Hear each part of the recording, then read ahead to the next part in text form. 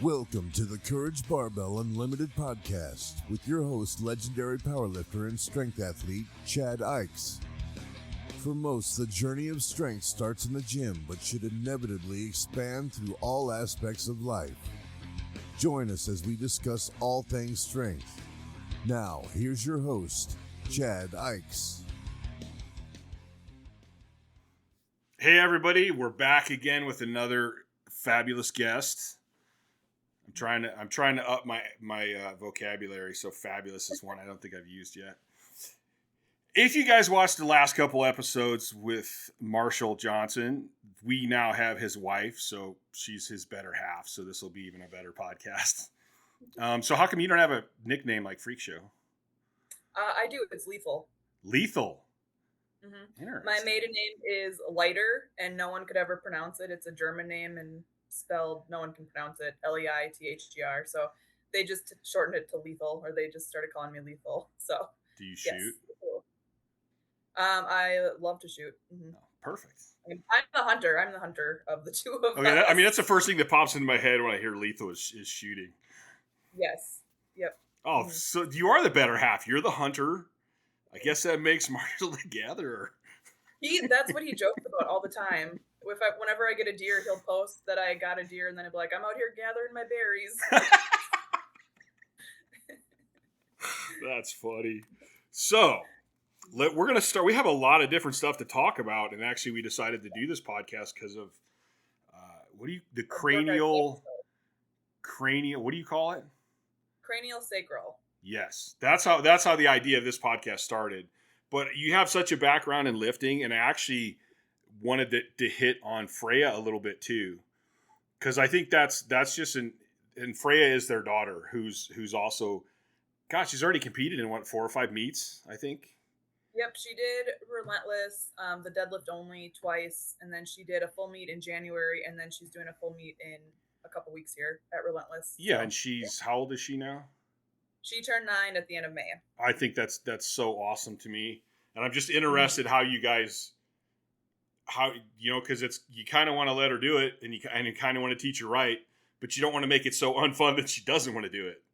So yeah. I think that's kind of an interesting subject. But let's start with, if these numbers are correct, okay, you have a 336 raw squat, a 352 wrapped, and then a 515 in multiply.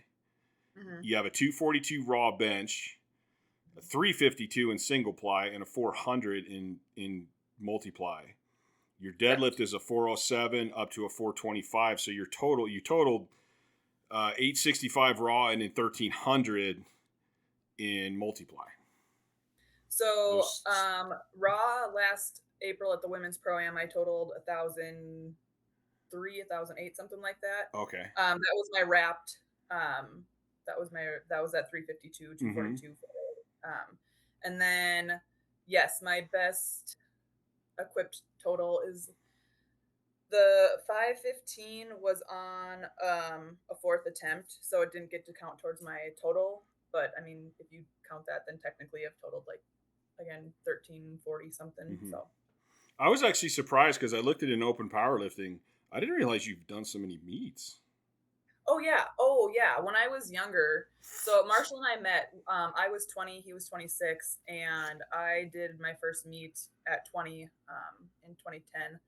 And after that, I did at least 3 meets a year, if not more. I just loved competing. So, but that honestly, looking back, probably held me back because I'd never really had an off season. I never really, trained weaknesses. I just kept going. I was always, 8 weeks out from a meet, 12 weeks out from a meet. So, yeah. But I just loved.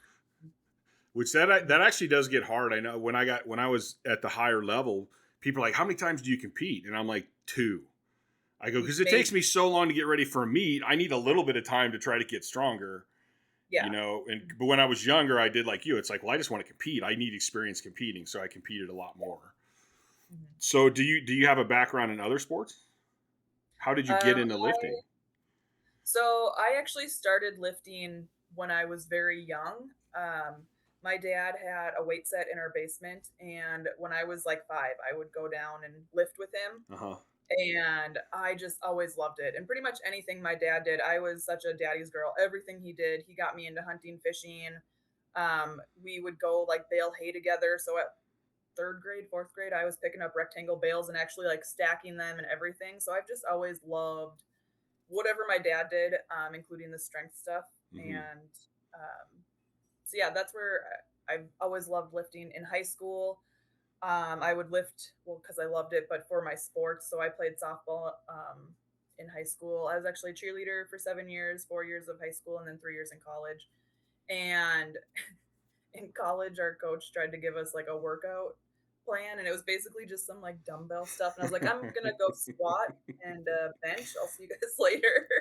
Um, so yeah, in high school, I basically would just lift with the football guys because there were no, every once in a while I could get another girl to come with, but Yeah. I would just basically lift with the football guys in their off season, and then just by myself when they were, actually in their season. And still to this day, it's one of my favorite things to be stronger than a guy. So thanks to my older brothers who made me very competitive in that way. So yeah, and then Do when any of your older brothers or your dad powerlift? Or no, compete? my dad he'll be 72 in November, and he still goes to the gym. He is still built. He's like 5'8", but he just has these massive, massive shoulders, massive arms. Like his triceps are massive. So I definitely get it from him. But no, my one brother was a distance runner, and my other brother in high school, I think he was in football and basketball and baseball. And in football, he tried to lift, and his coach was like, "Never squat again." That was horrible. Didn't try to help him, just was like, "Don't do that ever again." So, and then I'm the youngest of 5, and so my 2 older sisters, we were all athletic. My one played volleyball, the other one was a swimmer and a cheerleader, and then yeah, I just loved lifting. And then Marshall and I met in college. I was 20, he was 26, and I love lifting, and Marshall was a big guy, and so I was like, "What? How much do you bench? How much do you squat?" And Well, now was this was started, still in his bodybuilding years, though, right? I met him right after he did his second bodybuilding show, so I call him like Skinny Marshall because he was like 260, and you know, but then he was still a big guy, but yeah, I met him after his bodybuilding days, and when we met, he was like, "Oh, have you ever heard of powerlifting?" I was like, "No, but if it's lifting, I'll try it." And then he's like, "Well, I'm not gonna let you out of it until you try meat." And I was like, I will love to. And then I was just immediately hooked. So yeah, that's kind of my strength background, and then I've been powerlifting ever since. I did do 2 bodybuilding shows in 2017. Freya was I born. remember that. Yeah, my very skinny days that I never want to go back to. But Freya was born May of 2015. I started dieting right before her first birthday, so 2016, and then dieted for almost an entire year, stepped on stage end of March 2017, and then early April 2017, and never want to do it again. I enjoyed the process, but I never want to be that lean again. I'm good. My stage weight was 126. I think that's an interesting thing because people ask me that too. They're like, "Oh, if you're not powerlifting, are you going to get really lean?" And I'm like, "Nah." Yeah, I'm like, I I'm could. good. I mean, I think I could. I mean, I think I could probably get really lean because I have the muscle mass. But I'm Yeah. like, I just know how much work it's going to take for me, and I don't really want to do that much work. Yeah, it is. And like at the time I enjoyed my diet, but I mean, I was keto for like 6 months straight, and I feel like I just lost a lot of muscle mass. Yeah. And it was kind of. Well, I think there is a genetic. I get mad when everybody's like genetics. Yeah. Because I don't think genetics says what you can or can't do, but I think it does kind of say how hard it's going to be. Like Yeah. I've been a big kid. I was a fat kid. Like for me to stay lean all the time would be an awful lot of work. I could do it, yes. I don't have the drive to do it. Mm-hmm. So I'm like, I'm happy. I think I look all right. I'm fine with it. Like I know when I start getting too big and I drop down, but like for some people, I have other friends they just seem to stay lean all the time. And they eat good and they work out, but they don't have to do what I would have to do to stay that lean. Yeah. And I'm kind of I always had like the powerlifting abs where it was like maybe the 2 on top, but to actually have, like, I had an 8-pack and it's overrated, let me tell you. Yeah. Having abs. It's one thing to get abs, but to keep abs for most people is where the work comes Yeah. in. I read an So, article a long time ago, I think it was in Muscle and Fitness, where they ask a whole bunch of trainers if they would still have a six pack if it wasn't their job. And they're all like, no way. Like, the only reason I keep this is because it's my job. They're like, it's way too difficult and too it much is. work. Mm-hmm. Yes, it is. But I can be strong pretty easily. So, Yes. And I think that's where Marshall like made the switch too, was he was like, I just liked eating more than yeah. dieting. And then he realized he was strong and stuck with it. But yeah, So, I did bodybuilding because I had built up muscle. Like, I've always just carried muscle always. And so I was like, let's see what's under here. And that was kind of which I think is kind of fun because I don't think you realize it sometimes. mm-hmm. And I thought it was interesting when I was, because I competed, my best, I was up to 397 was my highest. I felt my best at 385. Mm-hmm. And then I would normally drop down to like 360, but at one point I got down to, before I got COVID, I'm the only person I know who put on like 50 pounds because I got COVID. I got down to like 285. Really? And everybody's like, you're huge. You look massive. And I'm like, I'm little. Like, I'm little. I'm literally 100 pounds less than I used to be. But because your muscle shows more, everybody thinks you're huge. Mm-hmm.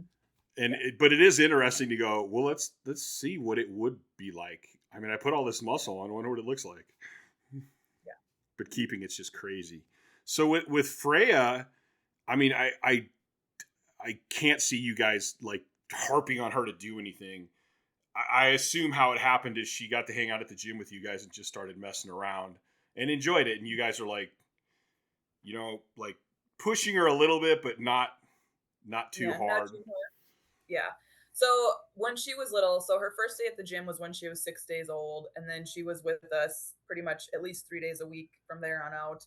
And she had her own like playpen and all that at the gym. But by the time she could walk, I mean, we have videos of her being like 1.5, 2 with the, like what are the monster stick that you like roll yourself with, do you know?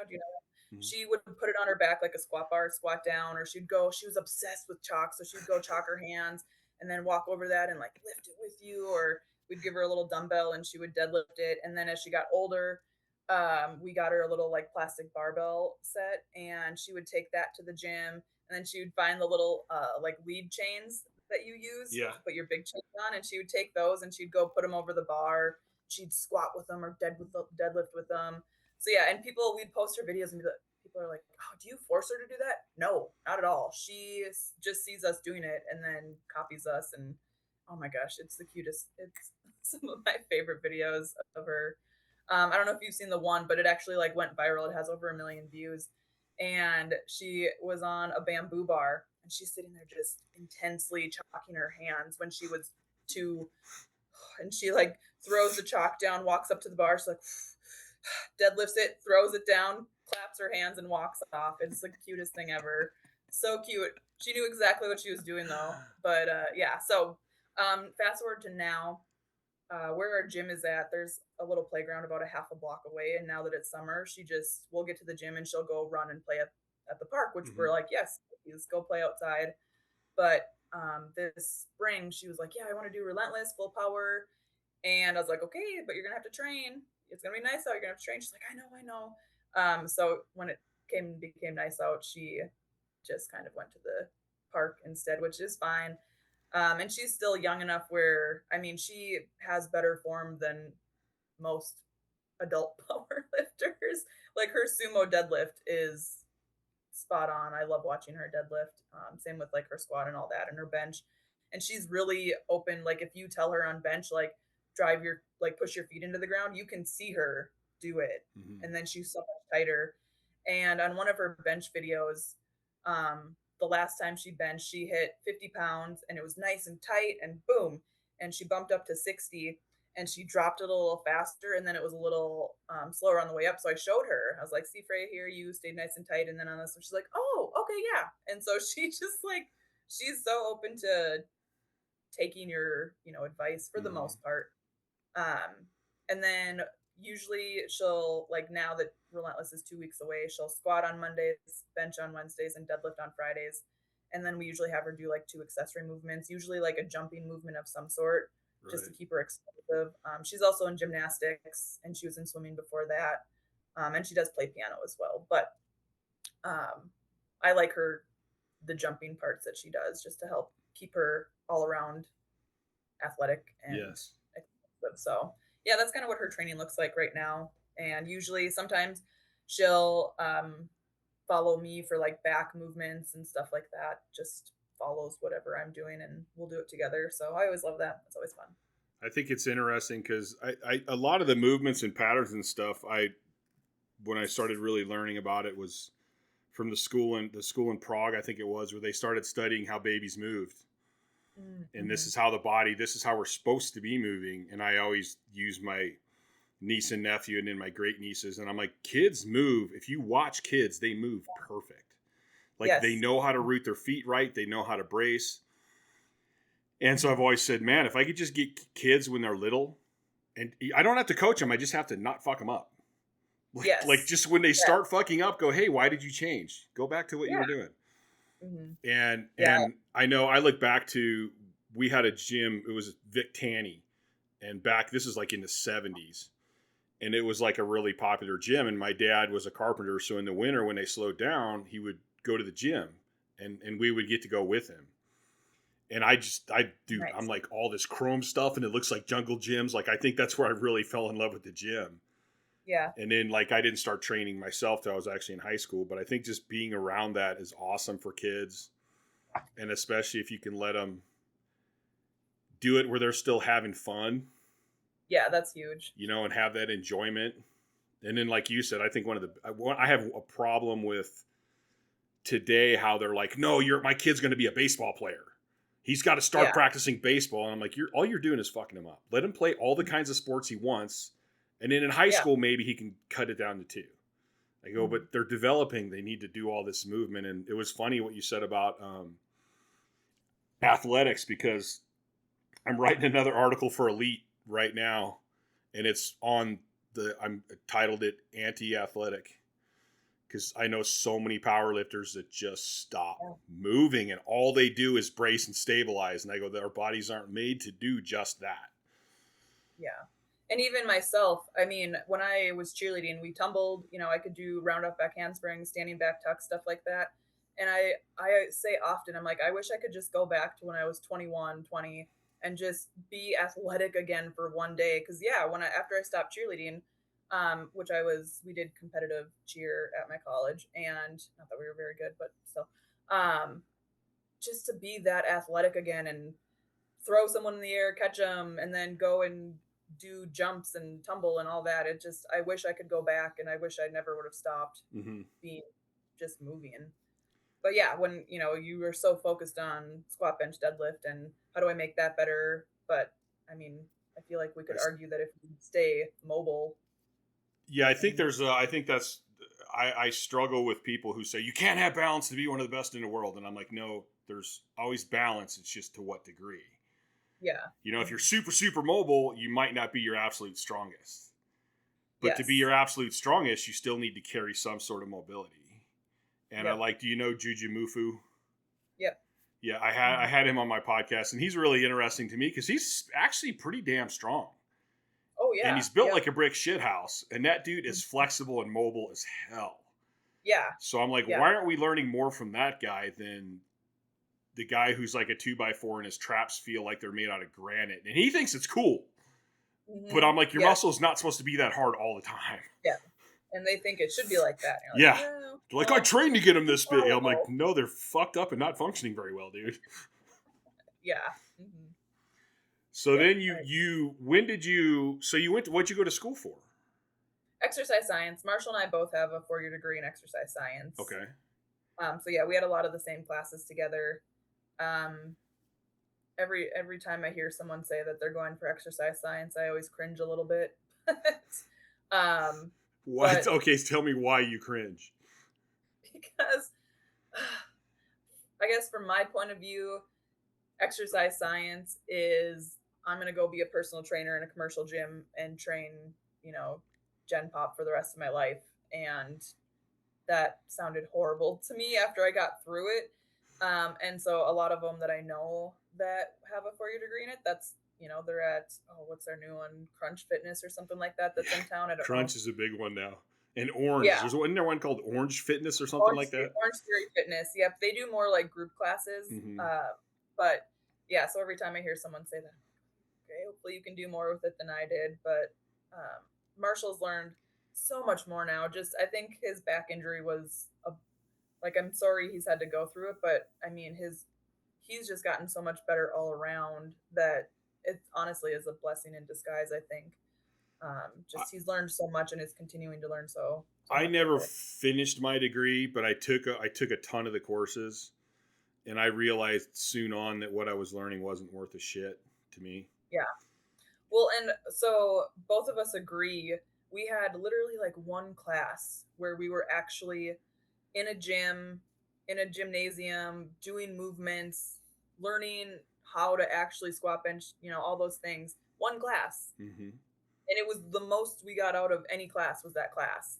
So biomechanics, all of that, I don't know that I could tell you really anything from that, even though I took all the classes. But all of it, you were just sitting in a chair reading a book, and you're just, I don't know, for exercise science, I don't think we got so much more from the actual experience, being around other powerlifters and just watching how other people move. And you learn so fast that there's not one way to lift, which I think is what a lot of textbooks want to tell you is like, this is the movement, this is how you do it. But when you get into the real world and you see how vastly different everyone is, that's why I honestly didn't go into it, because there are so many different variables person to person that if you don't know those, you're going to mess them up.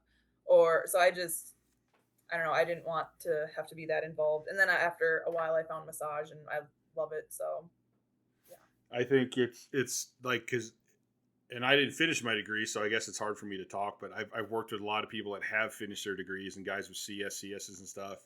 Yes. And I go work with them, or I do a seminar, and I'm like, what the hell did you learn in school? Like, it's like they want to teach you programming, and they want to teach, and it's like you said, they have, I don't think in schools, I almost want to say their self-esteem is so low that they have to go, this is the way to do it.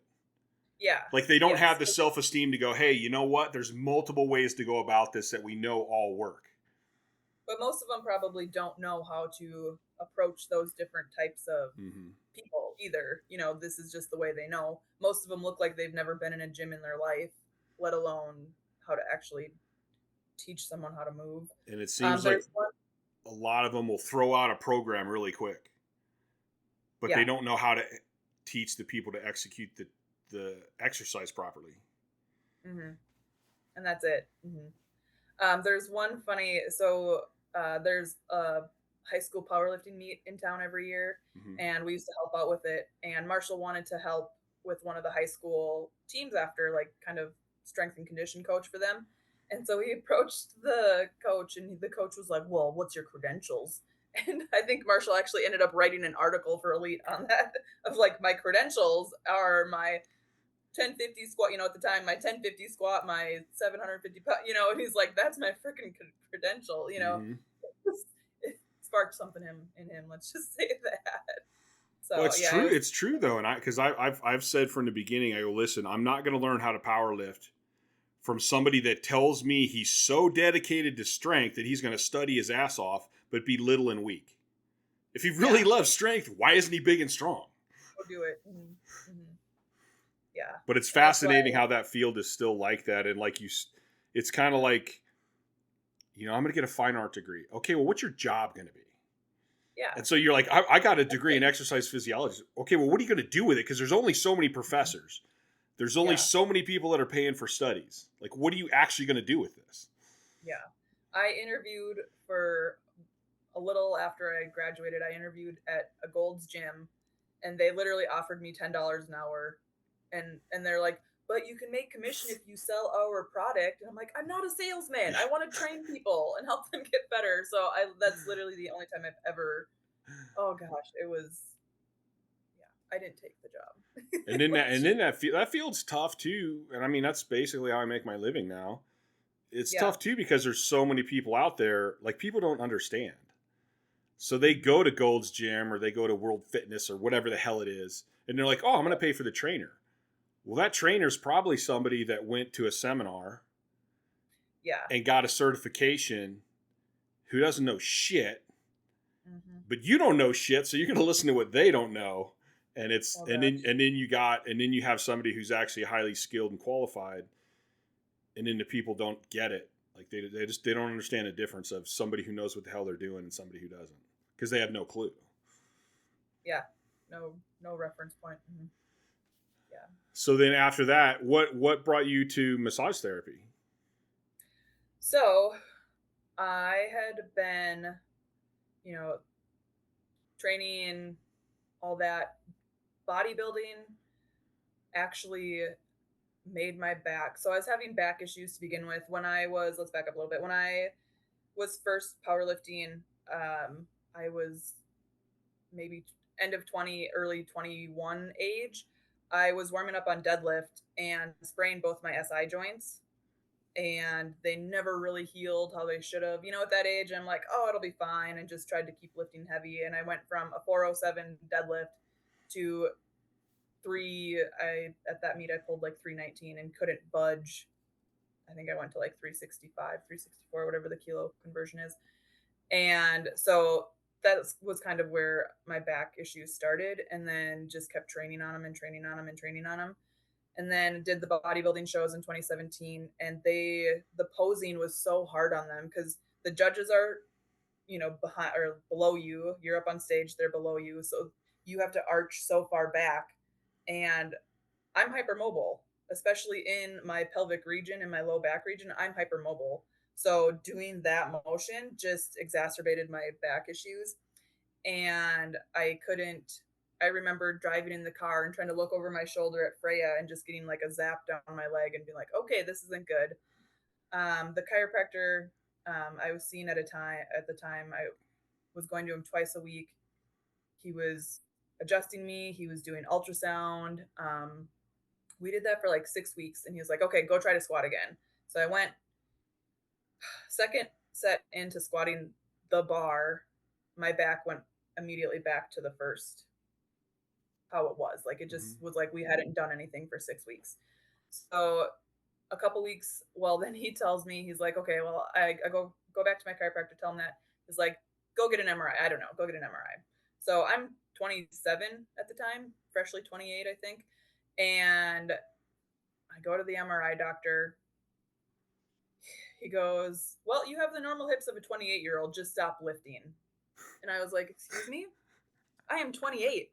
And I don't hide my facial expressions very well most of the time. And so he could see that I was not happy with that answer. And he's like, well, I mean, it's not like you can do it forever. He's like, marathon runners can't run marathons forever. And I'm like, how many people do you tell to stop moving? How many people do you tell? I was so mad. So didn't get an MRI. A couple weeks later, we had our relentless meet in the summer, and one of our friends through there, Becky Wilson, she's an amazing massage therapist, had her table set up. And Marshall was kind of telling her what was going on with me. She's like, okay, lay down. So she does a psoas release on me. 10 minutes later, I squatted pain-free for the first time in about 2 years, and was like, huh, interesting. And it was like a light bulb went off that our muscles can pull on our skeletal system. Why I hadn't made that realization before, no idea. I've had massages before. I don't know. But it was just that. So literally went home, found a massage school in Fargo, and their next start date was mid-November. So mid-November of 2017, I started massage school because I had my psoas worked. And that's, if you go to my webpage or my website and read my bio, that's exactly what it says. And I have had so many people come to me because of that story. Mm-hmm. So, but yeah, that's how I found massage. As soon as I started massage school, I was like, man, I should have done this a long time ago. I absolutely loved it. And I knew going in, I don't want to be a relaxation massage therapist. There's so many of those in the world already. I knew I wanted to be able to like help athletes or people get back to what they want to do. And that's what I see a lot now. I do correctional work, and I'm inside a chiropractor's office, our Dr. Chris and his wife, Dr. Melanie. And I love working with those guys because it's just a huge collaboration. And it's my favorite when also I'm working on them. It's usually Dr. Chris that works on them, and then they're also one of Marshall's clients, and it's all three of us just like putting our heads together of like, how are we going to get this person to 100% so that they can get back out there? Absolutely love it. Love it. Oh, so wait a minute. There's different kinds of massage therapists? Oh, yes, definitely. And even when I was in school, because we learned trigger point, I do trigger point massage for the most part, which is basically like your knots. I just focus on those. They have different referral patterns. So let's say I'm pushing on something in second head of your traps. You might feel it above your eye or somewhere in your head, base of your skull. That's called a referral pattern. So your muscles have common trigger points and common referral patterns. So it's like a puzzle. It's so much fun. I love it. And people will come in and be like, oh, I have shoulder issues, which, that's a very large statement to say. How many muscles does our shoulder have? 16, 17, something like that. And so if they're like, okay, I feel it in the front of my shoulder. I know infraspinatus refers to there, and that's that's my third favorite muscle to work is infraspinatus, because it refers directly to the front of the shoulder. And so it's just like a big puzzle for me, and I absolutely love it. But yes, there are different types of massage. Most people do relaxation massage. But like I was saying, even in school, I would have people that were like, oh, I've been getting massages regularly for 10 years and I've never had a massage like that. But I use the trigger point. I also use some myofascial. I like movement with my massage. So if I'm pinning pecs, I'll probably do like a pin and stretch through it. I'm constantly moving them around. That also helps me to feel how tight that muscle is yet. Or if I pull here and I feel that there's restriction over here, I can move and adjust, where I'm working.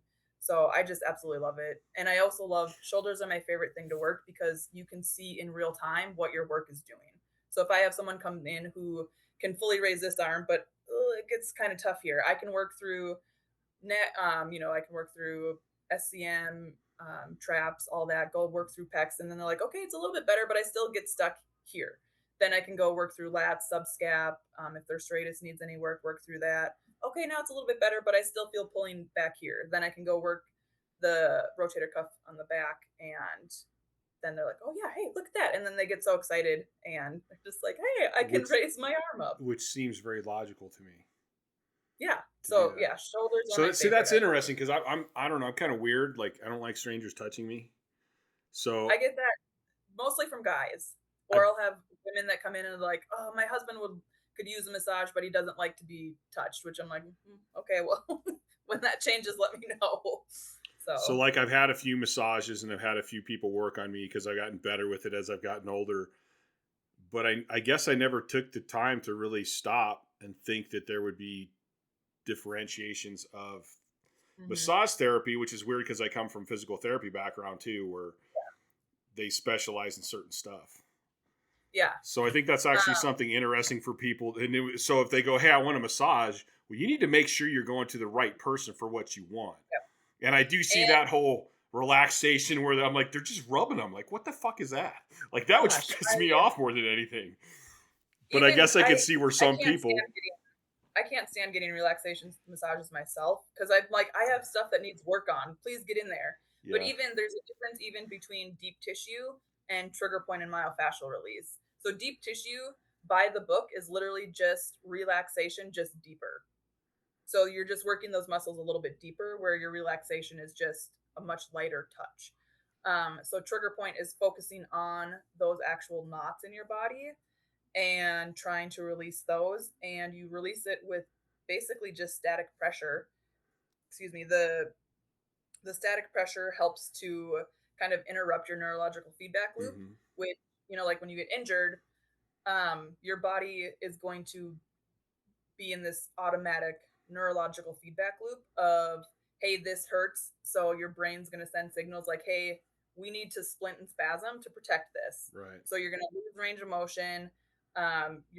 It's going to cause dysfunction. So trigger point gets in there to help stop that neurological feedback loop. And then the static pressure helps to release it. You can actually feel it. I always tell people, if you go and push your finger into like a thing of butter really slow, that's kind of what your trigger point feels like when it releases, and you can feel it. Usually the person on the table can feel it too, and the first time it happens, like, did you feel that? I'm like, yes, I did. So here's here's an interesting thing with that one that I learned over years. I've seen a lot of people and had people work on them where they're like pushing it and rubbing it and working on it, and I'm like, all this seems to do is piss it off, if you ask me. Yes. And then when I found people and learned how to do it properly, and then like I have the pain pill and some of the kabuki stuff, like, no, quit, just get on it and hold it in there. And then what I like to do too is have them, if I can get them to move and stretch that muscle as I'm just staying on it nice and slow. Mm-hmm. So that's actually, that is the correct way. So that's where myofascial comes into play. Myofascial is working with your myo meaning muscle, fascial meaning your fascia in your entire body, which your fascia is all throughout. I usually explain fascia to people, like if you have a curtain on your window and how it ripples down, that's like your fascia. You might have a fascial restriction up here that's pulling all the way down to your knee, but it might be from your back, and that could be one fascial line throughout your body, which is also where craniosacral comes into place, but we can talk about that later. But with myofascial, there's a technique called call for movement, and the therapist puts their pressure, like let's say we're doing pecs, I would put my pressure to go with the muscle fiber, well, technically away. Their movement is going to move me through that muscle. I literally just put my pressure there. Their movement is what's pulling me through that muscle. And the body responds a lot better when you are the one doing it, not me forcing my elbow through there. So I do that one quite often, where I have them move through the range of motion. So sometimes if you're going to come to me for massage, you're going to do some work, because I'm going to make you move, or I'll move you through it. So what's actually happening though? Fascia is basically the sheath around the muscle. Yes. And it's very hard and very strong. So fascia not only covers every muscle group, but every single muscle fiber is wrapped in fascia. Okay. So there's a lot of it. And it's in there kind of like a spider web. Oh, I'm trying to... So because it doesn't contract or expand, right?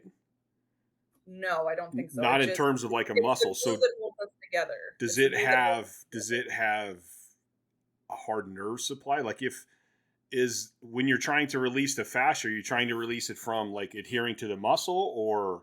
Yes, or an underlying structure. So that's where myofascial, you're trying to release it from those muscles so that they can glide better on each other. Because the muscle's supposed to move inside the fascia, but if anything's getting stuck in there, it's going to affect it. So you're trying to make sure the muscle's moving smooth through the fascia and not adhering or sticking to it. Okay. So in my massage, I incorporate a lot of, it's mainly trigger point, but I do myofascial in there too, because sometimes people are so tight, you can't get to the actual muscle, and I have to get through that fascial layer first. And that's where I'm having them move through it, or I'll do a pin and stretch with them, so it's a passive movement for them. What was I going to say? But yes, I do a lot of pin and stretch. I do a lot of movement with my massage. So now, is this something that happens with non-athletic people, or is it mostly athletic people? Nope. A lot of times the people I get are people who work 40 plus hours a week at a desk, or they're driving a lot. I'll have truckers, or even if they just have to drive a lot for work, who are constantly just sitting in that position. I'll work a lot of psoas on those people. Whether they're sitting at a desk or driving. So it's not even like an overuse. It's almost like a positional. But think about it, you are overusing it. If you're sitting at a desk like this, your pecs are contracted 8 hours a day. And then if you don't go to the gym and do anything to work your back to actually pull your rhomboids and all that, like where they should be, you people that are tight on the pecs, usually their back is what feels the pain, because their rhomboids are just sitting there. Yeah, they're just on stretch all day long. Yes. And a lot of people, it's a huge trigger for me when people come to me who, again, have been seeing a therapist for years, and I'll work their pecs and like, oh, I've never had my pecs worked. I want to go shake that therapist and say, what is wrong with you? Because that was, I mean, it was at my program, it was hammered into our head. You do not work the back without working the pecs. And it almost causes me anxiety. Well, not anxiety. I've gotten better about it because if you can educate your clients, they're much more likely to let you work the muscles that you actually need to work. So there's therapists that if you go to them and say, "Oh, I hurt between my shoulder blades and I sit all day," they will literally work their rhomboids for an hour. Yeah. And I'm like, "You just made them worse. Guaranteed it. Guaranteed." And actually, one Christmas, my siblings were all home, and my one brother, he works at a desk, and my sister's a teacher, and both of them had upper back pain. But my brother did not want me to push on his pecs. He's like, it's gonna hurt, and I'm like, okay, whatever. So I'm like, I can work on your upper back, but I'm probably gonna make it worse. And he's like, oh, it just hurts back there, just push. So I did. And then my sister was having the same thing, and I'm like, it'd probably be better for me to work your pecs. She's like, okay. So she like yelled all the way through it, but she felt better. And my brother was like, oh man, it hurts worse. And I'm like, I told you, I'm probably gonna make it worse. But that was a really cool, like, in live time. I worked on both of them, like, one after the other. And one of them felt better because I could work her pecs. And the other one, my brother was like, oh, it hurts worse. I'm like, I told you. So, yes, when you just work the rhomboids, you're just stretching those rhomboids further. And your pecs are like, ooh, more space. So they just get tighter. Yeah. Contract more. And all you did is fix that knot momentarily, but it's going to come right back, and it's going to do the exact same thing that it did before. Yes. And yeah, by lengthening them, you're just making them longer. So I usually say pecs are locked short and rhomboids are locked long. So. And then you can go down the whole rabbit trap of what is a muscle supposed to do. Well, these muscles aren't getting to do what they're supposed to do, so they're going to get pissed off. Yeah. That's actually one of the reasons I stopped pursuing my physical therapy degree was because I had worked in the field long enough that I went, wait a minute, we're not really fixing anybody. We're trying to make them feel better, then we're kicking them out the door. Yeah. But we didn't fix them. The movement patterns that got them hurt, we didn't fix. So they're going to be back. I go, seems stupid to me, and I can't do this. One of my clients, she's in PT school right now in the Twin Cities, and anytime I hear like a McGill podcast or something, I'll send it to her. And I'm like, you need to know this man. Listen to everything he has to say. Or an Andrew Block thing, I'll send it to her. And she's always like, thank you. Because I'm sorry if you're a PT, but just like any other career out there, there's good ones and not good ones. But the amount of times I have had people come in and they're like, PT just didn't work for me. And then I send them to Dr. Chris, who's a chiropractor, but he also does PT stuff. They're like, oh man, my PTs never did that. Almost every single time I send someone to him, that is what I get back from them. Yeah, I mean, I don't want to bag on all PTs because there are some really good PTs out there. But usually the ones that I know that are really good are the ones that said, okay, schooling taught me this. Now I need to go further on my own. Yep. Because it's about fixing the whole problem. And like, I'm fascinated by movement patterns. And I think that's why I like the whole school of Prague and learning how the body actually moves and how it's supposed to move. Because I feel like so many problems that people have are because they mess up the movement pattern. And even if you do fix them and get them feeling better, unless you fix the movement pattern and get them to start functioning properly, it's just going to end up in the same place over and over again. Yes. I've talked about this with Dr. Chris about people that go in for like hip replacement, knee replacement. They just get that. They might have some PT with it, but if you don't fix that original movement pattern of like, hey, you were walking wonky for 12 years, 15 years. Yeah. If you don't fix that, you're going to keep that movement pattern. So how long is that hip or knee going to last if you don't fix the actual problem? Yes. So. And I really think, I mean, I'm 52, and other than my back injury I'm getting over, and I'll take full blame for that because that actually started with me doing stone and carrying everything on the same side all day long.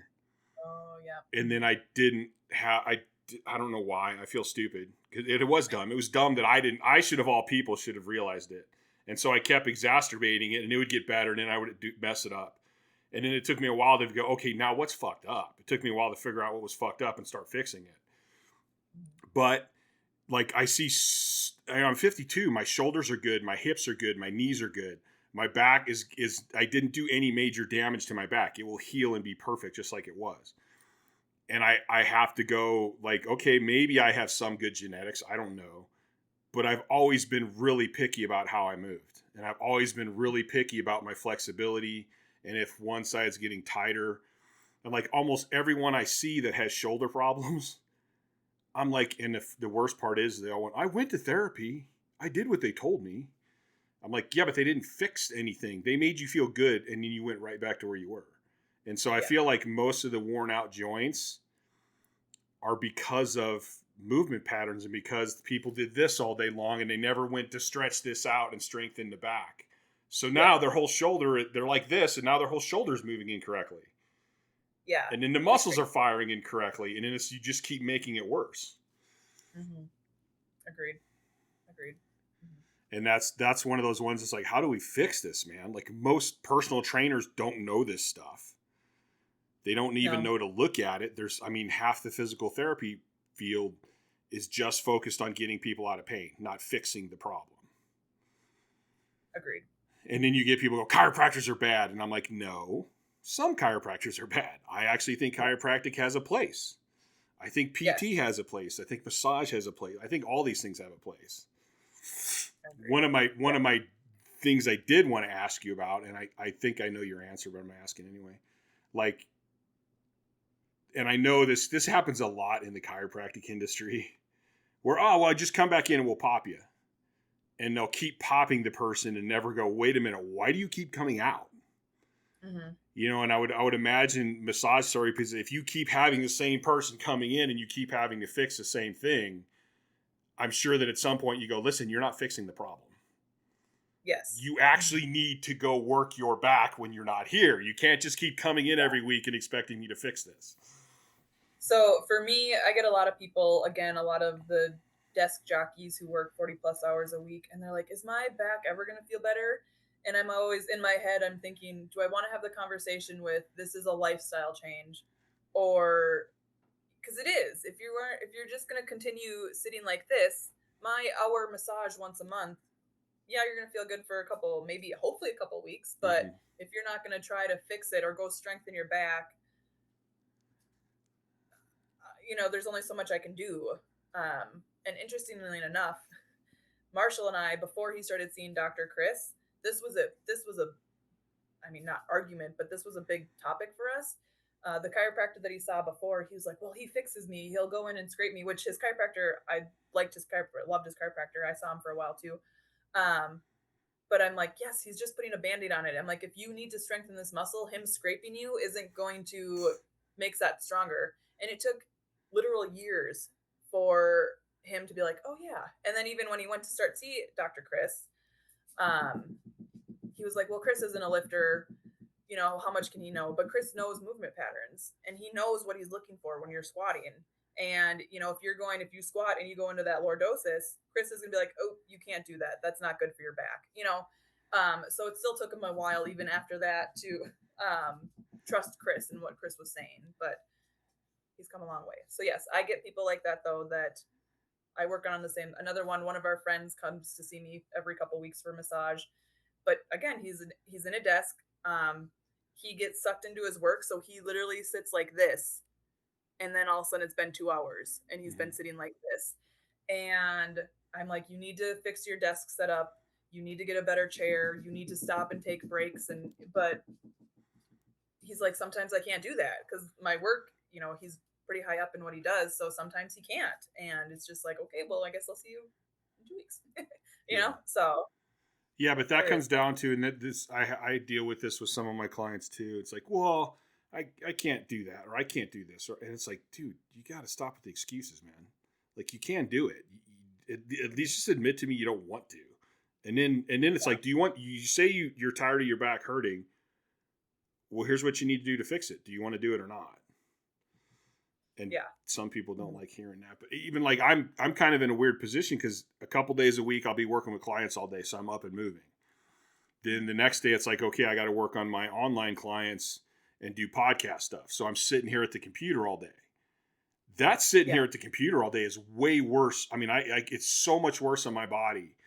And so what I try to do is I try to plan to go for the walks, and I figured out this little stretching system I can do on a park bench. And it takes me like 6 minutes, and it opens up my psoas. It extends my hip flexors. And so I'm like, okay, I know if I'm going to be at the computer all day, I want to do at least 2 walks to get out and open that up. And it takes me like 10 or 15 minutes, which that's a break. That's fine. Yeah, that's nice. You know, and you just got to learn that, and sitting all day sucks. It's horrible.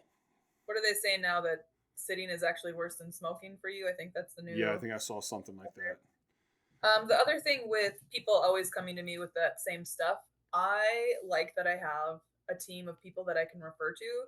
So I have no problem referring people out to go see Dr. Chris, to go to acupuncture, dry needling. I think if your clients trust you, because I think people are worried, well, if I refer them out here, they're never going to come see me again. And I think you actually build trust by saying, hey, I felt this in your, like their cervical vertebrae. I'll be like, ooh, when was the last time you were adjusted? And they're like, oh, it's been probably like 5 or 6 months. Okay, you probably could use an adjustment. And then they come back like, oh my gosh, I feel so much better. Mm-hmm. Good. So I like having a team of people that I can refer people to. And I think that helps as well. And then just getting different eyes on them. And I've even referred one of my clients. There's another massage therapist in our office, and he does way more just like true myofascial. And I was like, I think you could use an actual true myofascial session. So I was like, go see him. So now she'll go see him, and then she'll come see me for more trigger point, and then she'll go back to him. So I have no problem referring out if I think that's what you're going to help. At the end of the day, I just want to help you. Yeah. And if that's you seeing someone else, perfect. I think that's a great outlook. I know when I was in physical therapy, like one of the guys I learned a lot from, he was one of the therapists that's like, I'm not against chiropractic. I think it has its place, just like everything else.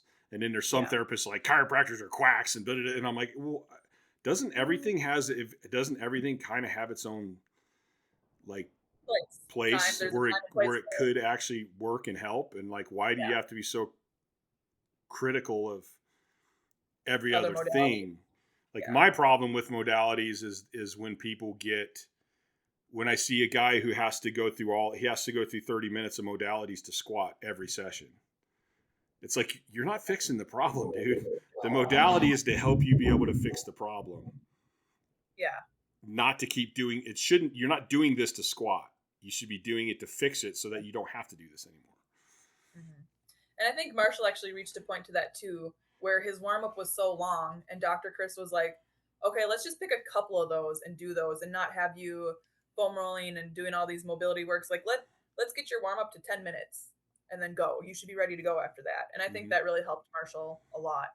And I think that's kind of what he tries to get his clients to do too, is like, hey, let's not spend half hour, 45 minutes just trying to warm up. Let's get this more efficient. So, and if you can't do that, to me, that's a sign that something needs to be tweaked. Yeah. Like, I also wonder, I think a lot about, just because of my sleep and because my recovery's so bad, I talk a ton about overtraining.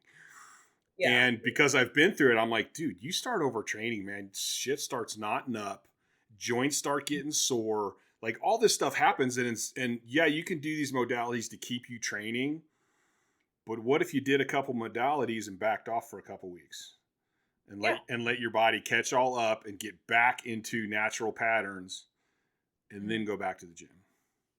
Yeah. But that's a hard sell for a lot of lifters. It is. It really is. Especially, I feel like young lifters, that's a really hard sell. And I remember when Marshall and I first started training, we were training with Jason Ellard and Anthony Carlquist, and they had been in the sport longer than us by the time we met. Sorry, there's an air show going on outside right now. I don't know if you can hear I thought I heard airplanes a couple times. Yeah, the Blue Angels are out there flying right now, so sorry.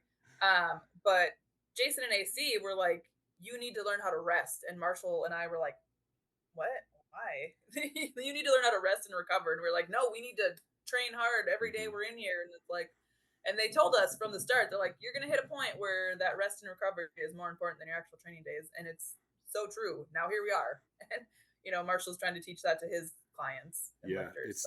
That's weird circle. One of the most difficult thing. It's one of the most difficult thing I ever did in lifting was learning how to back off and not do more, because my brain wanted to say more and I would ignore what my body was telling me. Yeah. And I think the better you get and the stronger you get, the more recovery you're going to need. For me also, when I was younger, sorry, I'll tell them to stop. Hold on. They're the Blue Angels. We can't tell those guys to stop. When I was younger, the amount of like pain and stuff that I would push through in a training session, I look back, I'm like, man, that was stupid. Like, why did I do that? There was no need. And I was probably hurting my training rather than helping.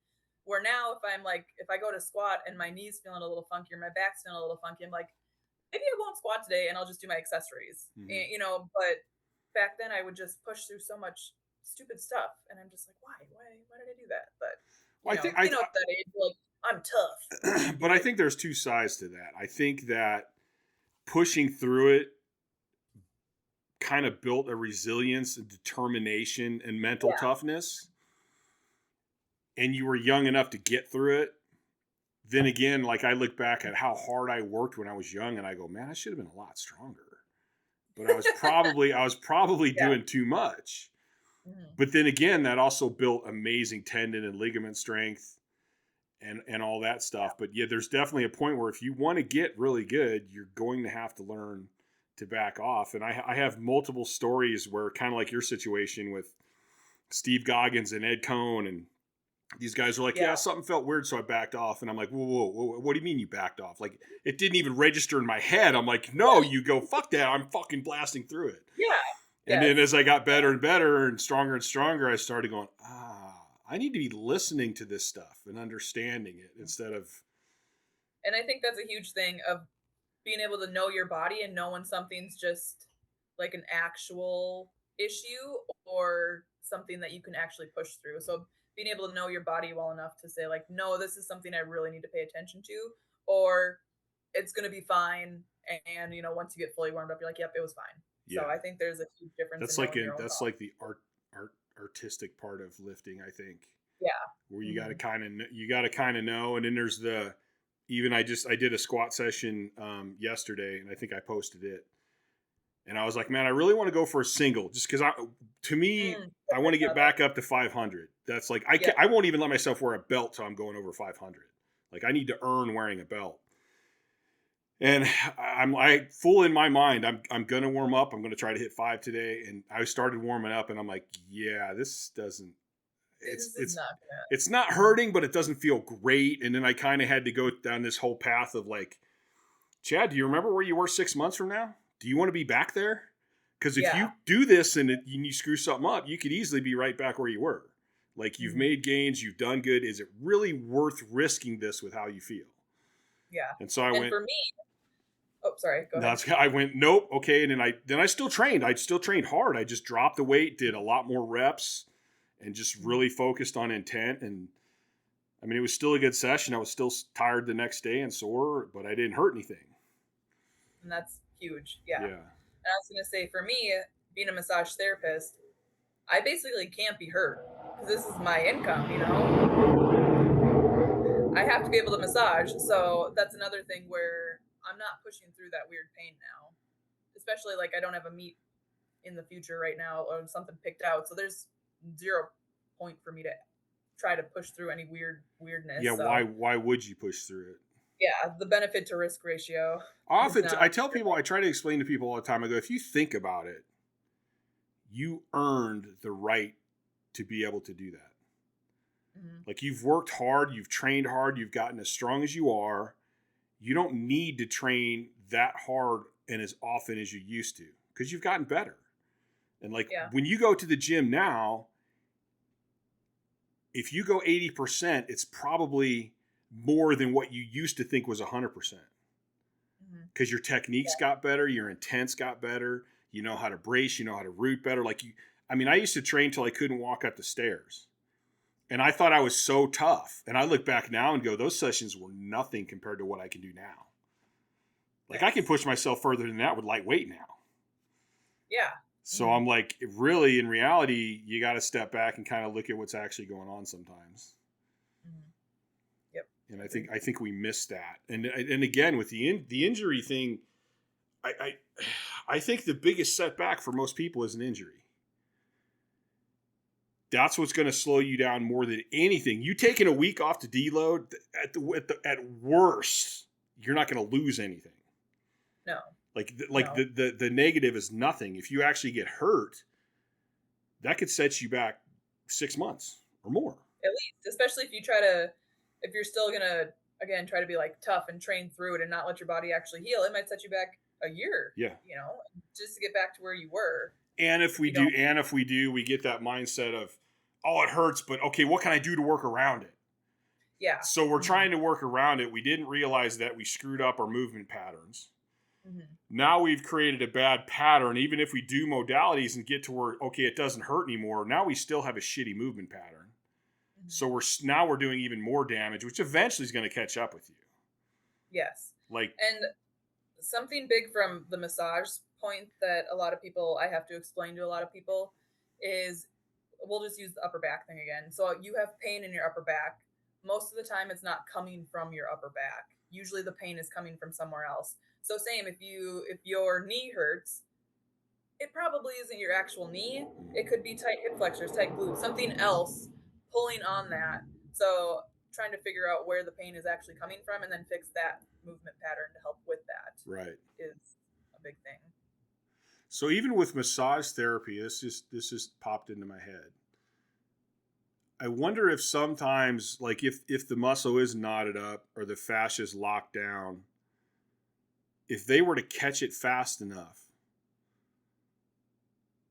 let's see, I'm going to think about this. So I'm thinking in terms of movement patterns. So somebody's fascia locks down to the muscle. So they develop a bad movement pattern.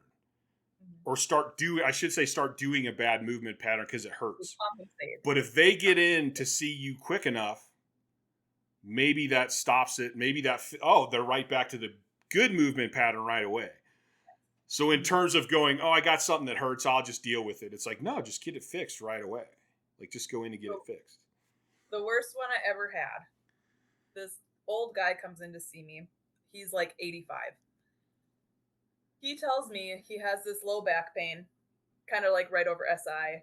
And he was like, in 1964, I was lifting a car motor and my back popped. And I'm like, yes, my 60-minute massage is totally going to fix this. Lay down. That was the worst one. But yes, it is a lot easier, which is why I encourage monthly maintenance massages, especially for my lifters. Because if you come in and it's been 6 months that you've been benching with pain, guess what? That's going to be 6 months of compensation from your other side that I now have to deal with, which is another thing. Usually if people come in with like right shoulder pain, their left side actually hurts worse when I push on it because most of the time it's compensating. So yes, if you can come to me, I started feeling this pain on last, 5 days ago. That's going to be way easier for me to try to help fix than if you're like, yeah, it's been nagging for 6 months. I just thought it would go away on its own, but it hasn't. Now I have to work through 6 months plus whatever torture you were doing to your body before that, especially if they're a lifter. Now I have to try to work through all of that just to get to, now we're talking multiple sessions and probably closer together than, again, if you're just like a monthly maintenance massage. For lifters, I usually like to do 2 hours on them. And even then, I sometimes don't get to a full body. But if you can do that maintenance massage, it is so much easier for me to not fix, but like help your body fix itself than someone that it's been months or years. Sometimes it is years. So, I mean, that seems like a good point to me. You tweak something in your shoulder, but then your other side starts going on it. And then because this other side's doing more work, now you're out of balance and now your low back starts hurting. Yep. And so you're going to have to track through all of that stuff all the way back, trying to fix each one to go, where was the root of this? Where did it start? Yes. And oddly enough, I wish I could use her as like a poster child. She will be 70 in October. She has been seeing me for a 90-minute monthly massage for probably 4 years now. And when she started coming to me, she'd been seeing a normal massage therapist before that, but her massage therapist moved away. So her massage therapist was like, go see Kathy. She was having pain with walking, and she loves walking. That was a loud one. Wow. She loves to walk. She's very active, but she would have pain. Her neighborhood's a 2-mile loop, and she likes to walk that 2-mile loop every day. Awesome. That's Keep doing way that. awesome. Yes. But her hip, oh gosh, her hip. She's like, I can only walk like a half mile now, and I have to like stop. I can't do it. And then I get this like twinge in my shoulder. So it took a few sessions, but even after that first session, she's like, I could walk again by a whole loop, and I'm like, perfect, awesome, good, we're on the right track. And then her shoulder, after a couple sessions, she's like, I don't really get that twinge. Maybe like a couple days before I come to see you, but now it's fine. And now 4 years in, she's like, I'm good. Just do your normal once over maintenance massage. And I'm like, I wish I could show the world. look at what this could do. So it's just funny that it's a 7-year-old. Then basically, if any little thing happens, you're usually catching it pretty quickly. Yes. And you've seen her enough to know that, hey, this is way tighter than it was last time. What's up with this?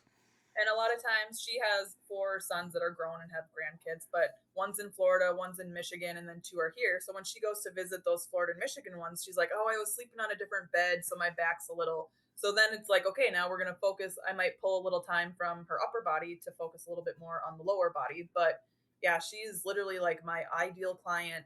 Once a month, 90-minute massage. I can get to a full body because it is a maintenance massage. Mm-hmm. I'm not having to put out a fire or 7 fires to try to get her, sometimes my worst one, I worked on a power lifter. He hadn't had a massage in a couple years. The last time he had a massage, he went to Massage Envy. Do you guys have those down there? It's like the chain. Yes, massage. We do. So again, big guy, super tight. He went in for a 2-hour massage there. The massage therapist tapped out and was like, I got to go get someone else. I can't finish this massage. And so he finds me before a meet, and he booked 2 hours, thankfully. I literally worked through his neck and pecs in 2 hours and he was so tight.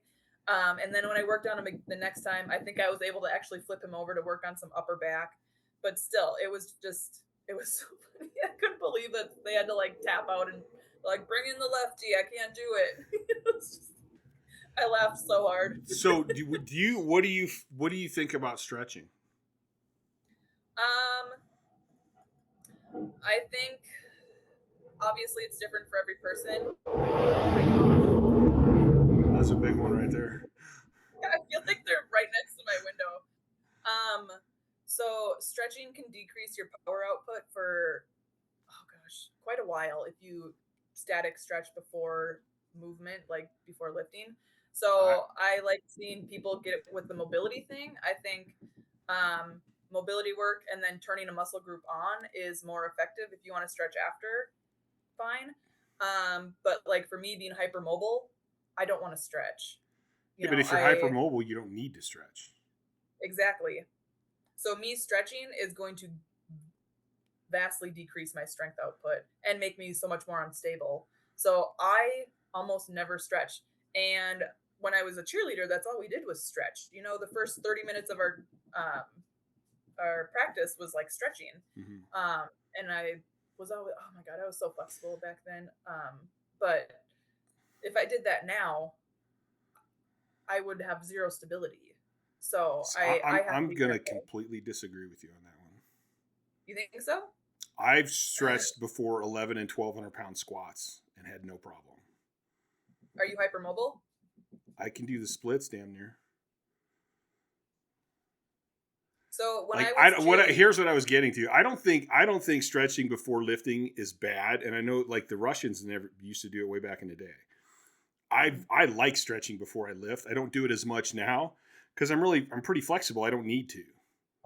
Mm-hmm. But I was thinking more in terms of like I always look at it like I've done. Like magnesium gel will help. Some isokinetic work can help. The RPR stuff, I've got results from massaging. I've got results from. There's like all these different things to me that all kind of do the same thing in terms of at least keeping your muscles from being like hypertensive and knotting up. Mm-hmm. And I go, okay, they all seem to work. It's to me in my brain, it's a matter of which does the person like better and which works better for them. Mm-hmm. So a lot of times if I have, like, I'll have my middle, say my rhomboids will tighten up. I can stretch them and get them to relax. Or I can use a percussion gun and get them to relax. Sometimes I can use a magnesium gel to get them to relax. So it's like, to me, do you really feel like one is better than the other? Or maybe it has to do with if it's so screwed up, stretching might not cut it, Mm-hmm. you know? So for me, personally, I wouldn't want to stretch just with my, a lot of my hypermobility is in my pelvis and hip area. So that would for me, I think that would create a lot of instability. But like when I go work at strongman events or powerlifting meets, I do a lot of trigger point on them, and it's quick trigger point. They're on my table for under 10 minutes. It's very pinpointed work. And I might do a pin and stretch with them, but I'm not sitting there, leg up, trying to get their leg to their face before they're going to then have to go back and do a stone, whatever they're doing next. So it's definitely different for those big guys. I'm not against them stretching outside of that. Most of them could benefit. Like Marshall started doing like yoga movements, and I think that's awesome. Mm-hmm. But every time I try to do yoga, it messes me up. I can't. My back cannot handle it. I can't. It makes me hurt so bad to try to do yoga. That's interesting.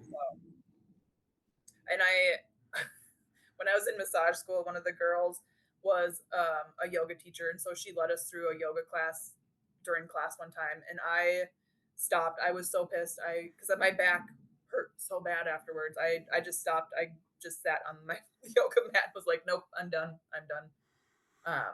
But I think that's because I can see where if it was, I actually had I had a long discussion with Chris Duffin one time about my flexibility. And he actually convinced me enough to stop stretching before I squatted because I didn't need it mostly. Oh, okay. He's like, you could, I mean, why overstretch it if you can hit depth and it's no problem. Why do you need to stretch beforehand? And I'm like, okay, that's a valid point. I'll try it. And it didn't really make any difference in my strength or my squatting at all. But I do still like, and this was a big thing for Frank Zane way back in the bodybuilding days. He always stretched after training. Mm-hmm. And I find that if I stretch after training, it helps me recover a little better. And I seem to knot up less or have less, like I've had knots. If I get a knot in my hamstring, I can usually stretch and it'll relax. That's good. I'm more of a fan of a dynamic warm up. So if you're going to stretch, I don't think I wouldn't hold the splits for like a minute. I'm more about like a dynamic movement before any of my lifts. But again, that's for me. Just because, I do, again, I do more muscle activation to get ready for my lifts than necessarily, because I don't need the stretch. I don't. I think for me, again, it would create more instability than help me. So. Yeah, definitely if you're hypersensitive. And I'm not against, like, even Eric Cressy had an old DVD, Dynamic Mobility, and he's famous for Major League Baseball and, like, cool. teaches all these huge athletes. And he's more into a dynamic type stretching. I was asking more in terms of, like, for the health of your muscles. Oh, okay. Like, especially people, like I've had a lot of people with, I mean, I've had some 70-year guys that can't do this. And within 6 months, I got them doing this. I had my one girl had and again, physical therapy. She had an organ transplant. I can't remember if it was pancreas and something. But anyway, they're like, oh yeah, you got frozen shoulder from being in bed. And I'm like, you don't just fucking get frozen shoulder. I go, that's a fucking cop out.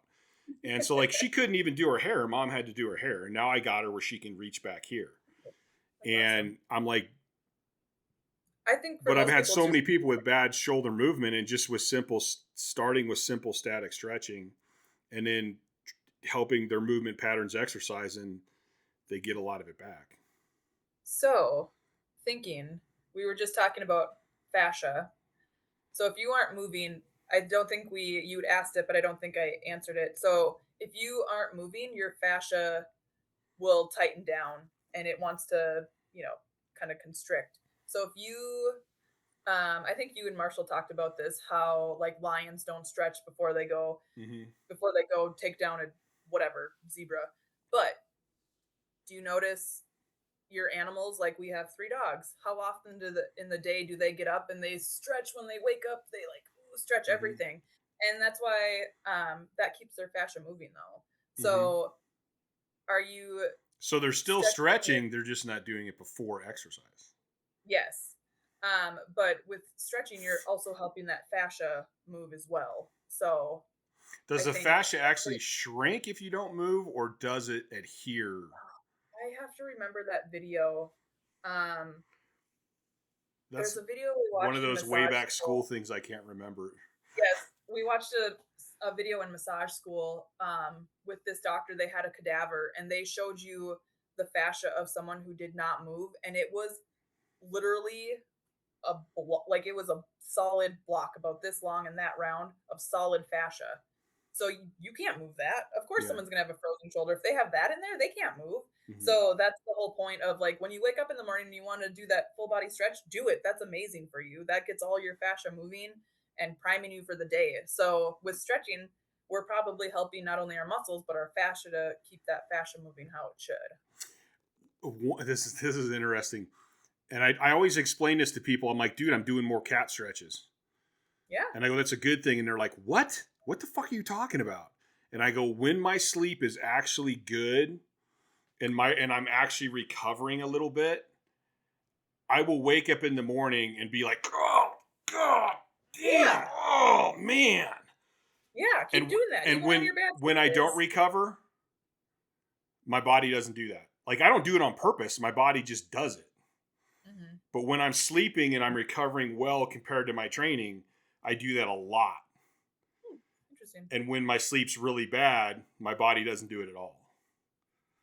Yeah, I like stretching like that. So for me, that's like when that happens, that's a good thing for me. That means, okay, cool, I'm on a good pace to do this.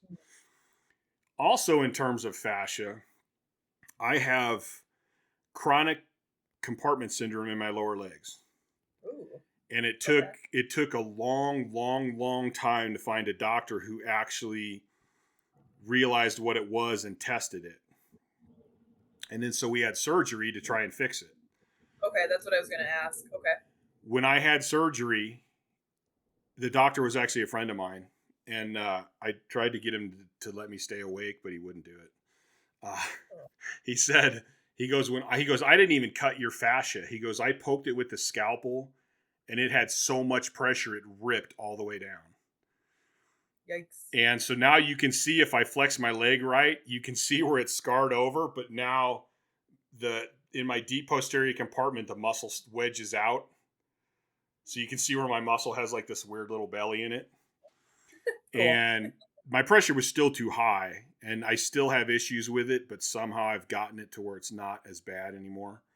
That can be dangerous. Yeah, well, yeah. That's why I quit throwing in college, is because we had surgery, and he goes, surgery didn't work, and I had a really bad staph infection. But luckily, I did wound care, so I was able to clear that up. But the doctor's like, I don't want to go in again. He goes, with that staph infection, I just don't want to take the risk. And he's like, basically, if you keep throwing, you could lose your legs. And I go, all right. Well, I love throwing, but I love my legs even more. So. Yeah, I kind of need, and you need those to throw, so Yeah. So that was why I quit throwing, but yeah, that was kind of my first introduction into fashion, like how crazy it is. But I do think an interesting thing is getting over 400 pounds. And if you see any of the videos when I first started doing Highland Games, I would take knee wraps and wrap my whole calf when I threw, and then I would unwrap it. Because if I didn't do that, I would get the compartment syndrome would come back and I would get a lot of pain. Interesting. Did they say why it would keep flaring up when you would throw? Yeah, just because of the twisting, and now the muscles are all working, so they're pumping up, and it's all the blood's getting in there. But then it wedges itself. It like pumps itself up, but it can't unpump. And now that I'm lighter, my only guess is that being 300 pounds and my calves getting bigger somehow stretch the fascia out, because now I don't, sometimes if I try to go run a lot, it'll act up. But for the most part, I don't feel it like I used to. And my only assumption is, did the fascia actually get stretched out by being 400 pounds and way bigger? Shrunk it back. It could. I don't know, because I've always heard, I mean, even with like there's a lot of people out there with the IT band. They're like, your IT band, you're not going to stretch out the IT band. And that's a conflicting one of the stories that I've never heard a definite yes you can, no you can't. So your IT band is made up of dense, irregular connective tissue, so it's meant to not, like, your muscle's meant to be nice, Mm-hmm. Straight muscle fibers. Mm-hmm. Where your IT band is meant for like stability, so it's meant to be all weird. Yeah. So that's why I went to a massage conference one time, and the keynote speaker was like, "Stop foam rolling your IT bands," like, because it's just painful. And he's like, "You're not really doing anything to help it." That's what I've always thought. Yeah. Unless you're just, by doing that, you're just happening to affect the fascia around it. That might give you some relief. But that's why I work glutes and TFL when people come in with tight IT bands. Yeah, because I mean, basically, isn't it your glute, your TFL, and your vastus lateralis are all connected to the IT band too? Yes, because your vastus lateralis is under it. Yeah. And then those two are the ones that kind of come together to go. So like into it. The pain people think they're feeling in their IT band might just be where the pain's showing up, but it's not the problem. So usually, again, I work very closely with Dr. Chris on a lot of our shared patient clients. Usually when someone has a super tight IT band, it's because glutes aren't doing what they should or adductors aren't doing what they should. So your IT band has to step up and be like, "Oh, I'll take over that." So if they usually start activating glutes more, that'll go away and their IT band doesn't hurt anymore. Same. Otherwise, sometimes the adductors will get too tight when glutes aren't doing what they should. And so that's one thing I've learned from Dr. Chris, is that a lot of times when we get pain somewhere, it's because one muscle has just like stopped working and another muscle is compensating to take that. And it's not supposed to do that, but it's like, hey, your body is amazing at finding ways around things. And he said that about really high level athletes. He's like, everyone thinks high level athletes are like these perfect specimens. He's like, no, they're just really good at compensating and hiding that compensation. So yeah, with that, a lot of times now when I get people that are like, "Oh, my shoulder hurts," like, I'll go in and loosen it up. But in my head, I'm thinking, okay, which muscle is slacking and what do we need, or what do they need to do to strengthen that muscle to help fix this, actually fix the problem. So I think we had most of my lifting career, if you ever watch my deadlifts, I'm usually in pain because we had something in my hip and we couldn't figure out what it was. And I had a lot of high level guys that I know were looking at it. And I mean, we ended up doing an MRI on it. And I had the guy who, I think he was a doctor for the Denver Broncos. Oh, cool. But he had moved into town here and he heard about me and he's like, "Hey, can I help?" Like, so we came in and he did this thing where he's injecting it while he's looking at the screen, the MRI thing or whatever the hell it is. And he's like, "I'm going to totally numb your piriformis and you're going to go to the gym and squat. Because if it is your piriformis and it's completely numb, it won't hurt." And so we're trying all this stuff and we could never figure out what it was. But I remember one of my buddies had his friends look at it or he was talking to him about it. And they're like, "Do this test, and this test." And then we did the test and they're like, "Wait a minute, who is this anyway?" And he's like, "Oh, it's Chad Ikes." And they're like, "Screw it, those tests won't work." He's like, "Chad is so advanced that no matter what test I give him, his body will figure out a way to get that done without showing the weakness of another muscle." And I think that's true. I think the redundancy of the human body is amazing and a curse, because it can get us through a lot, but it can screw up a lot. And then if, like you said, if that one muscle's not working and you don't get it fixed, you're going to develop a pattern. The longer you have that pattern, the harder it's going to be to change it later. If you can get it going right away and get it activated, or figure out why it deactivated to begin with, that'd be even better. Yeah, that's always my question, is like, why did it just decide to stop working? Like, I'm always so weird. So weird. Cause yeah, I'll have knee pain and, like my left knee, like kind of quad tendon area has been hurting when I squat. And Chris tested my psoas and he's like, oh, your psoas on, like my right side was nice and strong. This left side was like, when he tested it. And I was like, why? Why is it? Why would that ever happen to begin with? So, now I do psoas stuff when I like activation stuff before I squat, and it usually helps quite a bit. So, but yeah, why do they turn off? It's so weird. I don't understand that. And I still, because I'm such an overtraining guy, like I'm fascinated by what happens when we overtrain. I don't think people, I think in some ways you know how you talked earlier, like Marshall's back was probably one of the best things that could have happened to him in a way. I look at my sleep as one of the best things that could have happened to me because I look at everything in a completely different perspective. And like most people like, oh, if you overtrain, it's this or this. I go, oh, no. If you overtrain, it goes so far down the rabbit hole. It's unbelievable. And I get to experience that. So it makes me consider all these other things. And I'm like, I think overtraining has a lot to do with movement patterns. And especially when you're talking about the central nervous system.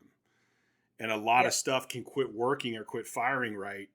Where it's like, dude, if you just would have never pushed yourself that far, you probably never would have had this problem. And even if, say, somebody sits on their butt all day long and their glute stops activating, well, yeah, they're sitting on their butt for 8 to 10 hours a day. It's not working at all. It kind of makes sense. That's like the opposite of overtraining. That's so undertraining that it's going to shut off too. Yeah. Which is kind of interesting when you stop and think about why these things happen. Yeah. So was it your piriformis? No, we don't know what it was. You still don't know? I don't have it anymore. You know what happened? Well, here's another bad thing that turned out good. When my suicidal stuff was so bad that everybody pulled me to the side and had like an inter-fucking-vention. And I had to stop. I had to back off training and stop overtraining to like get my mind right. It healed on its own. Oh, interesting. Where it's like when I started going heavy again, I'm like, why don't I have any hip pain anymore? And it's just been fine ever since. It's never had any issue with it since then. Which leads me back to, again, working with athletes and working with powerlifters and working with regular people is actually pretty interesting. I found that athletes are way more aware of their bodies. And they're more apt, like a powerlifter's like, it hurts, fuck it, I can lift. Like we can get away with so much just lifting weights. But if you're a pitcher and something happens, it completely screws everything up. If you're a running back and your knee's tweaked, it completely screws everything up. So like I think athletes are way more aware of their body and when something is wrong, and they're more apt to listen to it. Because like if I can't perform, that's the end of the world. Yeah. Like for some reason a power lifter will go, well, I still trained. It's like, yeah, but you benched like shit today. I don't care. I still trained. Like they're like, I toughed it out. And it's like, what? Wait a minute. What's the goal of why are you doing this? Old star. I don't know what you want. Yeah. And it's interesting to me to look at that and think of that. And that's one of the things where I wish I could get power lifters to do athletic movements. Like, dude, like back off of lifting one day a week and go play baseball or go play football or volleyball or go swim. Like do some athletic movement and just see how you feel. Yeah. After your podcast with Marshall, the first one, I went to the gym the next day and I was like, guys, we need to just take a day at the gym and let's go to the playground and just do something. And everyone kind of laughed. I'm like, no, seriously, can we? No, it's serious. It really like, and the funny thing is if you can get them to do it, they'll have fun doing it. Oh yeah. But you got to be like, let's play hot box, or like my thing with the volleyball and the medicine ball, or even, I mean, I have home medicine ball workouts where they're just throwing them and shit. And they all get competitive as fuck. They all want who can throw it the furthest, but they're out doing and they're out moving. And then they can they start, I think it builds an awareness in their body. And they can start actually listening to it. And like, hey, dude, it hurt like fuck to throw that tennis ball today. Why? Yeah. Yep. Going up the chain. Yeah. Interesting. I bought us a table tennis for the gym. I love playing table tennis, and so does like ping pong. Yeah, ping pong. Ping pong's awesome, man. I love it. But yeah, I bought one for the gym, and so now we just need to, again, everyone's gonna play ping pong for an hour. So just to Do you ever watch the move. Olympic ping pong players? I watched the trials this year, some of them, Those and guys are fucking incredible. And if you want about some of the fastest people in 6 feet, those guys are insane. mm-hmm. Yeah, I love watching high level ping pong. It's amazing. Mm-hmm. But yeah, That's not just to think the movement patterns, the awareness of your body, how good it's going to be for your shoulders, your back, your chest. Yep. Like, just move. We don't move. Powerlifters don't move anywhere near enough. Yeah. I remember, I can't remember if it was before or after I had Freya, but a couple of us from the powerlifting gym went to one of the strongman gyms in town and just like tried it. And I picked up a yoke and my knees were like, why are we picking this up and now walking with this? No, no. And it's just like, oh man, like I think strongman would be fun, but I, went to powerlifting and strongman would have been really fun, but yeah, powerlifting, we're just in that one plane of motion all the time. And yeah, we're really good at it, but. Well, it was fun. I had like I think it was last summer, I had 2 IFL football players. And so every time I would make everybody do strongman events, my football players would beat the crap out of the powerlifters. Oh, I'm sure. And I thought, that's actually kind of interesting. This guy can out squat Hunter, but Hunter just picked up a 900-pound yoke and ran with it the first time he ever had it. Wow. So that tells me that there's some cross correlation here that I haven't been seeing and focusing on. Wow, that's insane. And I had guys that could out squat him, but they got their ass kicked on a yoke. Wow. It's that stuff's interesting. Yeah. So you were doing massage, everything's going good. All of a sudden you want to get into this cranial stuff. Yes. Okay. So how I found cranial. Long before I started massage, I worked at a construction company doing payroll and billing. And one of the ladies in the office, she's now a friend, she was pregnant. She had an absolutely horrible labor and delivery. She pushed for 4 hours and 45 minutes, and her son came out straight cone-headed. And she was like, oh, I'm going to take him to see a craniosacral therapist. And I was like, what is that? So this was 2013. She took him to the craniosacral therapist and she showed me pictures like before, and then I got to see him in person after. And it was crazy. He now has like one of the most perfectly shaped heads. It's crazy. And when he got old enough, when he could talk, he would be like, Mom, my head hurts. I need to go see Tammy, was her name. And so she would take him in to go see Tammy, the craniosacral therapist. But it was just crazy. So that was always in my mind. Then 2017. Okay, hold on 1 second though. How long did it take to go from cone to normal round head? We're not talking like one session, are we? No, it was. I mean, when you're that small though, your bones are meant to move more. So. Yeah, and they're still pliable. They're not like set. Yes. So hold on, there's more with that. But okay. So yeah, it took a couple months, I would say, for them to be like really good. And then again, when his head would start to hurt, he could verbalize that to them to then go to her. So 2017 went to massage school, and then with massage I still have to do continuing ed, and I kind of remembered, oh yeah, craniosacral therapy.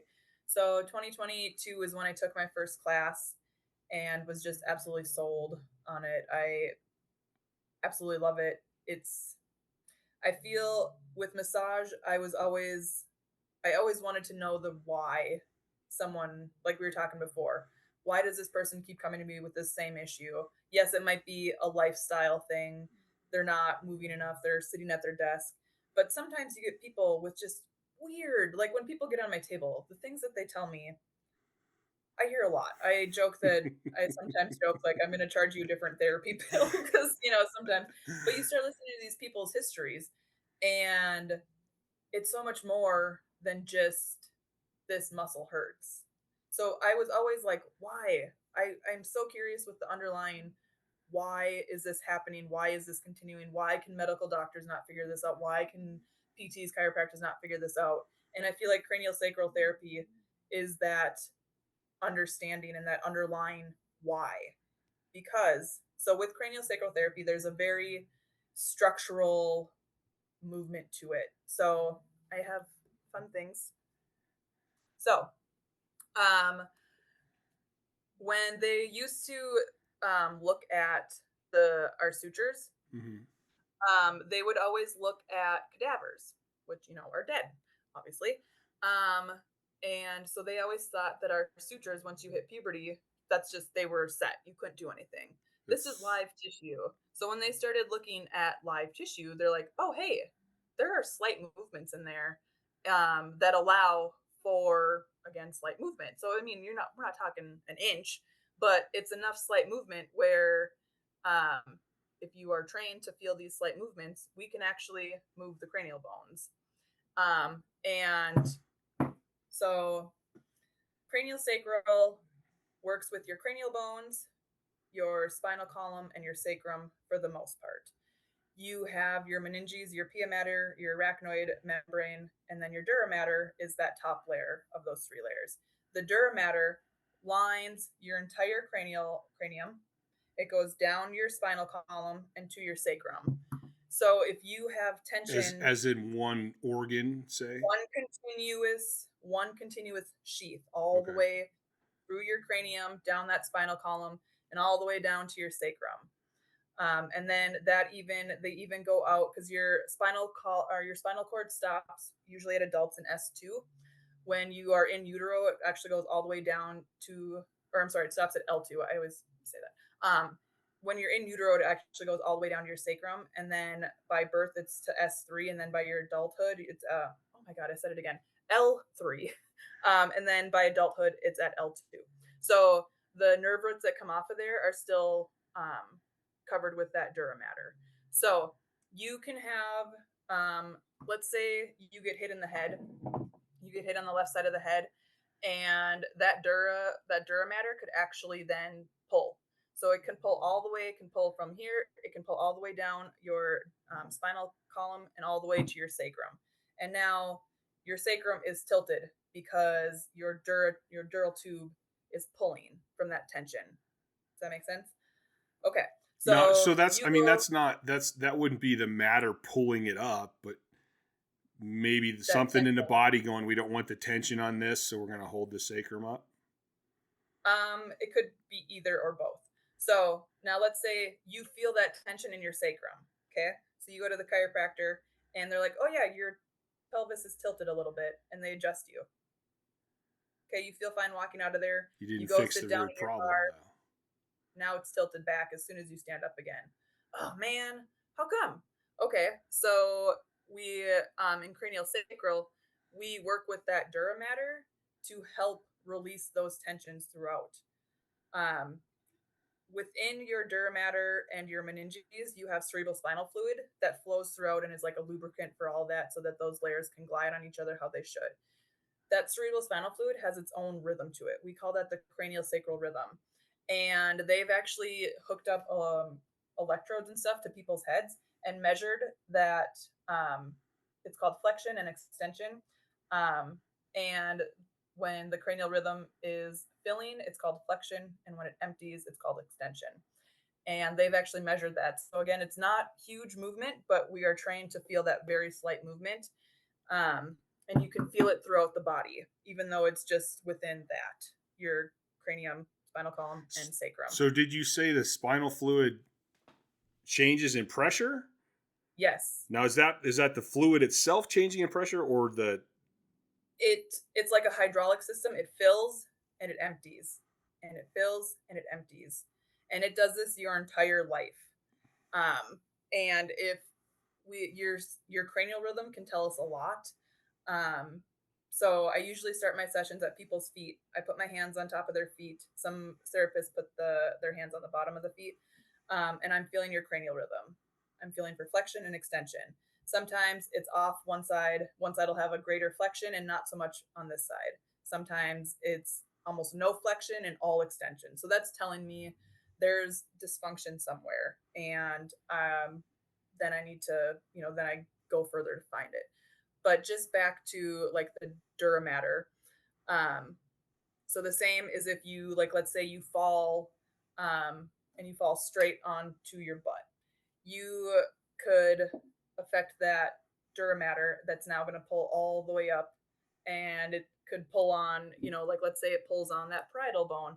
And so now you get headaches. Oh gosh, why? I didn't have headaches before, but I fell and now I have headaches and I don't know why.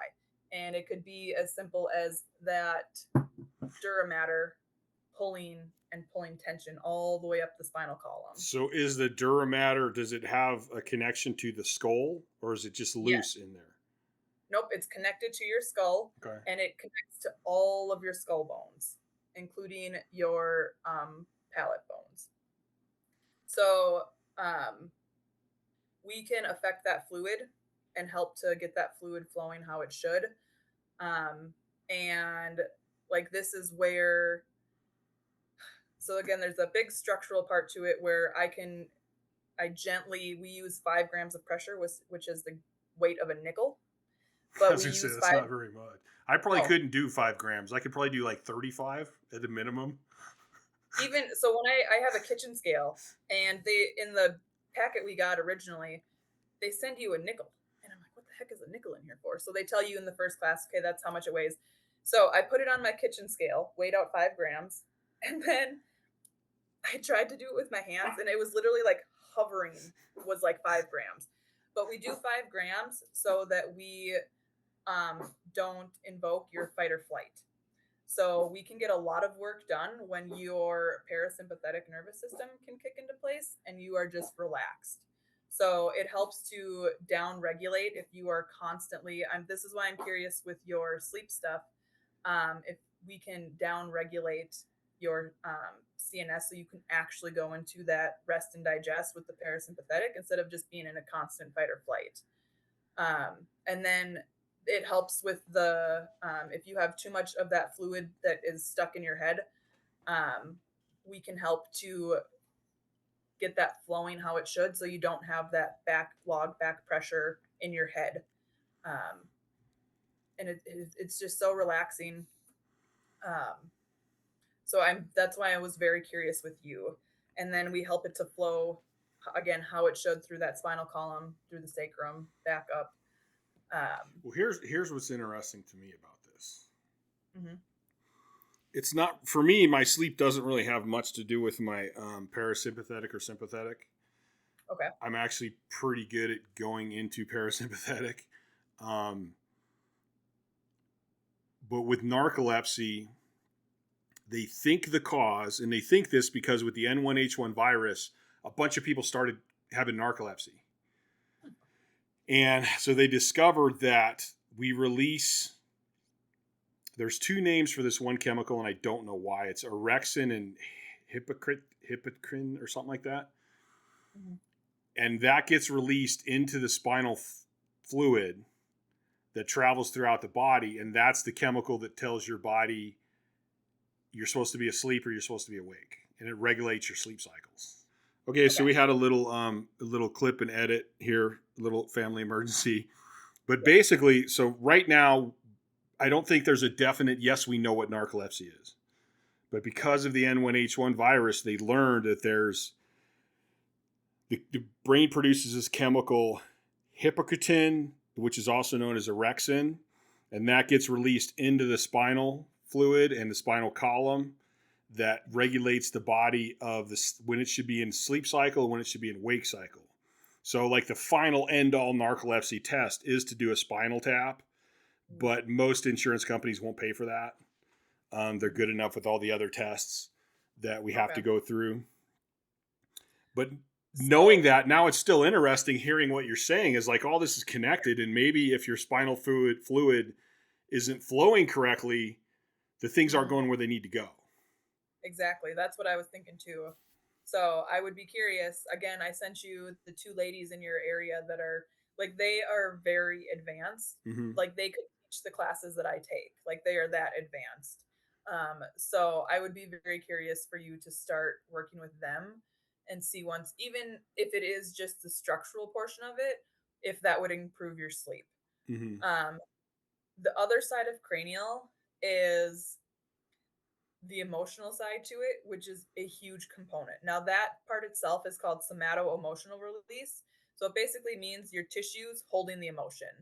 And whether it's physical trauma, emotional trauma, whatever, our tissues can hold on to trauma for years. Sometimes people have issues from when they were in utero that they carry with them the rest of their life. And again, that's not going to pop up on any Western medical test that they run on you. Sometimes it comes from, sometimes they had a traumatic birth. Sometimes they had, whatever it might be, they can carry it with them their whole life. Sometimes they were bucked off a horse at the age of 5 and they didn't get taken into the emergency room. And now, again, that tissue is holding that trauma. And it's all those years it's creating dysfunction. We call that an energy cyst. And it's literally just this little ball of energy that sits in your tissue wherever it happened. And your body can compensate for so long. So it's good until it's not. And then it can't do it anymore. And it just starts creating problems. So this I'm actually fascinated by this kind of stuff because I do think that there's something more going on in this world than we think. And because of my love of quantum physics, I know that there's stuff going on that we cannot explain. There's actually a part in my books about quantum physics and why it relates to quantum physics. Yeah. So we had like my client who had the organ transplant. I was disappointed that this didn't happen to her because I wanted to know someone who it actually happened to.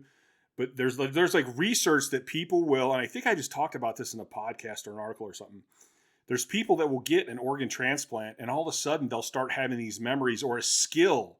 Like I used a woodworking skill just recently where the lady had a transplant. She's never done woodworking in her life, but she got this craving to start doing woodworking and knew how to do it. Oh, crazy. So it's like we used to think everything was stored in the brain, but we don't. We know now that memories can be stored anywhere in the body. And so if that's true, why couldn't you have that emotional? And if that now, and you got me thinking, if that emotional stress is stuck in a certain part of your brain that does this certain thing, and now it's messing that function up. And then again, like I said earlier, our body has redundancy systems in it. But the redundancy system that might get you by isn't as efficient as the original system it's supposed to be. Yep. So this is going down this whole rabbit hole of possibilities. Like you said, what's the root problem? Why is this even starting? Where did this come from? So can I give you some for examples just from people I've worked on? Like I won't use names, but so I had this lady, I worked on her massage when I started cranial classes. She was super like interested and was like, yeah, I'll be a guinea pig. I have lots of people who are like, well, I'll be a guinea pig. So anyways, I was doing cranial on her for a while and we were having some cool sessions. Then her right hip started hurting kind of out of nowhere. And she was also seeing a chiropractor. I was trying normal massage on it and she's like, man, this right hip. And I'm like, well, let's do some cranial. So when I can actually, it's called arcing. When I look for energy cysts, it is so cool. So again, I start at the feet. I put my hands on the feet. I'm feeling for that cranial rhythm. Once I've kind of gathered how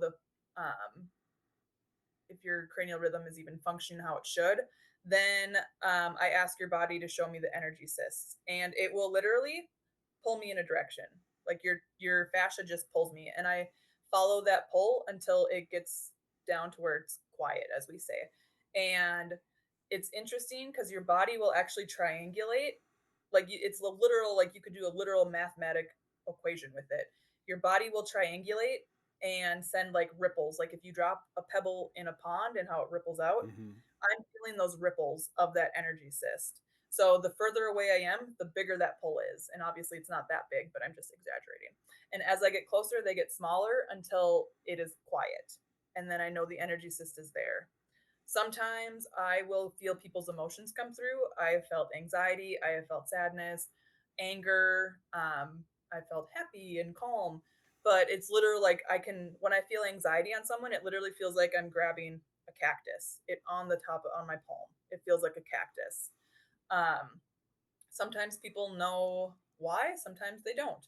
But anyway, so back to this lady. I start doing cranial. Her body pulls me to her right hip.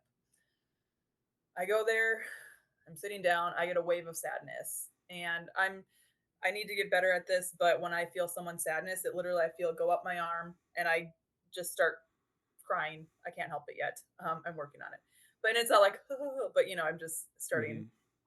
And I should say, I don't feel sad, but I can feel their sadness. So anyways, I feel this. She immediately like bursts into tears. And as I'm sitting there, I hold one hand under it and one hand on top of it. So on her thigh, it would be like under the hamstring and on top of the quad.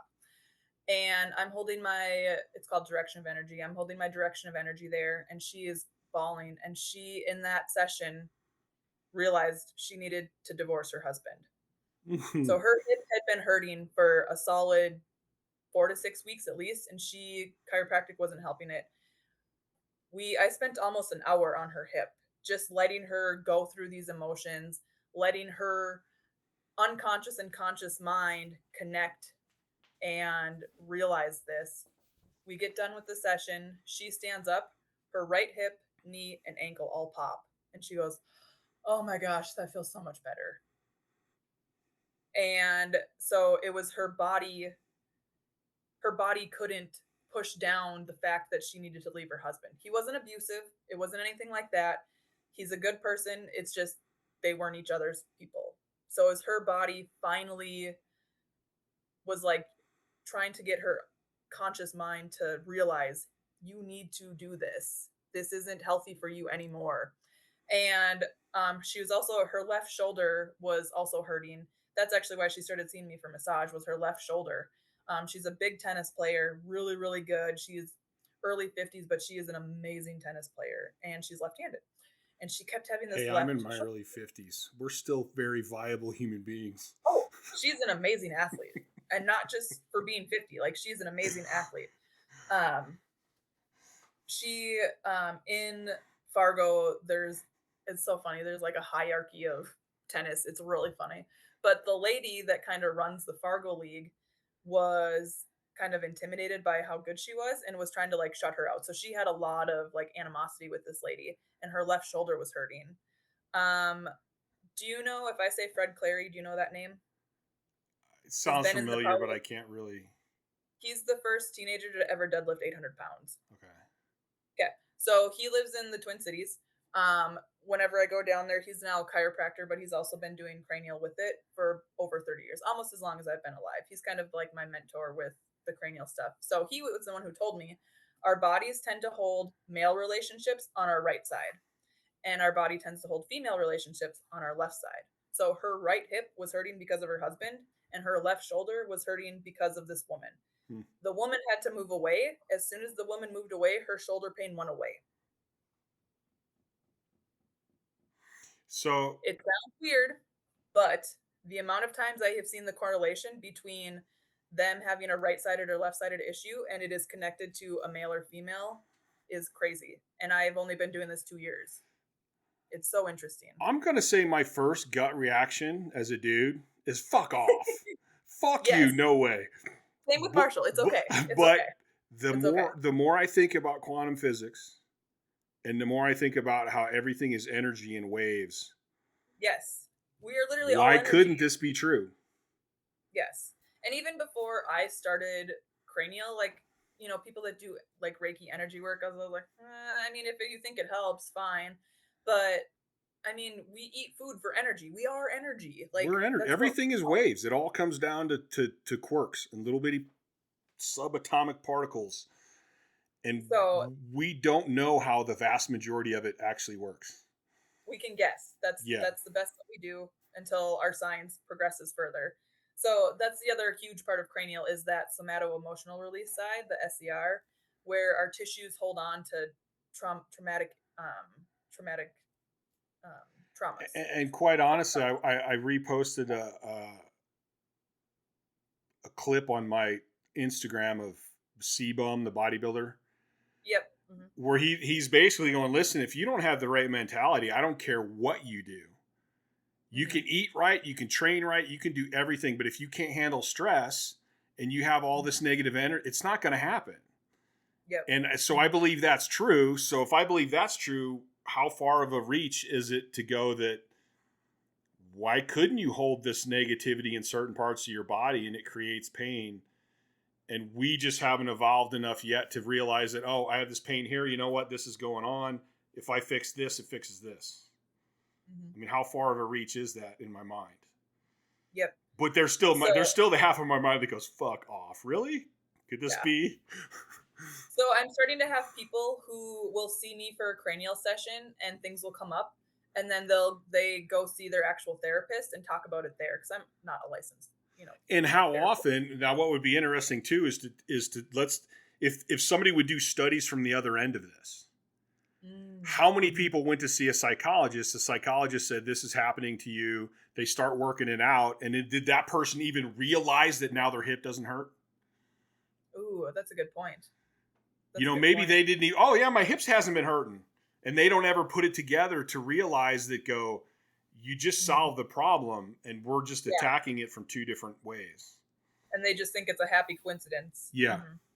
And that's something when the first time I see people, I'll usually say, because like in cranial, when I'm waiting for signs of tissue release, like I'll do like a frontal bone release on someone. And as I'm waiting, it kind of feels like Laffy Taffy spreading out, or you remember like the Stretch Armstrong dude with all the, it kind of feels like that when the tissue lets go. And so, but tissue release, we can have like a deep breath in or out.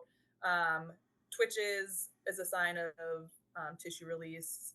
Sometimes like bubbles in their stomach, stuff like that. But the amount of times that I'm waiting for the right side of their frontal bone to release, and all of a sudden I see their foot go boop, and then it releases. It's crazy how many times. I don't know why. I don't know if that's again like a line of fascia or something, but it's crazy how many times that happens and lines up. So basically, we always thought that the sutures in the brain basically kind of healed up like the epiphyseal plates in a long bone. Yeah. You're saying that doesn't actually happen. It's actually not. It does never fully. Correct. It's live moving tissue. So again, it's not like huge movement. It's little, but sometimes those sutures can just move slightly, and that throws everything off. So if you say you're adjusting that, can you feel that bone actually goes like just a little bit? Yes. That's what I have to wait for. I literally have to, all of cranial is me sitting and applying my little pressure, waiting for that to release. And again, it feels like that Laffy Taffy spreading out when it fully releases, like the cranial bones when they fully release. It feels like it's stretching out. Or another one is I have to hold my pressure on the parietal bones, and you can feel them move medially. And then I have to pull them towards me. I have to pull them. I'm pulling them superior. So all of those things, I am just waiting to feel that movement. It's very slight, but I just have to sit there and wait. Sometimes it takes 30 seconds. Sometimes I'm there for 5 minutes. If you're in terms of like pressure, if that pressure has an effect on the brain, which has an effect on the nerves, yes, it would only take a slight movement in this container to change that pressure. The cool thing with cranial as well, a lot of times I'll close my eyes so I can focus better, because again, it's very slight movements. So I'll close my eyes and it feels like, if I'm following the cranial rhythm, it feels like it's going like this. And I open my eyes and you can't even see your hands move. It's crazy what it feels like. It's funny because the first thought I think about are the hairs on my arms. Yeah. Because it's the most minute thing I can watch, like just the smallest breeze. And if you try to connect to what you can feel from one single minute hair, like if you have a little bug crawling on you that doesn't even push the hair down, but you can feel him crawl across your arm. Yeah. Yep. Like, so if my body can be that sensitive to feel something like that, it would make sense that it could be the same way throughout any of my nervous system. So, in the cranial world, basically fucking voodoo. It's all voodoo. It is, but that's okay. And I hope to be someday. Like Dr. Fred, he has a family that flies from Australia to see him in Minnesota. And they'll come for 2 weeks, and he works on them for 2 weeks, and then they go back home. But anyways, so in this cranial world, everything is named from your sphenoid bone. So it's a bone that kind of looks like a I'm bat. not familiar with that one. It sits behind your eyes. I wish I had a little one. But yeah, so it sits behind your eyes. Your temple bones, those underneath that is called your greater wing of your sphenoid.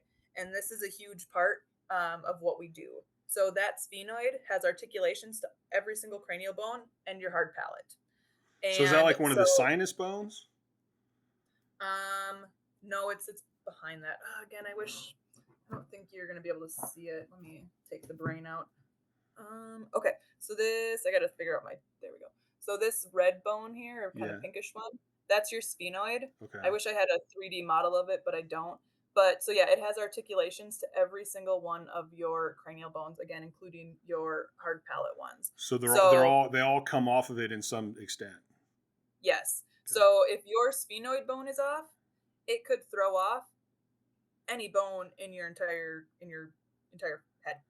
And then your occiput is directly affected by your sphenoid. So if your sphenoid is tilted, that's going to tilt off your occiput, which then your foramen magnum, which everything comes out of there, all your spinal cord, all that comes through there, and that's where the dura mater is still connected.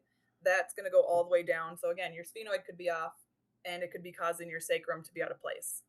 So a lot of my work is done on this sphenoid bone using your temporal area. And so tilt that to the side again. So you're coming in right behind. Yep, your zygomatic arch. Okay. Yep, the bone that comes down. So yep, that's your sphenoid. They're called the greater wings of your sphenoid. Again, it kind of looks like a bat. How thick is that bone? I mean, it's a good sized bone. Again, I wish I had. Because I mean, even if I go back behind her and push, like I swear I can. Don't push too hard. I swear I can feel it like in my head. Yeah, and you can. So it spans all the way so across. So it feels like I'm pushing the bone and it's increasing or decreasing pressure in the back of my head almost. Yes, and so we work with that, and you can have different. I don't like the word, but they're called lesions, and it just means the sphenoid isn't sitting how it should, and there's varying degrees of how.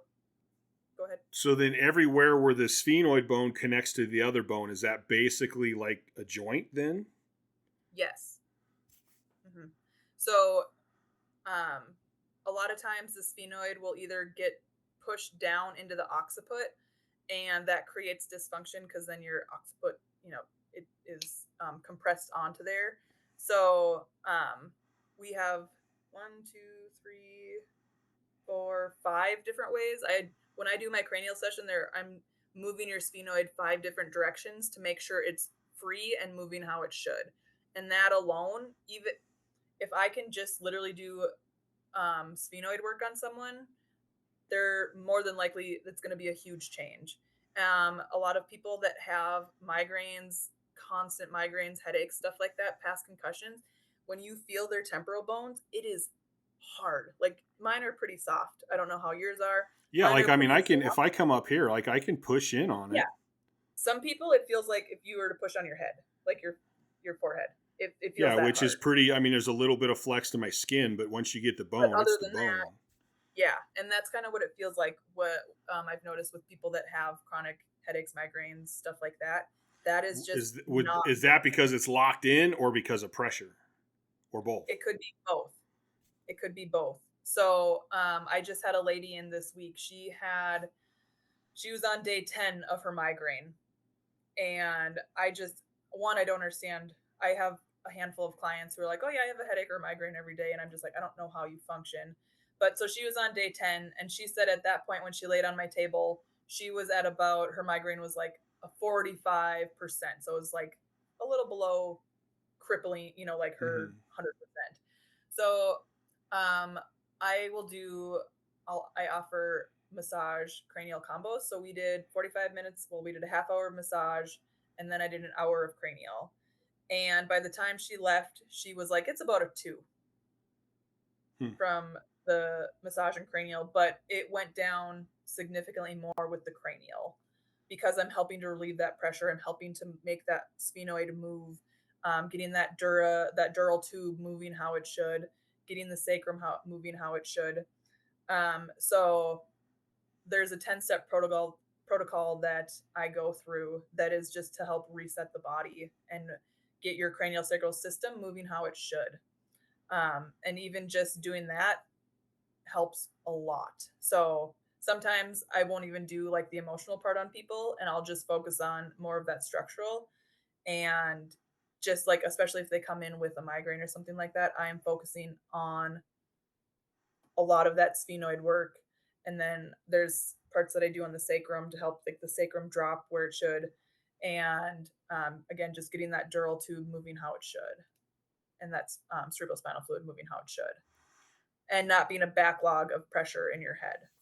I keep thinking back to school when we were doing anatomy and thinking and learning the different bones of the skull. Mm-hmm. It never once dawned on me that they actually have joints in between them, and that it was like I was just like, oh, they they're movable when they're forming, but once it's formed, it's I just always saw it as a container. It's a round container. Mm-hmm. But now I'm thinking, well, wait a minute. If there is a joint, if I don't move any of the other joints in my body, they'd lock up and it causes problems. So if there is supposed to be a joint in my head and it should be moving, if it ever stops moving, that's probably not a good thing. And it's just on a much smaller scale, right, obviously. But yes, there still is that movement. The reason I got into cranial is because I really want to work on teeny tiny babies. Like, give me them fresh out of the womb. I want to work on them because I feel like we could. That scared the shit out of me. Oh, I love it. I got to work on it. You have to be so fucking gentle. That freaked me out. So 5 grams of pressure is what we're told to use on adults. We have to use even less the smaller they are. So a huge thing with cranial is your intention. And so before I go into a session, I always have to set my intention. Again, a lot of this is done non-verbally. I'm just basically talking to myself. But I have to set my intention so that I am there present for that person. And I have to be grounded, or I run the risk of taking on their energy, good, bad, anywhere in between. So I have to be grounded and I have to set my intention. And if you don't have the right intention, that's where you can screw them up. Or if you lead with ego and not following their body is where you run the risk of screwing them up. So we're getting back into that voodoo thing again. And I'm okay with that. But until you feel what I feel, it's, and I mean, I could teach you how to feel your cranial rhythm in like a minute. And when you say grounding, are we talking like electrical grounding or like grounding yourself, like your emotions? Grounding myself. It's a combination of both. So I love going to my cranial classes because the instructor will like lead us through a grounding exercise. So we're just sitting in our chair, eyes are closed, and they'll talk about grounding yourself. And it's like growing roots to the ground and really grounding yourself in the earth as much as you can to help you be present in that session. And again, so you don't take on other people's energies. Because there's times that I leave a session and I had this one, she left and she's like, man, I feel amazing. She's like, I have so much energy.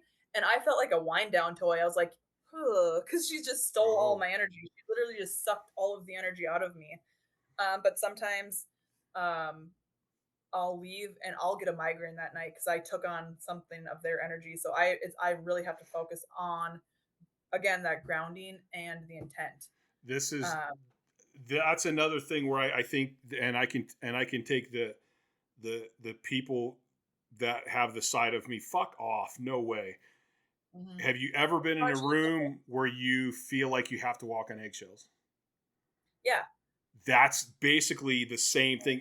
Or like you're in a room and everything's cool and fine and somebody comes in and all of a sudden you can feel the energy change. Yeah, that's what it is. You felt it. We know what happens. Why is this such a hard reach? And and I'm kind of the same thing with you. Like I'll have certain clients where bartending, massage therapy, trainers, like you end up being a goddamn psychologist. Mm-hmm. And like some people come in and I don't know if I see it as they're draining my energy, but it's like I feel like I get surrounded by such negativity that after they leave, it's like, fuck, okay, I gotta get back to myself. Like I gotta get rid of this energy But yeah, you feel it afterwards, like, dude, like that just so tired and I'm so exhausted, and like my mentality is not what it was before that person came. I actually quit a job because the boss had such a negative energy. I described it like a dark cloud every time he came into the office. Yeah. And I only worked at that job for, oh God, it wasn't even a full year. While I was going to massage school actually. But it was a dark cloud every time he walked in, and I was like, I can't do this anymore. Yeah. He's affecting me. So, but yeah, that's what it is. Another thing with craniosacral therapy is the first book you have to read is called Your Inner Physician and You. And basically, your inner physician is your innate knowledge of your body that we are all born with, an innate knowledge of our body and what's going on inside of it and how to heal it and fix it. Mm-hmm. I would like to say I like Western medicine. There's definitely many positives to it, but I feel like a lot of times we're told you can't fix yourself, you can't heal yourself, you need this pill or outside form to help you heal. Not most of the time, not true. Again, there's definitely a time and place. I appreciate that it's here. Yeah. But I think for the majority of things, our bodies know what it needs. It just needs help to facilitate. So that's what we are as craniosacral therapists, are facilitators to help your body function, heal how it should. See that I think that goes down. It's probably a little different than what you're talking about, but I believe in quantum healing. And I don't know if you know Dr. Joe Dispenza. He talks a lot about this.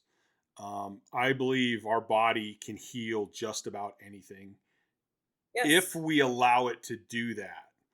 And one of my greatest examples is the placebo effect.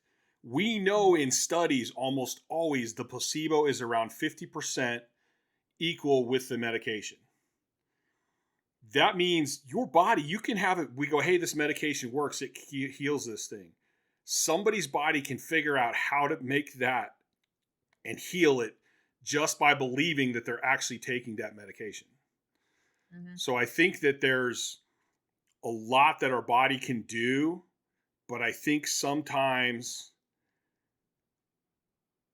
I don't know if it's, and this is interesting to me, the connection between the mind and the body.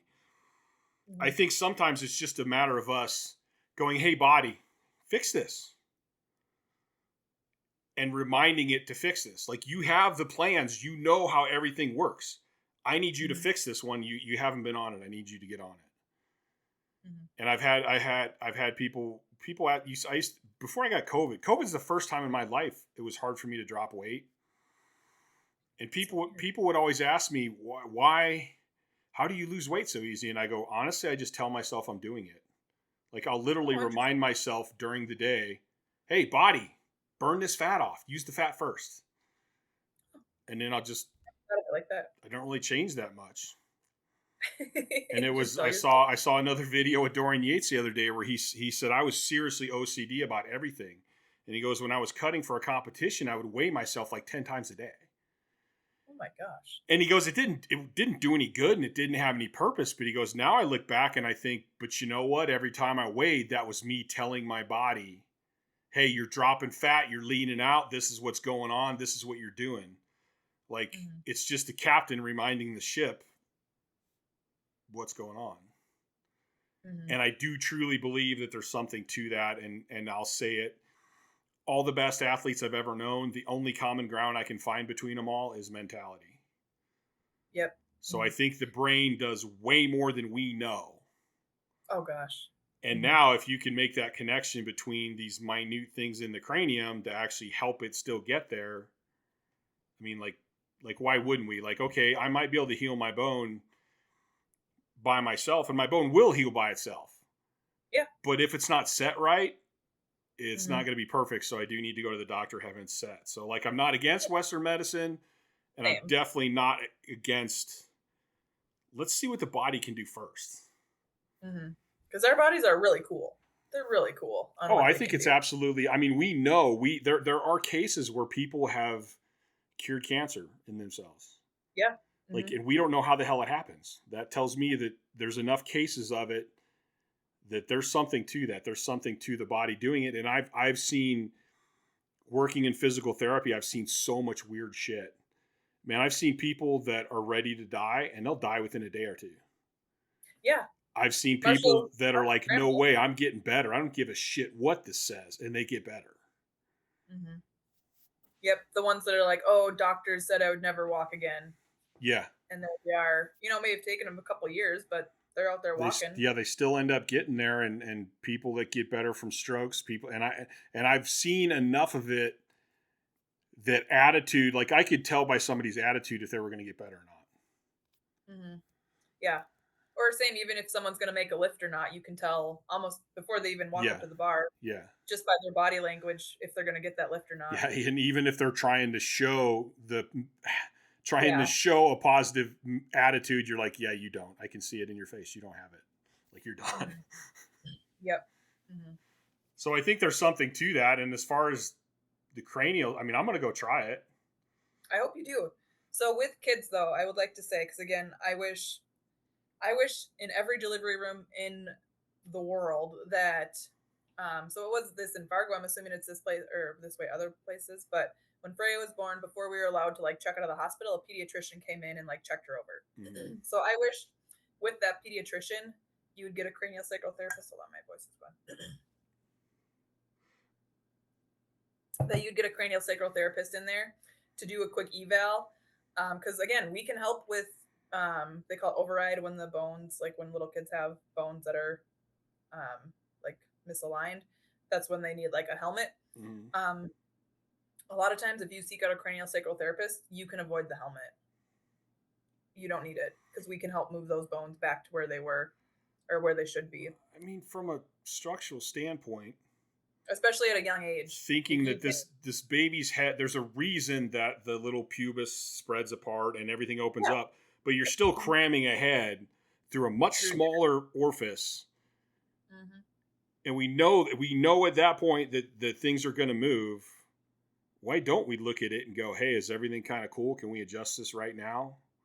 Yeah. And maybe solve something that could happen later or not? Mm-hmm. So yeah, I believe that we could avoid a lot of behavioral issues, sensory processing issues. Not that you might like fix autism children or autistic children, but that's a lot of what his name is Dr. Upledger, the one that brought us craniosacral as we know it today. He back in the 70s actually got to work with the doctor that made the spectrum, like developed the autistic spectrum, and he got to work with a lot of those children. And it was an astounding number of kids that he worked with that they weren't autistic. Their cranial bones were just off. Apparently with autistic children, a lot of times their temporal bones, these bones right here, are turned in too much. So they're putting more pressure on your brain. And so we do an ear pull, a slight ear pull to help, and it pulls those temporal bones back to where they should be. And so, he worked with a lot of so what did my brother do to me when we were kids and he's always yanking on my ears? Maybe he helped you. Bastard. But yeah, so I wish that more parents knew about craniosacral, to take them and have one of the most holistic ways that you can help your child, help their body facilitate that healing. So I think we could, again, prevent a lot of things down the road for a lot of children. There's another one too, that we don't really know the cause. We have a bunch of ideas. We're still advancing how we work with those kids. There not too long back, I was reading, because I worked with autistic kids when I was small, and I feel I'm probably on the spectrum of Asperger's. Okay. Just because I do tend to spend so much time alone, and I do way better by myself. But the guy and his wife came up with what was the name of it now? Like chaotic world theory or something like that. And they were basically going, listen, the problem isn't that these kids are messed up or wrong. The problem is they're super hypersensitive. Yes. So when you yell at them, and a normal kid you would yell at and they get sad, like to this kid, you're banging drums and beating and flashing lights in front of his eyes. So like, because he's so hypersensitive to it, like he stopped talking because you were yelling at him, and he freaked out. And he freaked out by going inside and going, fuck this. I don't want nothing to do with any of this shit. Yep. And it's like, if you stay calm, you're going to be way better teaching them. And it was just kind of like flipping it on its end a little bit. And it actually made a lot of sense to me going back to my childhood and in working with autistic kids. I had a lot of kids where I'm like, dude, I would just stay super calm. And I would do way better with them than some of the other instructors. Yep. So it could be something like this, and as something as much as, I mean, I probably messed up some kids too. I would like put my hand on certain guys' heads and just squeeze as just a way to tease them. And like, dude, it hurts like hell if you got somebody with a strong enough hand. So what if their own skull is doing that in a way, you know? Yes. Yep. And if that dura mater is too tight, that's all it's going to be, is it's just going to hold you in extension and not let that full range of motion go through. And I didn't know about the sheath and that it connected all the way through the spinal column. That's interesting to me too. Yep. It's literally one continuous all the way down. I just took my first pediatrics class at the end of June down in Arizona. Great time to be there. And we talked a lot about how when parents bring in a child for craniosacral, you end up treating the whole family a lot of the time, because kids can mirror their kids can mirror their parents. So like if their parents are constantly, up here and they themselves can't get their parasympathetic nervous system to turn on, chances are their child feels that and is going to also react like that. Or if they have a sibling who is always really, really high, that's going to affect the whole family. So a lot of times you end up treating the whole family to help this one child. So it's really interesting, and vice versa. The parents can mirror the child. It's interesting. So how does this affect the sympathetic and parasympathetic nervous system? So your RAS, your reticulating alarm system, if that alarm system, if you are constantly, just like you were saying with the kid that you yell at them and they're like, oh, their RAS is probably really high. So that sympathetic nervous system is really high all the time. Cranial is going to help to down regulate that and bring them down to a more grounded normal level and help that parasympathetic nervous system function how it should, rest and digest. And do they know do they know the mechanism of how that's happening? Let's see. Well, I mean, is it just as simple as the amount of pressure on the central nervous, on the nerves and everything itself, or it's just, the medulla oblongata or whatever? But I mean, it affects that too. But the touch is so light. It's so relaxing. I always joke with massage that people will stand up from my table and they're massage drunk. If you've ever felt that, where you're like, woo. Cranial drunk is a whole nother level. Usually after a cranial session, people need a solid 15 minutes before they are normalized again, because I'm moving so much fluid around. It just needs to, which is a good thing, but it's just a whole nother level of relaxation. It's nearly impossible to not relax during a cranial session, unless we're doing some heavy emotional stuff. But usually even after that, people are like, oh gosh, I feel lighter, I feel so much better. But just since cranial helps to right that whole system, it really helps to help that parasympathetic nervous system to turn on. That's it, because I wonder about that with a lot of lifters, especially super aggressive lifters, and who have the anger issues. How it seems like they have a seriously hard time down regulating into parasympathetic. And if you're not in parasympathetic, you're not healing. No, that's where your rest and digest happens. You can get by, but it's not going to be optimal by any means. No. So have they done studies? Okay, so my brother's angry as fuck. Mm-hmm. Bring him with you to the I was angry, but I kind of worked on my own issues through my own self-psychology and stuff. Have they done any studies on this? Have they taken these people that are just angry all the time? So the main institute, it's called Upledger Institute. It's in Florida. It's where Dr. Upledger created the classes. That's where therapists actually work there, craniosacral therapists actually work there. You can actually go to this Institute, and they'll do week-long intensive treatment plans on people. And at minimum, you will have 2 2-hour sessions a day with at least 2 therapists working on you, which is basically 8 hours of work a day. And people that go there have like severe PTSD. So they'll get a lot of veterans coming back over trying to integrate back into the normal world. And they're just so angry and they can't figure out why. They're like, I wasn't an angry person before, but now I am. And that really helps them to kind of fix that issue. So I bet cranial would be pretty good for your brother. And again, though most of those craniosacral therapists are way more advanced than I am, in the level of like cranial, I'm like down here yet. Like I'm not down here, but I'm, Yeah. But there's just so many, and especially when you get, it's called multi-hands, when you have more than one therapist working on you, they work together. There's also an institute in the Bahamas that you can go to, and they actually have dolphins that assist with the sessions, and that is like my life goal, is to go work with the dolphins. What do you mean, But like the dolphins to calm you down while you're working on them?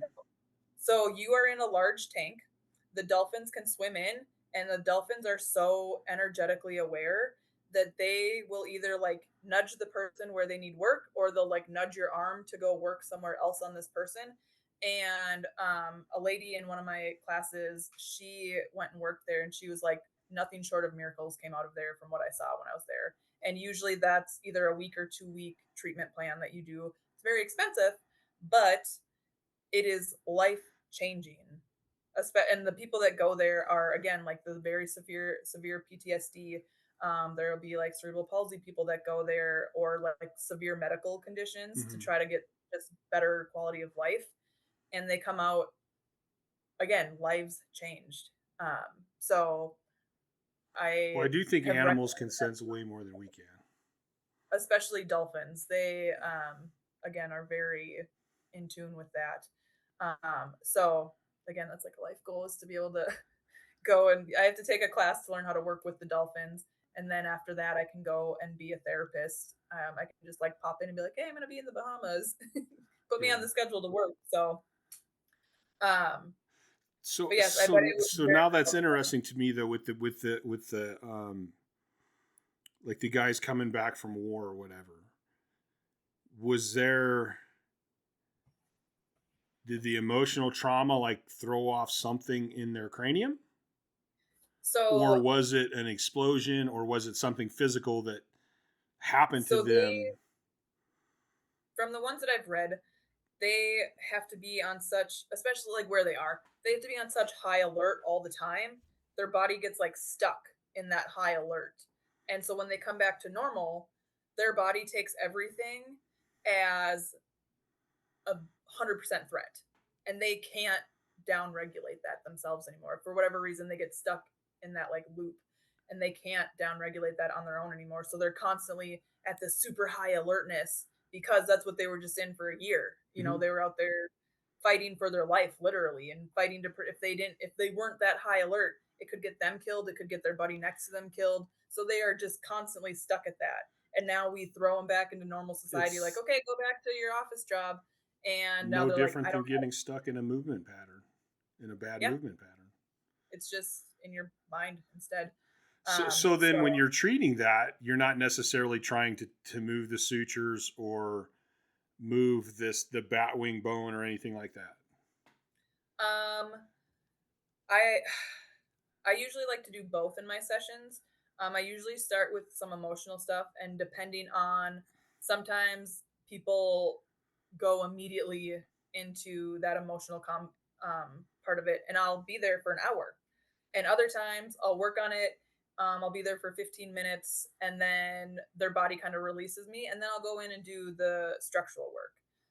So I still like to do structural work, because there's such a huge benefit to it, just by, again, letting that fluid move how it should, getting those cranial bones back, trying to get them back to where they should be. There's so much benefit to that. So I like to do kind of both in my sessions. But if I have someone who their body is like, nope, it's emotional work today, sometimes that's all I do is emotional work. So okay, so can you explain to me how if it's not the physical work, how is the other work performed? Like if it's emotional work. Okay. So again, I was saying earlier how I'll put my hands on their feet and their body, their tissue will pull me. Remember the triangulating, drop the pebble in. So that their body is pulling me to this area for a reason. Sometimes I have no idea why. Sometimes they don't know why. So once I'm on that area, it's called direction of energy. I'll put a hand under the area and a hand on top, and I'm just focusing, trying to basically feel the energy move through there. I'm also monitoring their cranial rhythm, which can be felt throughout the body. So that cerebral spinal fluid. And that's moving, how the fluid's basically moving throughout the body, pumping throughout the body. Yep, it's that hydraulic pump of those moving through. So I am feeling for that cranial rhythm. Now, if their cranial rhythm stops, we call that a significance detector, meaning something important is going here. Their body is letting you know, hey, something important is going on here.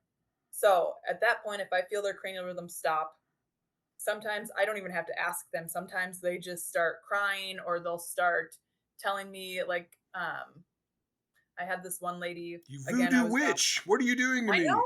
Exactly. So again, this is the whole, like, don't take it as coincidence. I was working on her hip, and she was like, God, I haven't thought about this in years. So she's 34, 35. She's like, I haven't thought about this in years. But when I was a freshman in high school, I was at a party drinking and I was raped. And I was like, oh, okay. And she was like, but I had it coming. And I was like, whoa, wait, what? No. And so I spent most of the time there. So when she was in a full significance detector, so cranial rhythm was off. At this point, I'm just asking leading questions to help her unconscious and conscious mind link up, and then to help her mind body connect. So we call it like holding space. I'm just allowing that to happen and being a neutral party for them. Again, I'll ask them leading questions to try to help keep that going. But I'm basically just holding here. Sometimes what'll happen as well, or a lot of times, is there will be a tissue unwind. So all of a sudden their fascia will just start pulling me in different directions. Usually there's no rhyme or reason to it from my end. It's just pulling me in a different direction. And that's that tissue unwinding. That energy cyst is letting go and moving, I'm helping that energy cyst to leave the body. So it's no longer causing dysfunction, but it's just going to pull me in different directions and unwind as they're talking about, is usually how it happens. Sometimes they don't know why. And sometimes they'll like be driving home and all of a sudden be like, oh, this is coming to mind now. And then they'll remember it. Sometimes they never do. But even if they're not, that tissue unwind is still their body releasing. So sometimes it will link up, sometimes it doesn't, but it's just that tissue unwinding and letting go. And we always say that healing trauma is like an onion. There's different layers to it. So sometimes I'll be pulled to the same area like 3 sessions in a row. And that third session might just be this huge breakthrough of like, oh my gosh, this is why. For myself, one time at one of the classes, I was on the table, she's working on my head, and I could feel this emotional thing coming. And I'm like, I warned her. I'm like, I don't know why yet. I feel it coming. And all of a sudden it just hit me like a ton of bricks. We had to put our dog down 2 years ago. And I'm like, oh yeah, I've dealt with that. I have moved on. I'm good. I've cried all the tears I can cry. I'm good. Nope. It was like I was right back laying next to him while we were deciding, hey, we have to put him down. And it was just like I was reliving it all again. And she was, again, just holding space for me. She was just following my tissues, letting them do what they need to do. And when we were done with that, I took a deep breath. And for like a month before that, I was just like, man, I can't really take a deep breath right now. And after that, I was just like, oh my gosh. It was just like a weight off my chest. It was amazing. And in the hotel room that night, I was like dancing around. Like I just felt so good. But that's, again, just, I didn't know I was still holding on to that. It was that unconscious, conscious mind having to link up to actually let it go. And so I could go back another year from now and I might still have some more to deal with it. But for right now, I feel so much better from that. But again, I had no idea I was still holding on to that. And had I not been in that cranial class, I might still be holding on to that. So I can put some logic to all this in a weird way. Okay. So let's start with when I first decided that I actually wanted to be a world champion powerlifter. It was called on me, and I've told this story tons of times, where I had a discussion with Dave Tate, and it was like, he's like, dude, do you want to go to the gym every day and deal with life, or do you want to be one of the best in the world, because you can't do both? And so that sent me down a path of like, wait a minute, why do I need to go to the gym? Why is that how I deal with everything? Why do I need that so bad?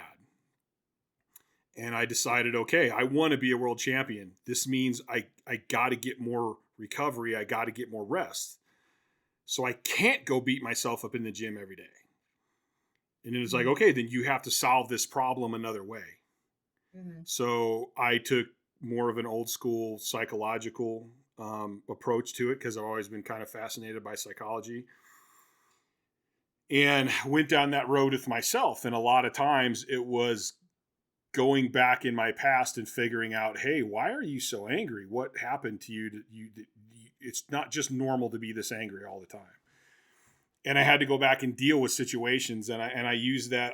I describe it as, I'm going to go back and relive an event that I lived as a child, but now I'm going to relive it as an adult. Yes. And I'm going to be able to see that, listen, Chad, here's what you felt, but you didn't need to feel that. You were thinking as a child. Now you're an adult, rethink it. And then I would kind of work it out, and I would feel better. And I mean, I did this a lot of different ways. I did it hiking. I'd be on my motorcycle blazing down the highway, just rolling tears. And there's times where I thought, okay, cool, I worked it out. I'm good. I'm good on that one. And then, a year or two later, something would come back, and I'm like, oh, I only partially worked that out. Let me rethink it again. And so I think the whole process is always kind of like that. Yeah, you might get lucky and nail it the first time. But usually if it's something that's been with you that long, it might take a few times. And that deep-seated. Yeah. And the feeling that you have, and then, like you said, sometimes you feel so good after halfway working it out. You're like, dude, I must have worked it out. I feel fucking amazing. But you really didn't get all of it. So I totally understand what you're saying there, and that completely makes sense to me. And I think that's pretty normal in terms of psychology and how that works. Mm-hmm. But then it's interesting if you think about, okay, we know that we can store memories anywhere in our body now. Mm-hmm.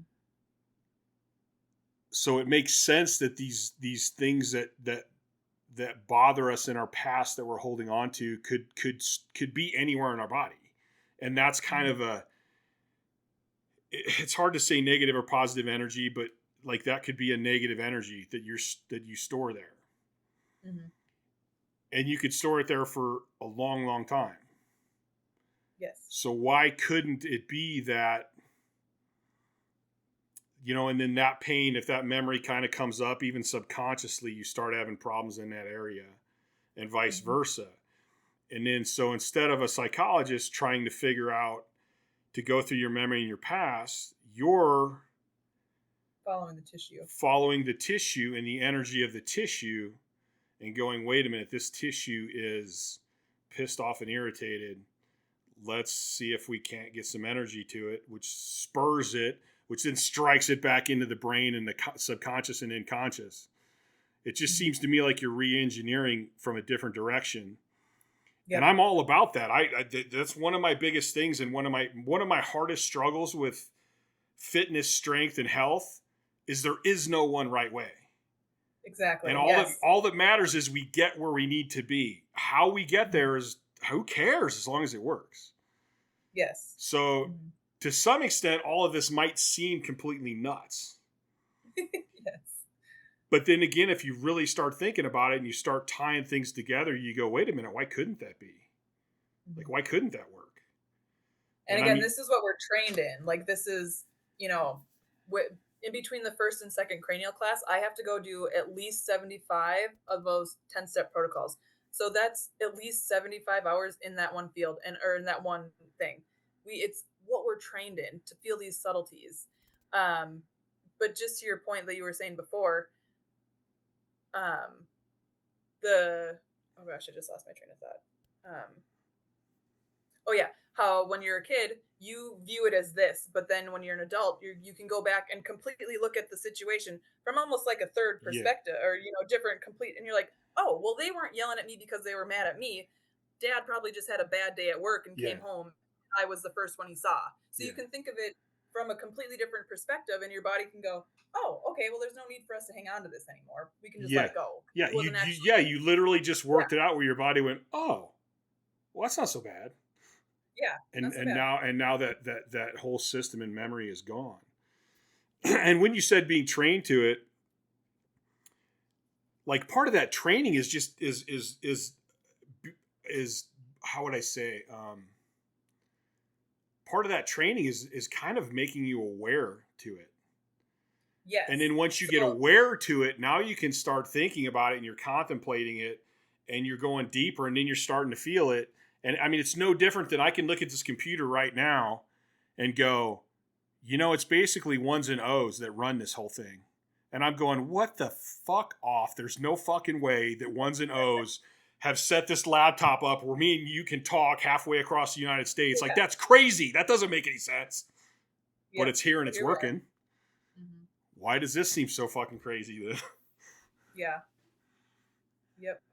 I mean, it goes back to like the main one. People always go back to this the slit experiment in quantum physics, where if they take particles and shoot them through this slit, if we're watching the experiment, it's totally different than if we just try to see the result. Yes. Mm-hmm. One way it acts like a wave, one way it acts like a particle, and we have no clue. Mm-hmm. Like we've tried to do it all these different ways where it can't know your experimentation must be affecting it, and it's like no, we don't know, we don't fucking know.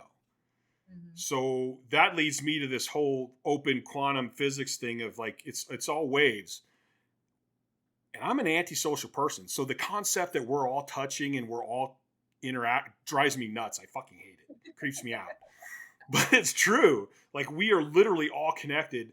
And in some way, every single thing that you do affects everything else in this universe. Weird. And like I said, with the eggshell thing, I'll bet everybody on Earth knows that one person where like the energy changes when they come into a room. Yep. Well, then how the fuck is that possible? If that's possible, why can't somebody go, hey, I can feel your spinal fluid moving, mm-hmm. and something's drawing me to this area.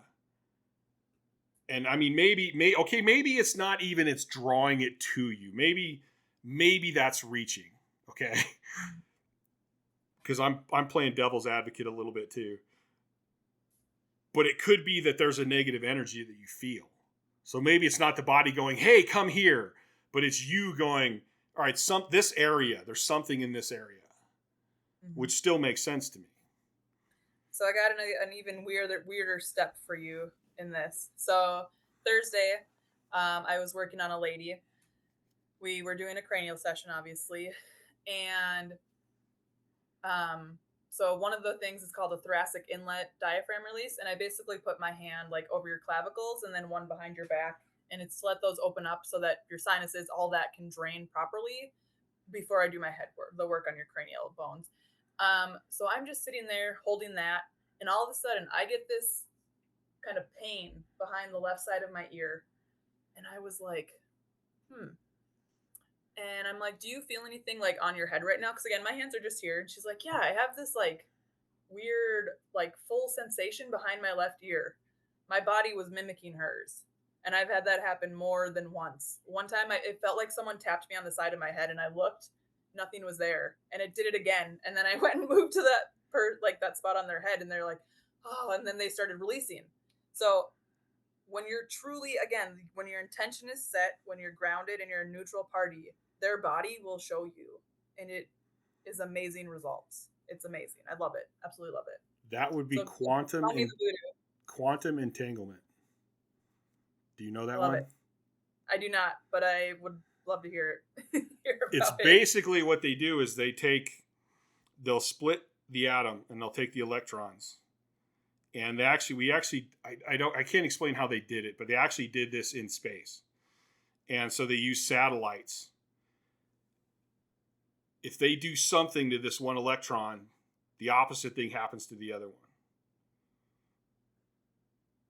And there's no, and I'm probably messing up this up, but basically they can take one particle, split it, and the exact same things will happen. That's so cool. Through space, like there's nothing connecting them. How the hell can the one know that this just happened to the other one? So like one turns on, one turns off kind of thing. Yeah. And we know that it happens. We've studied it multiple times, but we can't explain how. Like That's somehow so cool. they're linked and we cannot explain how. That's so cool.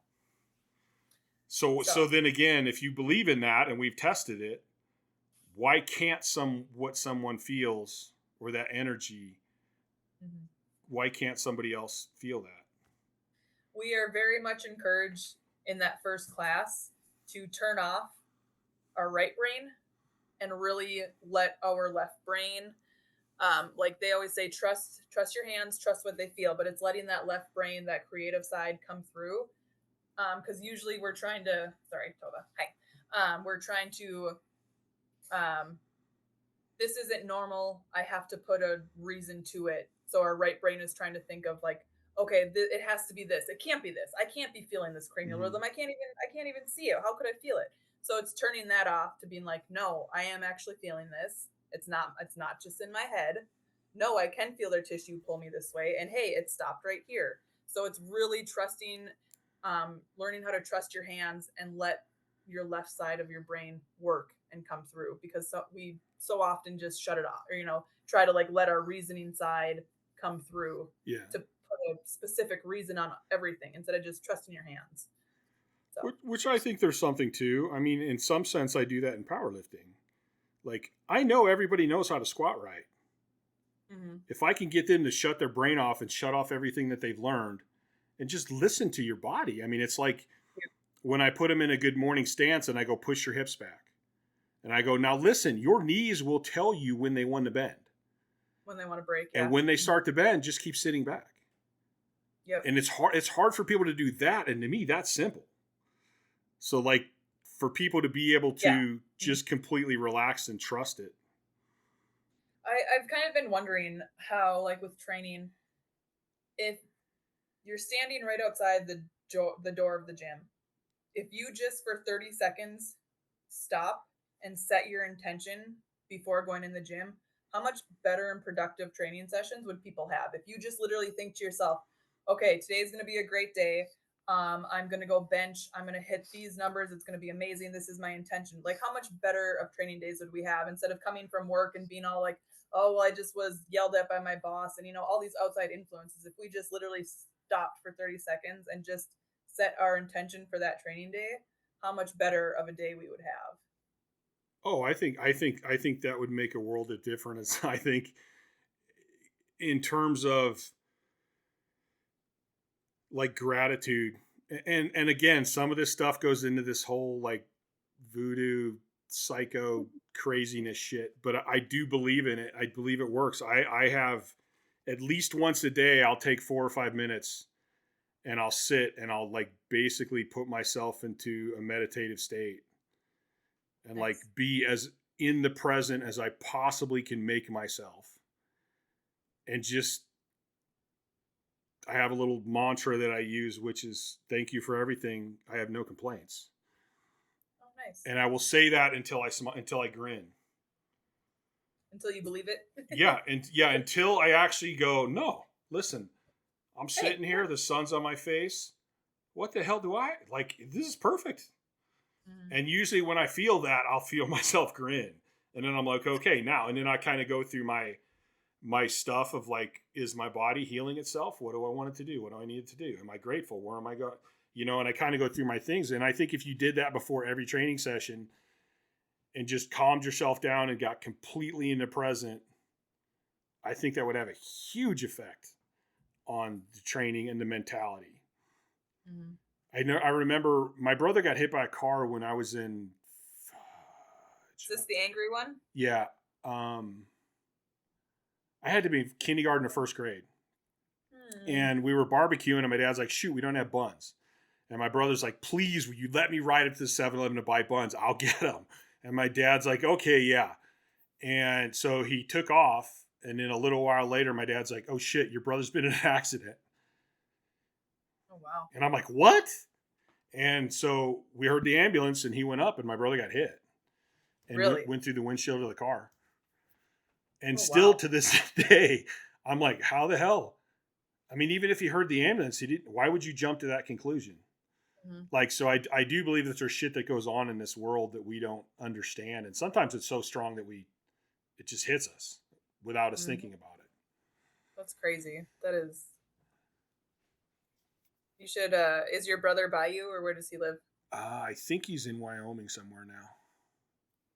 On the upload. He doesn't talk to me at this moment in time, which is nothing new between us, but Gotcha. On the Upledger Institute, you can actually, there's a button that says find a therapist and you can just put in your city and state and they will pull up all the available ones in your area. That's how I found the 2 for you or in your area. So he could look, I mean, they're all over. He could, if it'd be something he'd be willing to try. that would be interesting. It would be interesting to see if he would even be willing to try it. And even if at this point, I'll pretty much try anything. Although, I mean, depending on what it is, I might go in a little skeptic. But at the same point, I one of the things I've realized in life is that, and this sucks for me because I'm like this logical dude. I can never actually know what's right or wrong. I can just do the best I can. Yeah. Like it's hard to, when you stop and think about it, it's hard to coach someone when you're like, I could be wrong. Yeah. I prefer to think I could be right. But I mean, at the same point, it's like, I know so many of the strongest guys in the world that all got there differently. So when you come to me, I'm not guaranteeing I can get you there. I'm guaranteeing that I have enough knowledge and I'm hard-headed enough that I can eventually figure, if we team together, I can guide you to where you want to be. Mm-hmm. But I can't guarantee you, this is the program you need. This is what you need to do. Like, I need to get to know you. I need to see you in training. I need to see your personality. And maybe the only thing that's holding you back is your personality. Like, maybe I need to get you to have confidence in yourself, and that's how you're going to be successful. It's not the fucking program. But I think that makes you a better coach, because if you were so ego-driven that you're like, my way's the only way, how many people would you actually be able to help? So I think that's a good thing that you are able to realize that I don't know everything.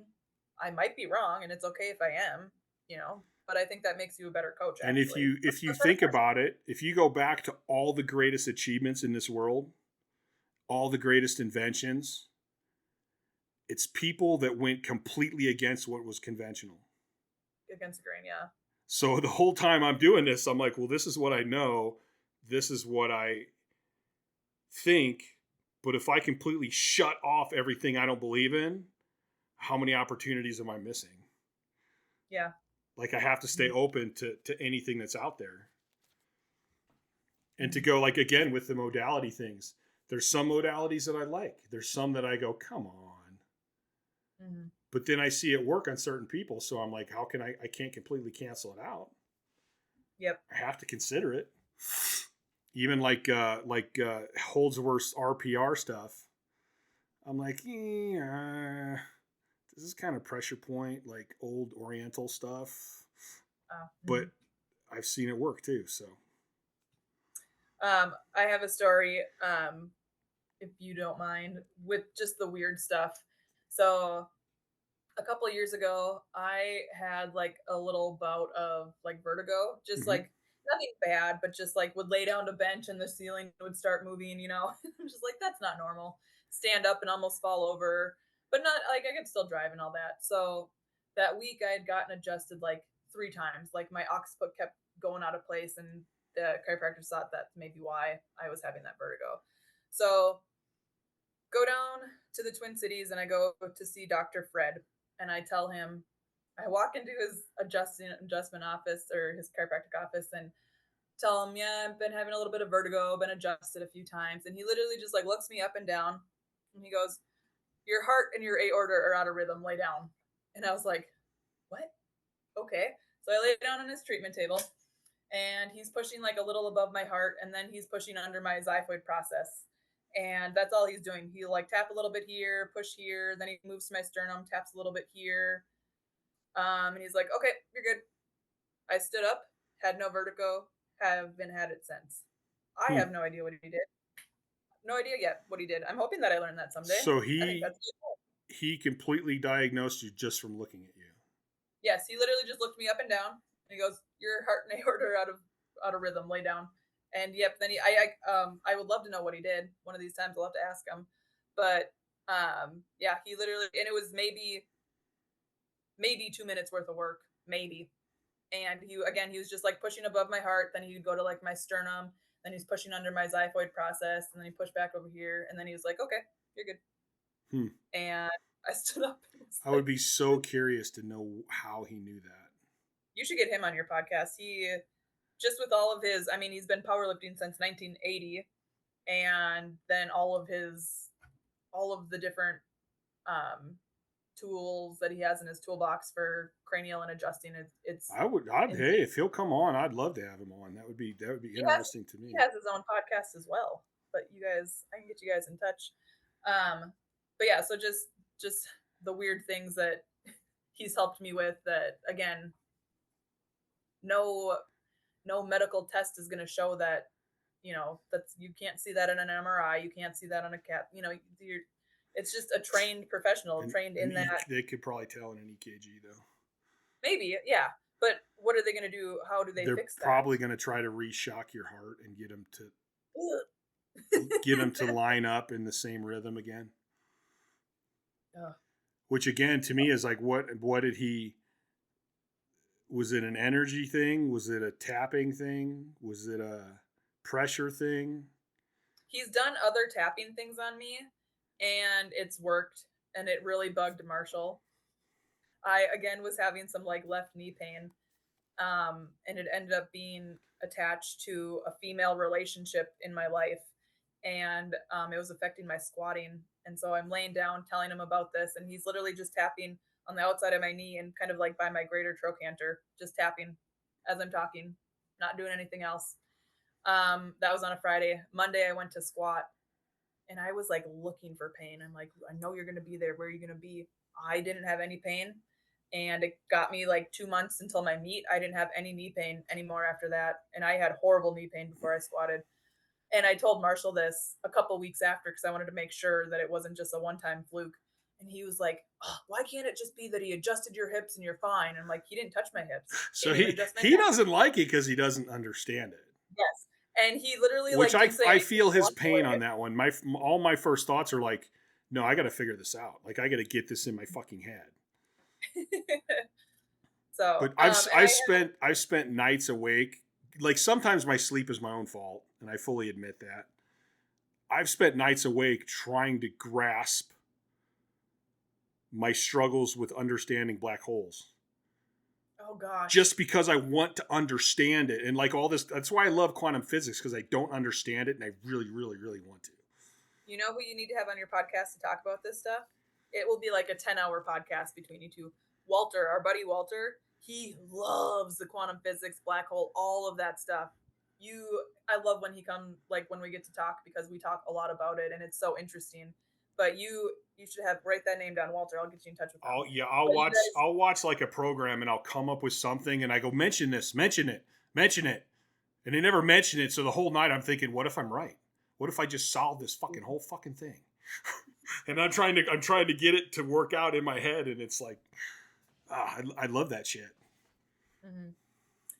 So yeah, I'll be curious. I'm hoping you really go to one of those two craniosacral therapists. I'm really curious to see if you notice, and even if it doesn't even if that's not the reason that your sleep gets better, maybe it helps something else that allows your sleep to get better. Like it's a second down the trail type of. Well, I think about that all the time, because there's times in my life it's kind of a catch-22 for me, because when my sleep gets good, everything's better. Like literally everything is better. Even if I can get 20 minutes of deep sleep, an hour and a half of REM sleep, but actually get like 6 hours of sleep, which is still not even close to enough, like my whole world changes. Like my vision's better, my mind's clearer, I'm a more positive person. I don't get stuck on trivial stuff that I get stuck on when I'm really bad. And so it's like, I really think that I don't think it's this major thing. I think it's one of those things where it's like, something's just got to click and it's going to be fine. I just got to figure out what that click is. There's one piece that I haven't put together. And like when things are going really good, like I had a spell probably a year and a half ago where, man, I was getting consistent 6 hours a night. And I still wasn't getting much deep sleep. It was only about 10 minutes average a night, but that was better. And things were going pretty good, and I was recovering. You know, I didn't train as much as anyone else, but I was training pretty consistent and pretty happy. And then like my brain starts clearing up and I see things better. So then I spend more time like meditating and convincing myself at night to sleep, which again helps more and more. And it's like, I'm like stuck in this snowball effect of like, God, if I could just get this one thing to go, then everything else will go so much better. And it's really weird. So another thing I wanted to think though is with the tapping and touching thing, it's really interesting with me because when I'm teaching people movements and stuff, and especially if like one of my big ones is you get an older person who has been hunched over for so many fucking years and you try to get them to scapular retract and they actually cannot flex their rhomboids or their mid and low traps. But if you start tapping them, and sometimes even if you just touch them, they'll be able to move it. Yep. Like I've had clients where the first month, every time we do scapular retraction, I have to tap on it. Otherwise they can't do it. I liked that from you when you were talking with Marshall on your kind of second one. I liked that. And that's actually what helped me learn how to use my lats, like flex my lats. Someone had to be like, no, here. And because I feel like lats is one of the hardest things to try to get tight and stay tight. I think we learn through bodybuilding that your lats do this. Yeah. So then to actually use them, what they're made for, to pull down, is like a weird movement. Yeah. But then again, my logical brain goes, it's proprioception, Chad. It totally makes sense. Yeah. But then the other part of my brain goes, what if it is the energy from my fingers to there that's helping them flex, that's spurring that muscle to actually fire? Mm-hmm. It could be. Because I've done it. Tapping seems to work better, but I've had it where just touch that muscle and they'll be able to fire it better. Enough for that mind-body connection then. Yeah. Before I forget, I have to ask you a question. So I've heard you talk or say many times that when your insomnia was at its worst, you went 2 weeks without sleeping. Mm-hmm. Does that mean like you had no naps, no nothing? Like, were you just literally awake for 2 full weeks? Or was that like some little like... No, I was awake. Because I was listening to a Joe Rogan. They say it's not possible. Was the one I sent you? Yeah. I think it was the one I sent you on sleep where they were like, oh, some person tried to break the like being awake record. And it was like 3 days. And I was like, wait a second. Yeah, no, most people will tell you that's not possible. And you're like, and I go, but you guys didn't have practice. You're like, I'm serious. In the opposite way. Remember when the Bigger, Faster, Stronger came out? Yep. Well, I'm friends with Mark and Chris, and I have a little clip in there. So they invited me to come down to the world premiere of it in Hollywood. And I like one of my buddies is a big movie guy and he makes like low budget movies. And I go, hey, do you want to come to this fucking thing? I go, you probably like it. And he's like, hell yeah, let's do it. But neither of us had much money. And I'm like, dude, all we need is a rental car. I go, we're only going to be down there like 3 days. And he goes, where are we going to sleep? I go, it's 3 fucking days. Who needs to sleep, man? We're going to go to fucking Gold's Gym. All those places have showers. Like, why do we need to fucking sleep? And so for me at that point, it was like being awake 2 or 3 days. That's like piece of cake, dude. That's nothing. And so we ended up, he's like, dude, you gotta let me sleep. You gotta let me sleep. So we went like Denny's and I ate and he slept in the car. But I mean, what I would do is I would kind of play a game with myself and I would see how long can I lay in bed and not move anything? And so, because I'm like, hey, if I'm not moving, maybe my body can still heal and do what it needs to do in a different route. So I would do that for as long as I could. Sometimes I would get up. There was a lot of times, because I used my photography a lot to deal with the depression and stuff. So there's a lot of times where I would come home, train, eat dinner, and there was a point where if I saw a mattress, I would get anxiety. Like just seeing a mattress would give me anxiety, or a bed. So I would come home, eat, and then I would pack up my photography bag, and I would go shoot photography all night long. Oh, wow. And then I would come home, shower, and go to work. And I would do that for a few nights in a row. And then I'd be like, all right, maybe tonight I can sleep some. And so like it was normal to be awake for 2 or 3 days. That was just average for me. And they say you can't do it. And I'm like, but I did it. I'm not saying I wasn't crazy. I'm not saying a lot of weird shit didn't happen. But I mean, you get to the point where you start seeing stuff, but you're also still cognitive enough to go, nah, that wasn't real. Mm-hmm. That's crazy. And my vision gets really bad. Simple math gets extremely hard. Your memory's toast. But there's ways around all of that stuff. Okay, I'm curious, and if you need to cut this out, that's fine. But have you tried mushrooms or anything like that? Yes. Did it help at all? No. No? You just see more weird stuff? No, it actually didn't work. Really? No, we started out really low and we titrated enough. At one point I just got sick and I just felt like crap, but the mushrooms never made me see stuff. We did GHB is the one thing that's prescribed for narcolepsy, but it's the date rape drug. And the company that found out, hey, we can market this as narcolepsy. So then we get a patent. So we're going to charge $50,000 a year for a street drug. So I went around the system and got my own GHB and started small and titrated it up.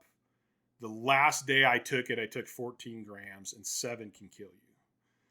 And I stayed up and watched TV all night. Oh my gosh. The first time I couldn't do certain drugs because I had my CDL. Okay, yeah. So when I finally started one of my other businesses and quit my CDL job, I decided I would try pot because everybody's like, try pot, try pot, try pot. My brother's so excited that he gets to get stoned with me. And I think I smoked like 4 joints. And he's like, dude, do you feel anything? And I go, what? Am I supposed to feel something? Oh my gosh. Because I don't feel shit. And then I finally had a friend who was the dabs, the oil. Mm-hmm. And I took a bunch of hits off that. And he's like, do you feel anything? And I go, no. And he goes, do more. Just did a whole bunch of it. And then finally it hit me. And I'm like, dude, this feels like I'm drunk. This feels like a buzz. They go, this sucks. That's why I don't drink. I don't like this. And so I've never found anything that did anything. And then when I had a friend who, I can't say his name because he wasn't fully licensed yet, but he had access to a lot of different stuff. And he made me a deal that he would send me stuff as long as I titrated it to what he said. So I'm like, okay, I give you my word, dude. I won't take any more than what you say. I go, but we may talk and I may want to take more. And so we went through a bunch of different psychotic drugs and all these different drugs. And the only one that worked was Seroquel, which is for not dementia, schizophrenia. And he's like, dude, in the medical facilities, we give people this just to knock them out. If they're crazy, batshit crazy, to knock them out. And so it actually did. If I took enough, it would knock me out. But knocking you out is not restful sleep. But it was better. Yeah. But it was better than nothing. So I ended up taking that for a long time, and then I was like, man, this stuff has horrible side effects. My ex-wife was like, that stuff's not good for you. She goes, you're different in the days you take that. And of course I was like, no, I'm not. What the hell are you talking about? But eventually I got off that too, because I'm like, this is just not good for me, and it's not real sleep anyway. So I've tried just about every sleep drug that's out there. And even with surgeries and stuff, they usually have a hard time knocking me out. When I have work done on my teeth, it usually either I go through it really fast or it doesn't work. Like I've had cavities where they're like, can you feel this? And I'm like, yeah. So hurry it up and get it done. They're like, oh shit, okay. It's interesting because Marshall's the same way with pain meds. Like they don't really work for him. So I'm curious, like, hopefully, yeah. I cannot. I really want you. I wish you could go try cranial like right now. Like I'm so. I seriously think. I mean, I've overcome so many things in my past that to me it's just a matter of. Like I seriously think I can fix it if I can figure out what it is. If I can tell my body what it needs to fix exactly, it can fix it. But maybe the craniosacral therapist would be that link. Well, no, that's what I think. Maybe I mean, maybe it is as simple as something's blocked up. Maybe my spinal fluid isn't flowing the way it's supposed to, or I mean, who knows? I just knowing me, it's nothing major. It's some weird little thing, and it's just a matter of hitting it. You've always had the sleep issues, as long as you can remember. When did it start? Around 5th grade. Do you know what happened? No. You can't remember any physical traumas? No, it happened somewhere around 5th grade. And the only reason I know that is because I could no longer stay awake in class. And we moved back to Missouri when I was in 5th grade, which was the only real difference. But I don't remember. I went to a bunch of schools when I was a kid, and I'm deathly shy. So every time starting a new school was huge traumatic to me. So that was no different than any other time I changed to a different school. Okay. Not saying that couldn't be. That I could be holding on to something I don't remember. Well, it's interesting because that's when Marshall says that like his anxiety and panic attacks started, because he grew up in a small town, North Dakota, until he was in 6th grade. Then they moved to Spencer, Iowa, which is where he graduated high school.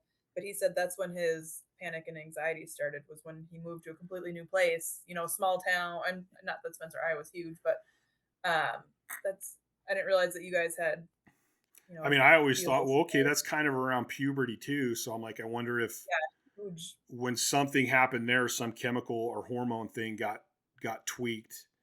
And it was interesting. Like when I read about the N1H1 and people started showing up with narcolepsy from getting a virus. It's weird. But it just never seemed. I mean, because most of my life I didn't know I had sleep issues. I thought I was being a pussy. Really? Yeah.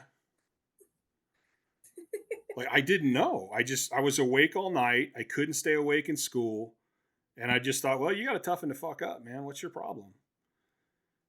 And like, when did you realize that wasn't normal? Oh, I was like 33 or something. Oh my God. Jeez.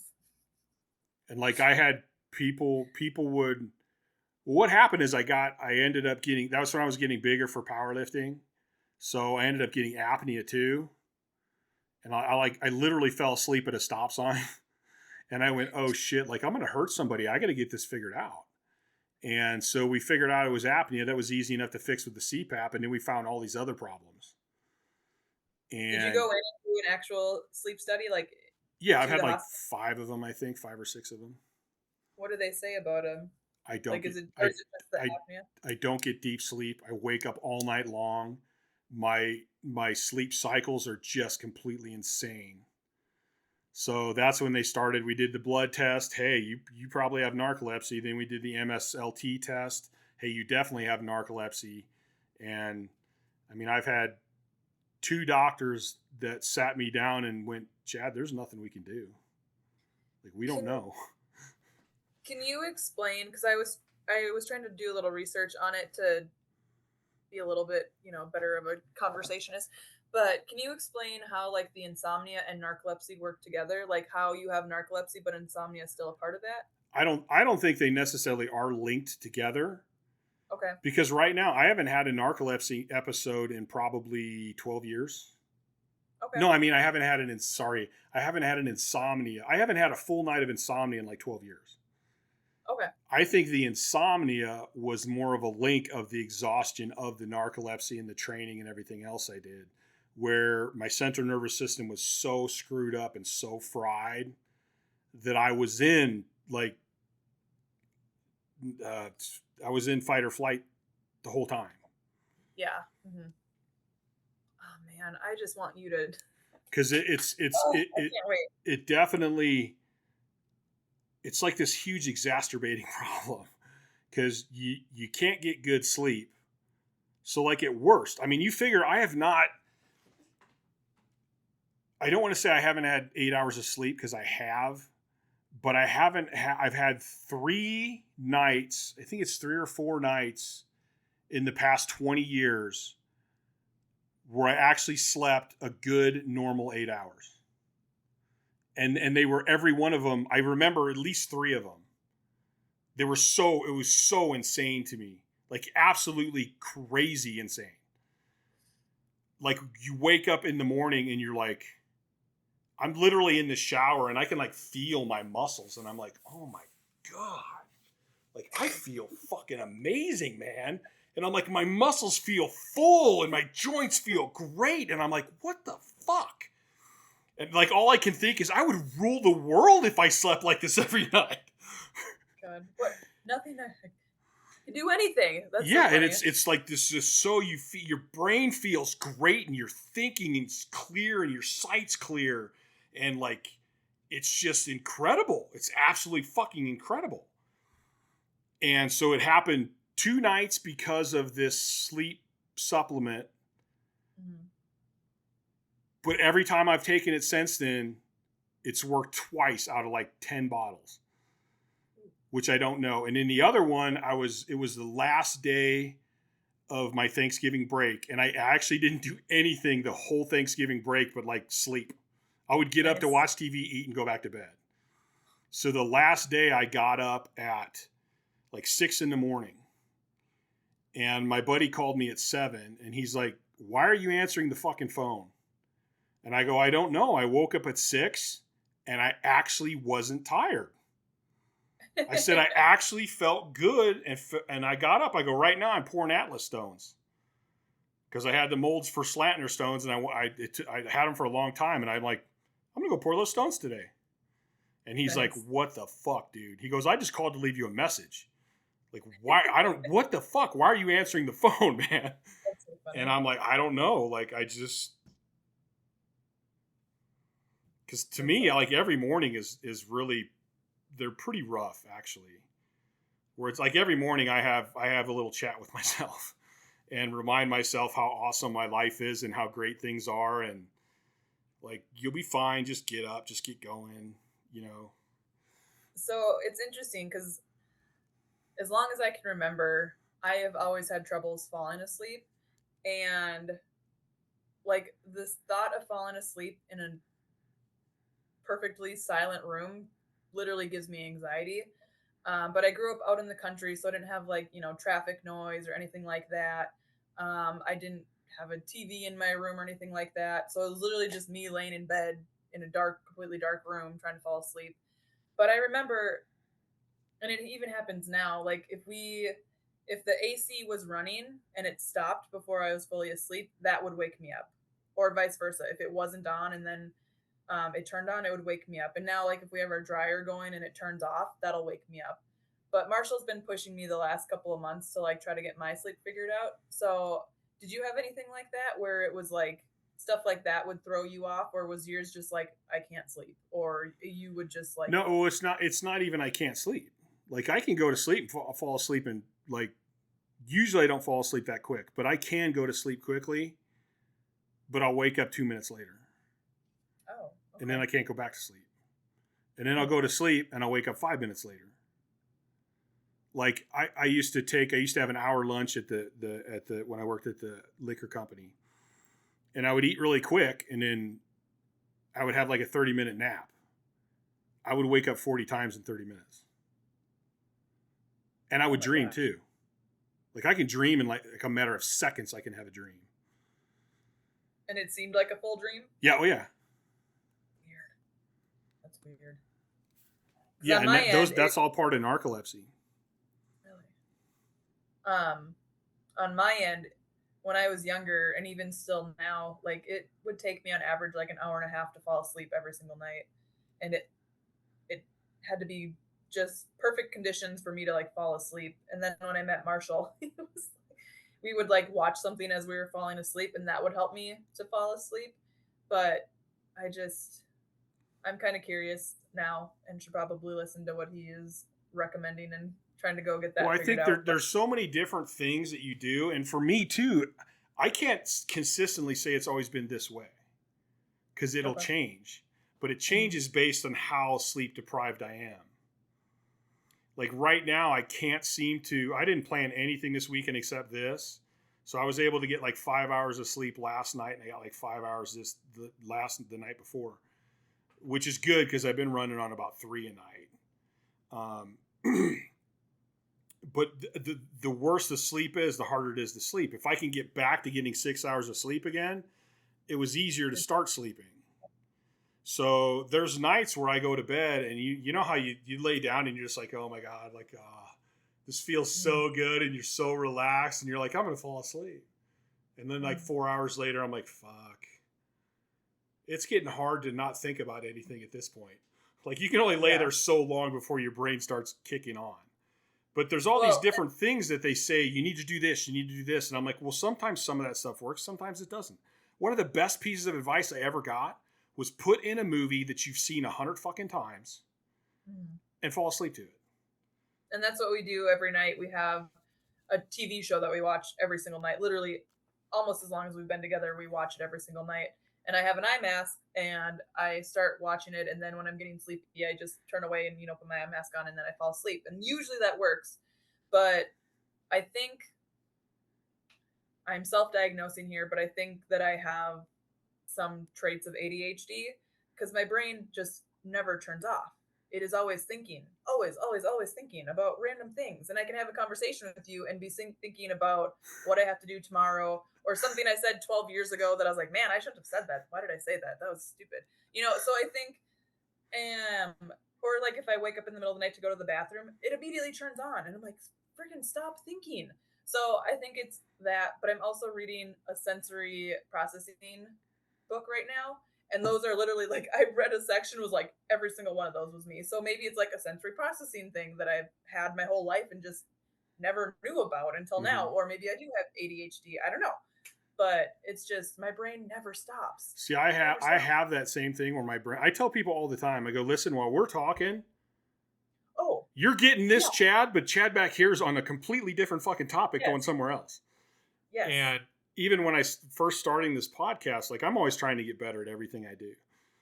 Like because my brain does it and because it's thinking so fast, I noticed that one of the mistakes I make talking to people is I'll just blurt shit out because these ideas keep coming and I'm like, and it's like it just has to come out. Yeah. And so I got to where I always have a pad of paper here now where I'll write it down so I can remember to come back to it. But yeah, my brain is always going. It's always thinking of something.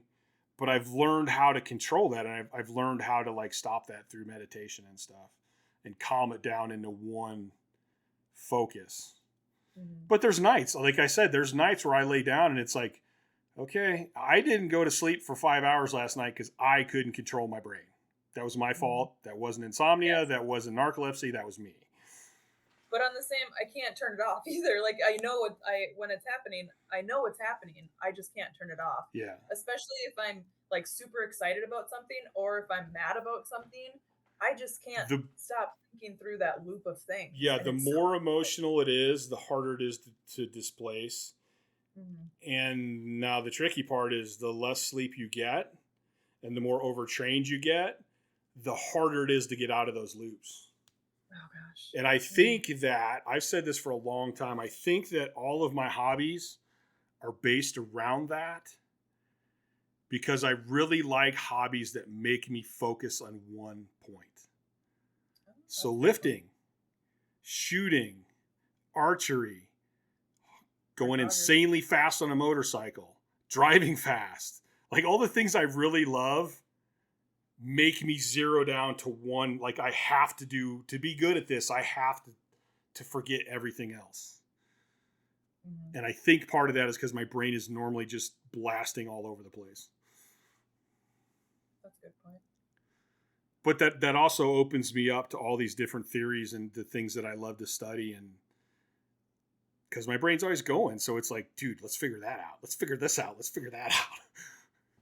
Mine's usually like home projects and stuff that I can do around the house, stuff like that. I like doing that kind of stuff. But yeah, it's so you have 13 projects going at once? Yes, if you see this blue tape here, I taped that almost a year ago to paint our tree. Dude, if I was to show you this little thing right here, this is all my paint cans, and I repainted my cabinets, and then I started painting the ceiling, and that's been like 3 years now, and I'm like, oh, I don't feel so bad now. I should finish that one of these days. Marshall's been kind and hasn't fully called me out on it yet, but I started painting it in the fall, which was stupid of me because it was actually nice outside. But yeah, I have like half of our house, like the trim and doors painted, and then the other half is just like taped and waiting for me to. And I have one frame sitting on the floor in my living room. The other bike's on another stand. Like I'm not very good at doing one and then getting it done and then moving to the next one. I get super excited about it and I'm gung ho for like this amount of time. Mm-hmm. And then when that fades, then it's just like, oh, that's actually where I was diagnosed as bipolar too, which I don't think is true. I think that's the sleep deprivation. But every now and then you get to a point where you're so exhausted, you're just fucking full of energy. Yeah. And so I would have these mania phases for like 6 or 7 days. Oh, wow. Holy crap. I would get so much shit done and I would get caught up on everything. And like, you just feel great. You're like, I don't fucking ever need to sleep again. And you just fucking go. And the problem is if you don't pay attention, you fucking crash. And that's miserable. Rough. So I've learned to kind of control that and go, okay, this is a mania phase. You can't let this go, as no matter how much fun it will be, it's going to be horrible when it ends. You ride that high and then crash down. And I watched, I don't know how old are you? 30s? 35. So do you know who Adam Ant is? No. Adam Ant was this big English singer from like the 80s.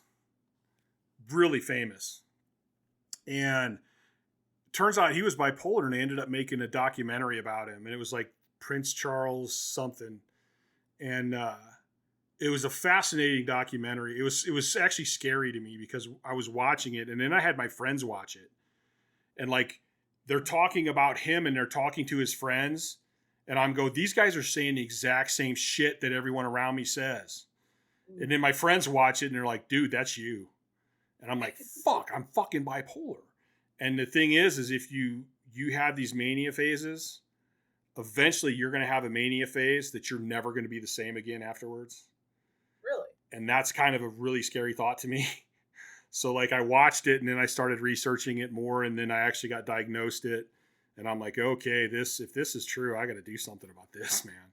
That's when I really tried to start controlling the mania phases. But after more and more study, I'm like, is this mania or is this just lack of fucking sleep? Like if I can control my sleep and control myself, and I haven't had a mania phase in years because I'm just getting better at controlling it and watching it. But to let that ride, one more time, you know. Oh, so fun. It was so you get so much shit done. And like I imagine I would think I was annoying to be around because I was like Superman. Like my positivity was ridiculous. I'm surprised I didn't think I could fly jumping off the roof or something. Yeah, don't do that. And there's a lot like this podcast might have originally started in a mania phase. I don't know. I'm like, dude, I'll start a podcast. I'll train people. I'm going to start this other business. I'm going to start this business. 6 months later. Yeah, and then eventually it all catches up, and I'm like, what the fuck was I thinking? I can't do all this.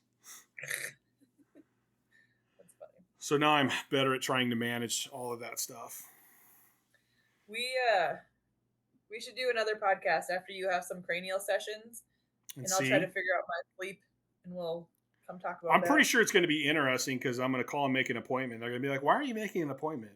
And I'm going to be like, well, how much time do you have? Do you have 6 days to talk about this? Yeah. I'm going to need another form for my intake form. Let's just say that. Because, I mean, I'm interested to do it. I'm interested to see what changes. I mean, who knows? With everything I've been through in my life, I'm pretty open to a lot of stuff. And I'm pretty open to the fact that, like, I say I want to achieve enlightenment. But can you ever truly achieve enlightenment? I don't think you can. But I want to get as close as I can. You have 30 years to go sit on a mountain to do that? I don't think it takes sitting on a mountain. That's going to take me down a path of meditation and what meditation really is. But I think there's so many things that we don't understand. And that leaves almost anything being possible. I mean, if you can kind of understand the movie The Matrix and the fact that that could actually be what's happening, like, then anything is fucking possible. If you can just see what's actually going on.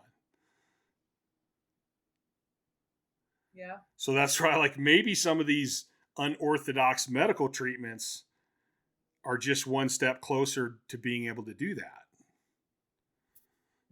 It's possible. There's part of my brain that goes, you're a fucking nut job. And there's part of my brain that goes, it's possible. And that's balance. Yeah. If I can recommend, if it works out with your schedule, if you could go like once a week for like 4 weeks, just have them a little bit closer together, I think you might see a little bit better result a little bit faster. Mm-hmm. But I'm hoping even after that first one, it should again help with at least your nervous system enough. Just to see some change, but I would be curious to see again if you had like 4, like once every week for a month, how that would go. So when they do it, should I say, hey, I want you to do the structural and the emotional, or leave that up to them? Or they're advanced enough, let them do their thing. Just, they're going to be able to tell, your body will tell them exactly what you need. Just let them do their thing. Which is what I've always said about strength training. You need to, and I tell my clients to this day, I'm like, listen, I can never know your body as well as you can. But what we need to do is teach you how to listen to your body. And I'm going to help teach you how to listen to your body, but then you got to give me feedback on what's going on. I go, this is going to be a communication between both of us. Ideally, you learning how to read your body, and then I will always be here to help you interpret what you read. Mm-hmm. So definitely, I think you are already in touch with your body quite a bit. So I think that's already going to set you further ahead than a lot of people starting off, that you just already have that awareness. My other advice for going into these cranial sessions, if you think something random comes up in your head, just tell them, because that might be something that can help them help you more. Again, with these like totally great at blurting out random shit. Perfect. Let that run wild and free in these sessions. If you feel like, one of my ladies, she's like, I just really feel like I need to kick my leg. Please kick your leg. That might be your body shaking off trauma, or, trying to release something. So just go with whatever your body is feeling. Just go with it. See where it takes you. Again, they're trained enough. They're going to help guide you through that and help guide your body and, again, facilitate healing as your body is telling them. So I just don't think things are coincidence. Just tell them what you're feeling. And again, just let them, with, again, how many classes in that they've been to, they definitely know what they're doing. There are 2 certification processes in cranial. I'm currently going through my first one. Both of those have their second one. Again, they are at a level where they could teach the classes that I take. So they definitely know what they're doing. Yeah. So I was talking to one of my clients the other day about knowing your body, and we were talking about my sleep. And with narcolepsy, and this is why I believe I have narcolepsy. it's basically just messing up the sleep-wake cycle. I can tell, like I could be talking to you right here and my body will go, dude, time to sleep, man.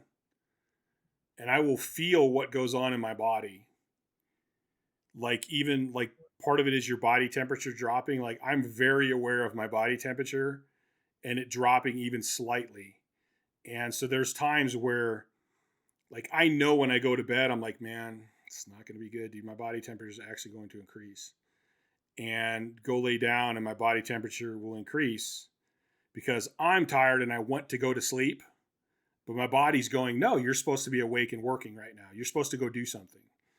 And I have to try to fight through that. And then I'll fight through it and I'll fight through it. And I try to meditate and I try to do what, like, I'll be like, okay, how still can I lay?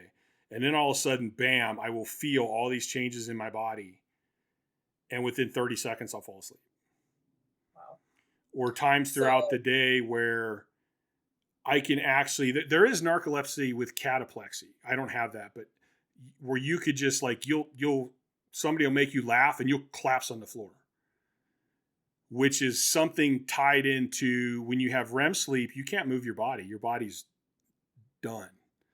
Mm-hmm. So I'll have times where like through the day, it's like, man, I'm so exhausted. I got like 15 minutes before my next client. So I'll come in the house and I'll sit down and like, I will almost like completely zone out to where I have to really try to move my body. Mm-hmm. Like I'll be sitting there and it's like, okay, I want to move my hand. You have to think about it. All right, God damn it. And I like really got to focus to get myself moving again. Cause I've kind of dropped into that. My body wants to sleep right now, but I got to fight it. I feel like I have that happen too. Weird. Question. How is your cortisol? I haven't had it checked in years, but I've never had an issue where it was high.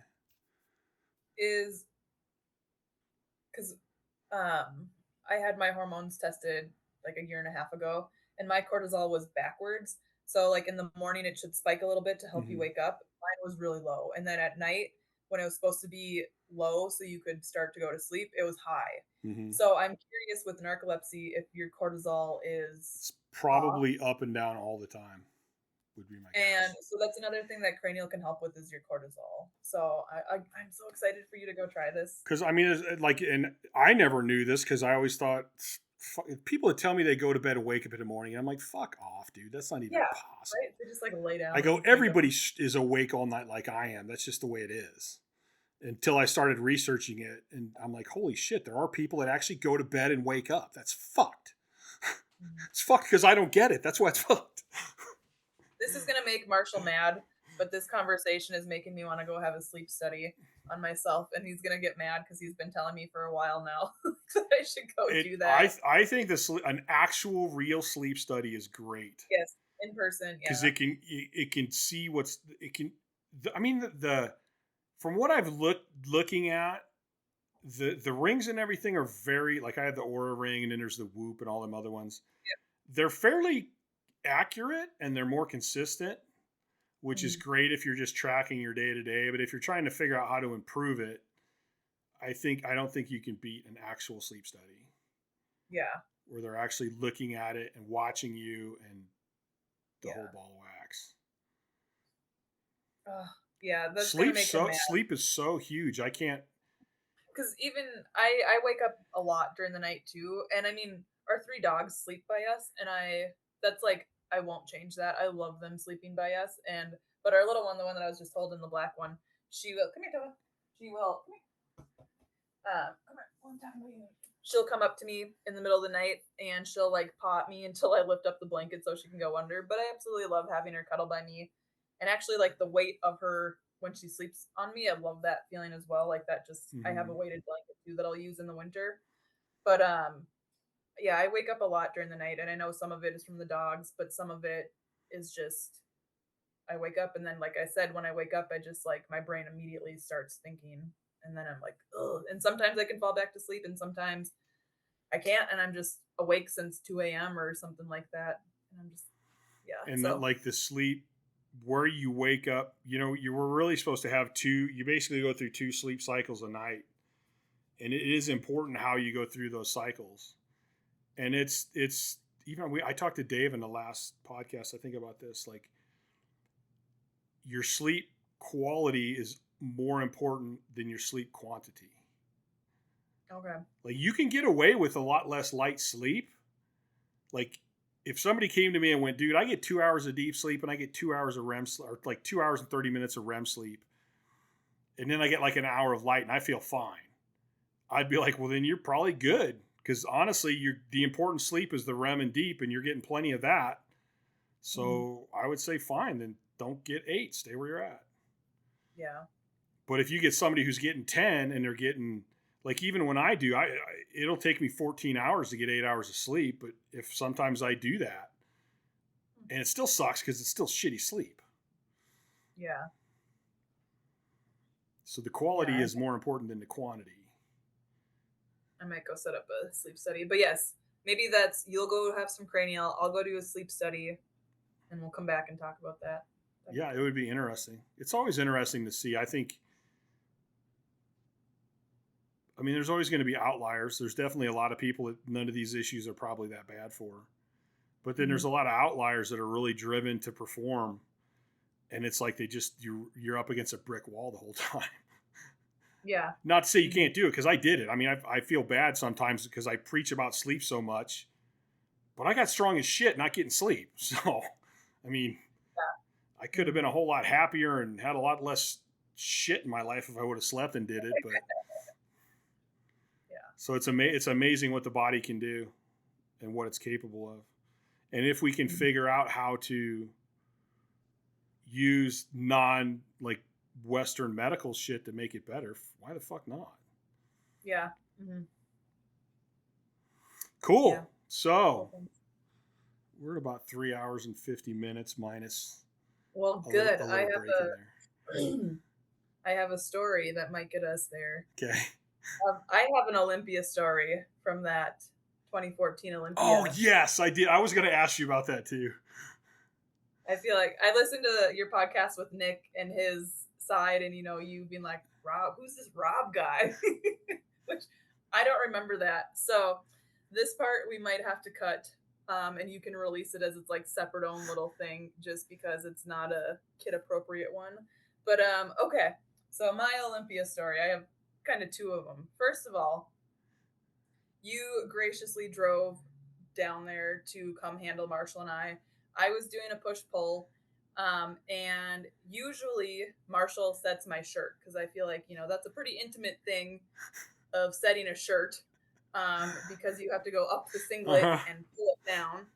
So, and usually I wear spandex under my singlet but USPA, you can't. So you're like, oh, I can set your shirt. And I kind of look at Marshall like, and he's like, he knows what he's doing. Let him do it. So you reach up there and yank, and my underwear goes with it. I don't know if you knew that. I didn't know. Like panicking on the inside because I'm like, oh my God, Chad Ikes just pulled my underwear. Like, oh my God, I'm like one of his groupies now or something. I don't know. But I was horrified, and in my head, I'm like, this is why Marshall always sets my shirt, because in case something like this happens. So you just like yanked, and my underwear went with, and I was like, oh my God. So anyways, fast forward to the buffet. So yes, we did get kicked out of there. We sat there for 4 hours, and they were not happy. But okay, I have to kind of frame this. So September of 2014, I was pregnant and did not know I was pregnant. So my hormones were already a little more on end. So we're out to eat at this buffet. Marshall comes back from getting a plate of food, and he goes, I just got hit on. You want to hear about it? And I'm like, sure, why not? So he proceeds to tell the table that this lady, random lady, walks up to him. This is when he had a huge beard, like down here, huge beard. She starts touching his beard, just stroking it. And already I'm like, who just walks up to a random person and just starts touching their beard? Like, I don't remember if he told me that. I don't remember that she actually touched his beard. No, she was touching it. So And she's touching it, and he was like, "Does it disgust you?" And she goes, "No, I want to fuck it." And I was like, "What? What?" And Jeff Frank, oh my God, loves to tell this because apparently, again, I don't hold emotions well on this face. And I was just like freaking out. He's like, "You looked like you wanted to go murder her." And I am just like, who says this to a complete stranger that you want to fuck their beard at the Bellagio buffet? And I just was like so pissed. And I love hearing Jeff tell this because he just starts laughing, and it just makes him so happy that I was so angry at this random lady. But yeah, that's my Olympia story, is that Marshall got hit on by this random chick who said she wanted to fuck his beard, and I'm still like, only in Vegas. Only in Vegas, yes. That is what we say. Only in Vegas. Like what? It's almost fascinating to me because I'm like, dude, what kind of person would do that? I mean, I could see coming up and going, "Hey, your beard, you got a nice beard," because he does. He grows a nice beard, you know. But like, what? And like, do you like? I can't even. I could be single as hell. And that person, I'd be like, "Get the fuck away from me, man." Like, no, like the fact that you would come up and say that actually turns me off. Get the fuck away from me. Yeah. Mm-hmm. So those are my Olympia stories. But yeah, I just, even to this day, I'm like, that was I have a couple of stories. Like, I have trouble differentiating. I'm like, wait a minute, which buffet dinner was that? Like, because I've been down there, well, I'm only like 7 hours of drive. So I've been there a few times to help people and stuff, and there's always some sort of crazy buffet stories in Vegas. Yeah. Mm-hmm. But that's the Rob. I need to get Rob on here, actually. I've been thinking about that, trying to fit him in. Yeah, he would be a good one. Because I'll tell that story. That was so funny. What's this, Rob? It was. I felt like an idiot, and it was still funny. He's like, "You mean me?" And I'm just like, "Yeah, yep, that's what I mean." God damn it, yeah. And you really didn't know who he was? No, I had no idea. Like, I had never met him, and like, he looked different than all the videos I had seen of him. Oh gosh, that's so funny. And I mean, I was complimental. Like, I was amazed. I'm like, have you seen this guy? I go, I can't figure him out. Like, because, and whenever he would come down on the eccentric, I'm like, holy shit, this dude's gonna die. And then all of a sudden he'd tighten up and just push it up. And I'm like, how does he do that? And he's like, who are you talking about? I go, Rob Luendo, I think. And he's like, you mean me? And I'm like, son of a bitch. Yep, I mean you. Nice to meet you. And then because I think I handed off for him the next day or something too. So it clearly didn't affect him that much. And I was like, dude, you scared the shit out of me on your eccentric phase. How do you fucking do that? I don't even remember what shirt he was using. There was a time where we kept switching. We were fucking poly denim. Then we were in other denims. And I've never benched in a denim shirt, and I am okay with that. I actually didn't mind the denim, but I got more out of the poly. Yeah. Denims were just scary because when they went, man, they went. I loved my Metal Ace. Molly Edwards gave me her old Metal Ace, which she was like a weight class above me, so I could literally just like put it on. Yeah. That's what I benched my 400 in, was that just loose. I didn't ever really like the Ace.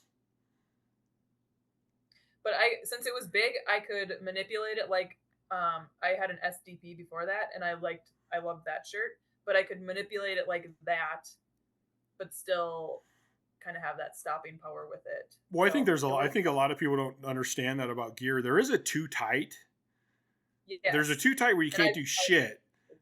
And there's also ways to tweak loose stuff to make it tighter. Like, because my bench shirts always went on easy, especially once we went to open back. It was like, it was a piece of cake, and I could get it to load up almost immediately. For that Olympia, I got a new Overkill shirt, and I was actually talking to Rudy on the phone as he's taking my measure. Like, I'm giving him my measurements. And at this time, I was like consistently right around like 165, 170.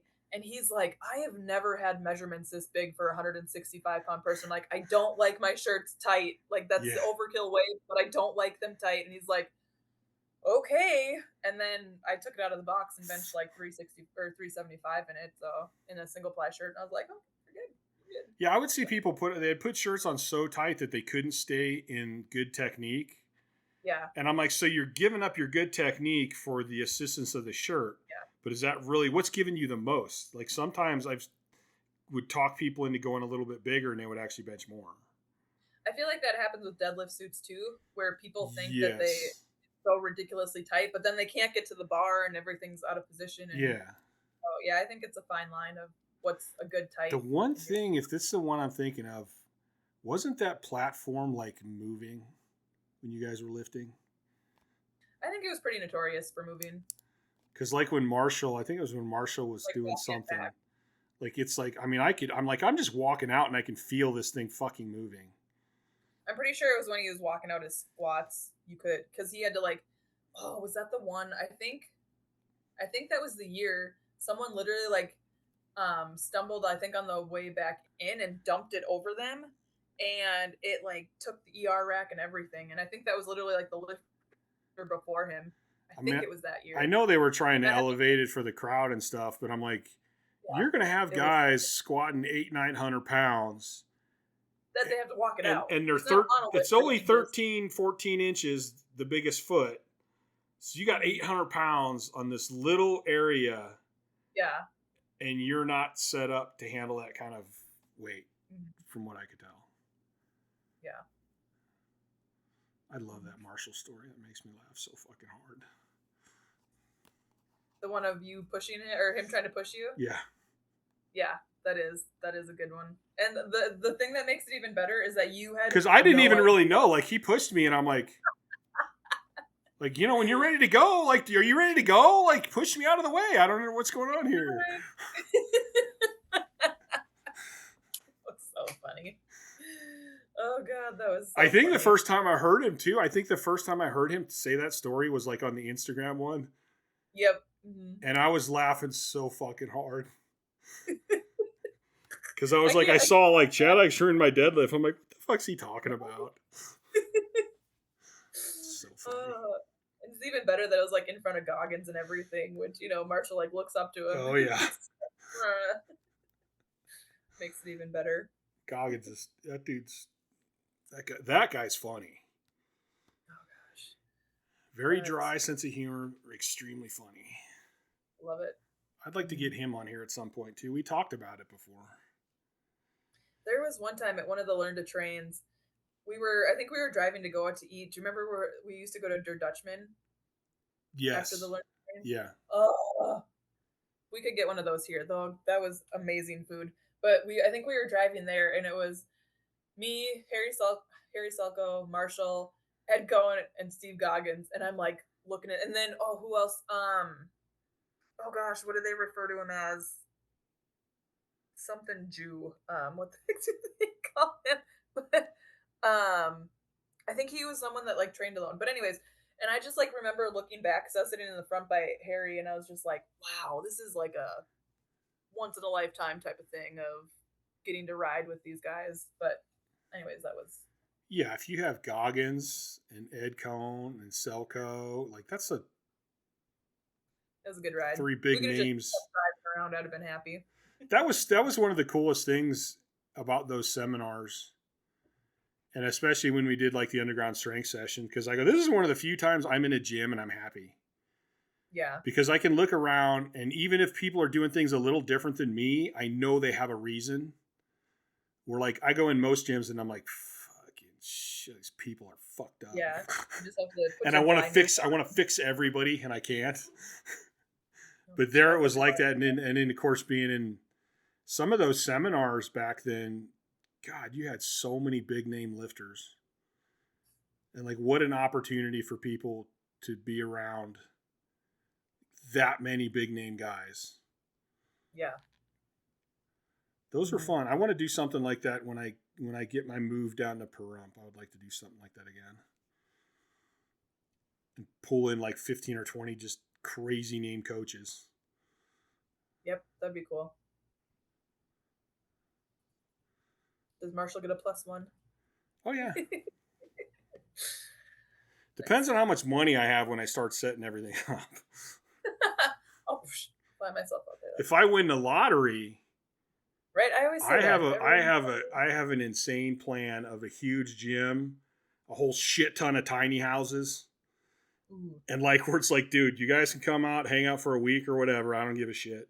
And we'll ride and shoot guns and ride BMX bikes and do cool shit. And then we'll put on a crazy ass seminar, teach a bunch of people a bunch of shit. And then at some point I'm going to get pissed off and kick everyone out because I need to be alone. But other than that, we'll be fine. But when that happens, the seminar's done and we just go home. Seminar's done. Everybody go home. I'll see you in 3 months. That's funny. I did one of the seminars, and I think I was in. I don't remember where. I think it was Fry. Like I'm sitting in the restaurant by myself. It's not even open. It's closed. Like all the lights are off, and I'm sitting in the dark. And like Jason comes in and he goes, "You're sitting in a dark restaurant all by yourself." And I went, "Yep." And he goes, "Okay." Like walked away. Just making sure. I'm good. I need some alone time. Been around too many people. Yeah, that's funny. This was cool. We're gonna do it again for sure. I'm gonna this week. I'll look into trying to schedule, see how much those people charge, and I mean, for my cranial sessions right now, I charge $60 an hour, but my normal massage rate is $80 an hour. So with their experience, don't be surprised if it's like $100 an hour. Just giving you a heads up. Well, they might have to. They may be spaced out a little further then. Yeah. But either way, I'm gonna go and because I want to talk to him and just see. I'm curious. Yeah, I'll be curious. Because I do believe. I'm an anomaly, but I've always been an anomaly. Like I've confused doctors from the day I was born. I think. Like I've always had really weird shit that they can't seem to figure out. I wish you could just be there right now. One of the stories in the first book that we had to read for cranial was this lady was sick like her entire life, and she was referred to Dr. Upledger because the surgeon was like, I can't cut you open anymore. Like I don't have anything else to take out, and so she found Dr. Upledger, and it took her back to when she was 2 days old, and she was in her little bassinet, and she heard a conversation between her mom and grandma, and the grandma was yelling at the mom of like, how could you get pregnant? This was a mistake. You never should have had this baby. And that little baby heard it and internalized it and carried it with her entire life until she was like 40 something and found Dr. Upledger. And after that, she divorced her husband, started a realty business, and became a successful realtor. But again, so maybe, who knows? Maybe it was something you heard when you were teeny tiny. So did she remember that her whole life, or she remembered it once she saw him? That. She didn't know it until she saw him. So she had no idea. She was just sick constantly. Her husband was abusive verbally, all that. Her kids treated her like crap. Her boss treated her like crap. But I mean, that goes back to my theory that mindset is so important. And if something happened as a kid and you took it a certain way that affected your mindset your whole life until you recognize, like, why, of course all these things are happening. You're carrying this one enormous, and something like that where you're like, oh, well, shit, I shouldn't have even been born. I'm a big fucking mistake. Yes, and that's basically it. So once they found that out, she kind of like remembered back, and she thought, if I'm going to be here, I can at least be a burden on myself and not really amount to anything. And so when they found that out, she could look at it from an adult perspective and say, grandma was probably just stressed out about something. Stressed and worried, and they didn't know how they were going to take care of a kid. It wasn't really at her. It was. Yeah. So maybe something happened, when you were very, very young, and who knows? It's all possible. I mean, I was a pretty angry person for a lot of my life, and until I actually took it on myself to figure that out and change it. And now even like I've had conversations with J.M. Blakely, and I think in our last podcast, he's like, hey, can I ask you something? And I'm like, yeah, sure. He goes, you tell me all these stories about how angry you were. You seem pretty happy to me. And I'm like, yeah, because I worked it out. Like, I've worked on it. Yeah. I figured out, listen, I shouldn't be this angry. Why am I pissed off all the time? Like, I don't want to be pissed off all the time. And I went back through my past and I looked at a lot of stuff and readjusted what I thought about a lot of stuff. And that's honestly incredible that you could do that. That's really cool. That's really cool. It's me. I like to dive into shit, even if it's my own psyche. Most people don't, though, especially when it's their own psyche. That's scary. That's reliving some hard times. I think it's I'm a control freak in a lot of ways. So I use that to my advantage. Like if I'm truly in control, then why can't I figure this out?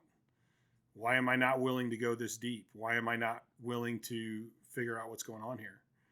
I mean, if I'm truly a control freak, then shouldn't I control everything about myself? And if something from my past is bothering me, then I'm not in control. That's such a good point. Yeah, I really liked your the first podcast with you and Marshall, where like literally the first hour you guys just talked about mental health stuff. I really liked it, and it was honestly cool. Like knowing Marshall, for almost 15 years now, and just seeing, because he was always the one who just like pushed everything down. He's like, we don't talk about that. We just push it down. It'll go away, right? And then how he's like, you can't do that. It'll just bubble up at some point. And I'm just it's like, oh, it's so cool to like see his growth. And see all that. So that's an interesting one to me, especially with today's just everything that's going on, and you got people talking about toxic masculinity, and then you still have the hardcore masculine guys. And it's like, I go, dude, it's always about balance, man. Like, I don't think men should cry from physical pain. I think men should be able to tough through that. But I think if a guy cries because he has a daughter, that's cool. If a guy did something his whole life, put everything he had into it, and he's successful, that's cool. Like, you can shed some tears. That's a big deal. But and it's not masculine to not deal with all your problems and to try to shove them down, because they're going to come up. They're going to come up no matter what. And even like when I talk about my suicide stuff, I keep wondering if the day is going to come that I can talk through it without tearing up. But I don't know if it'll ever do that. And I don't know if that's a good or bad thing either way. Because it's still emotions, it's still there. But if I try to shove it down, that's no good. If I let it out, that is good. That's okay. Mm-hmm. So I believe boys should be tough. I believe men should be tough. But shoving things down to me isn't tough. Yeah. That's actually easy. It's easy to do that. It's harder to talk about shit. It is. Which is why I talk about my stuff openly like I do. Which is awesome. Because it's hard. And if I'm a tough motherfucker, why can't I talk about it? If I couldn't talk about it, then I'm not that tough in my mind. I love that. I wish more people would understand that. Good. Yeah. Doing it. I'm going to keep going.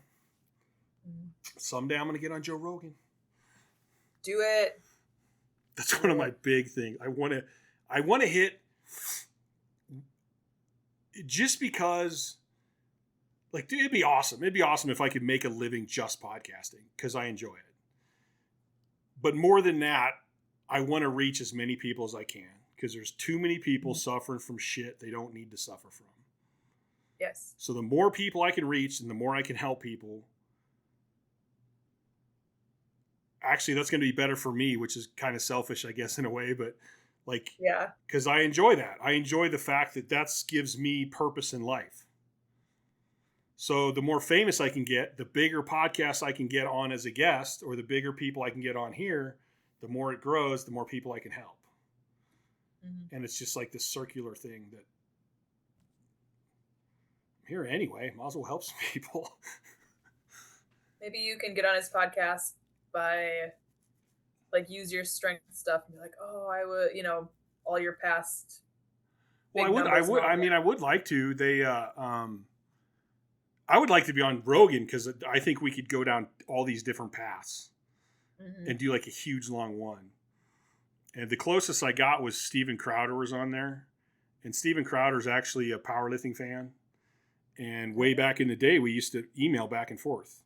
And so Steven Crowder was on there for all his political comedian stuff. And he goes, yeah, I know this power lifter who doesn't sleep at all, and this guy's still strong as shit. And like he was talking about me.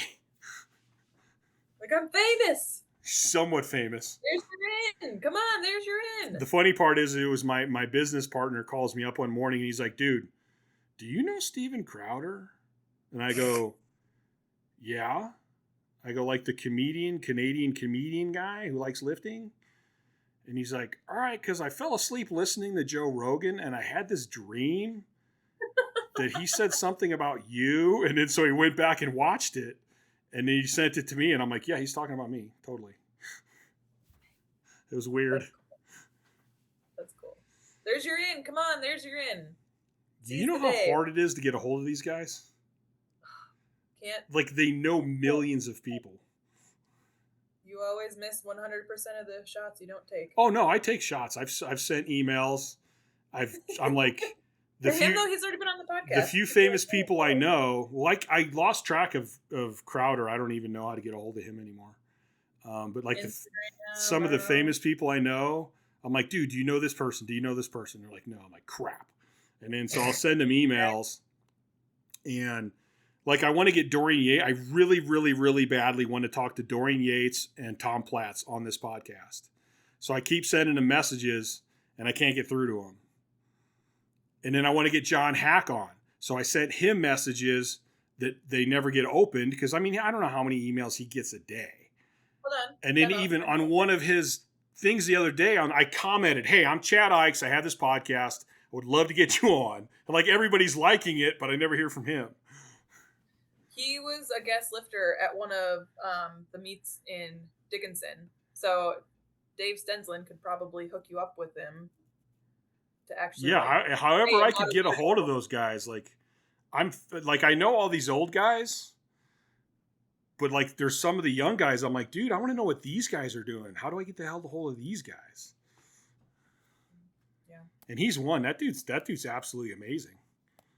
Like, I'm like, I look at the number he's lifting and he's so little. And I'm like, how the fuck does he stay that lean? And I mean, I probably would have never got to 385 if I could have lifted what I lifted at 270. Yeah. Like, for me, it was like, I got to get big to get stronger. Like, how did this guy, he's lifting weights bigger than what I did. And he's not anywhere near as big as I was. Yeah. And seeing him in person too. Like, I remember, cause I go and judge those meets in Dickinson, and when he was there, Marshall's like, hey, you see that guy over there? I was like, yeah. He's like, that's John Hack. He benches like 600 pounds raw. And I was like, what? Yeah. You're like, no way, that guy? Yeah. He looks like he plays soccer. What do you mean? And then I went and like looked at his Instagram and I was like, holy shit. Mm-hmm. So yeah, it's crazy. Absolutely crazy. It fascinates me. And I want to know with the young raw people that are coming up. I mean, there's a few really fucking impressive people. Yeah. And I'm like, so what are they doing differently? Are they actually resting more now? Do they have a different mentality? Like, did they just take kind of what we learned and advanced it? Like, there's something there. There's some reason. I'm curious if they can find a good coach. If they, like, when you coach someone, they don't have to go through everything that all the BS you went through leading up to, coaching. So your clients get the benefit of how many years of knowledge that they don't have to build themselves, but they just get to have. So I'm curious if those are some of like why we're seeing all these raw lifters. And so then what took me to be 34, these guys can get to, they're cutting 5 or 6 years off of it. Exactly. So now they're where we were, but they're younger and they have a longer period. Like, when did they start? Yeah. It's funny because some of these guys, I always try to ask everybody on my podcast, like, when did you start? And like some of these guys are like, they started serious at 12 years old, like, or fairly serious for a 12-year-old. And you're like, okay, so you're 27. You still got a lot of years that you put in already. Yeah, if they've been smart. Yeah, if they've been smart. That whole and if they found the guys that kept them from doing all the dumb shit that we did when we started. Yeah. But yeah, if they're the training age obviously comes into play, but yes, if they're recovery and all that and their food, because I feel like also food is much more like your diet comes into play much more now, and people are more aware of it. When like you were like, I just got to eat whatever I can just to just get cranking it down. Yeah. So I feel like that is a huge part of it too, where people are just like literally healthier now.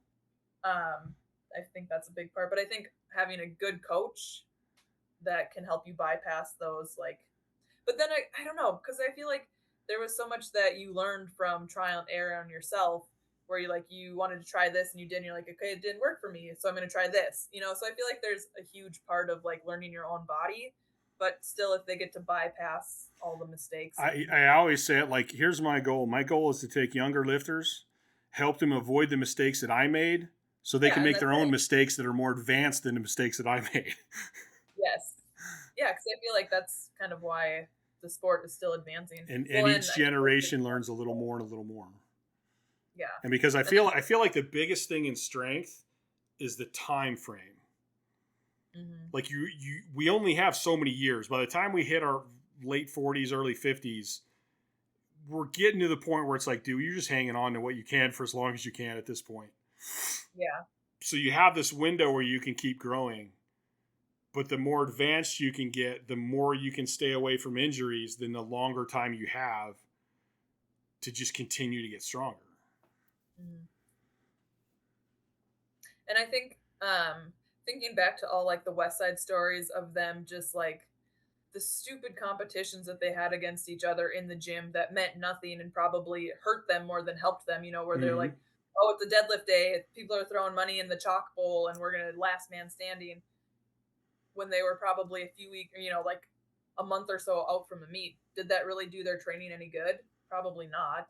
No, I think it hurt them, and a lot of guys got injured during that. Yeah. And you said West Side Stories, and I just popped into the other part of my head that's thinking, popped into a West Side Story musical of West Side Barbell.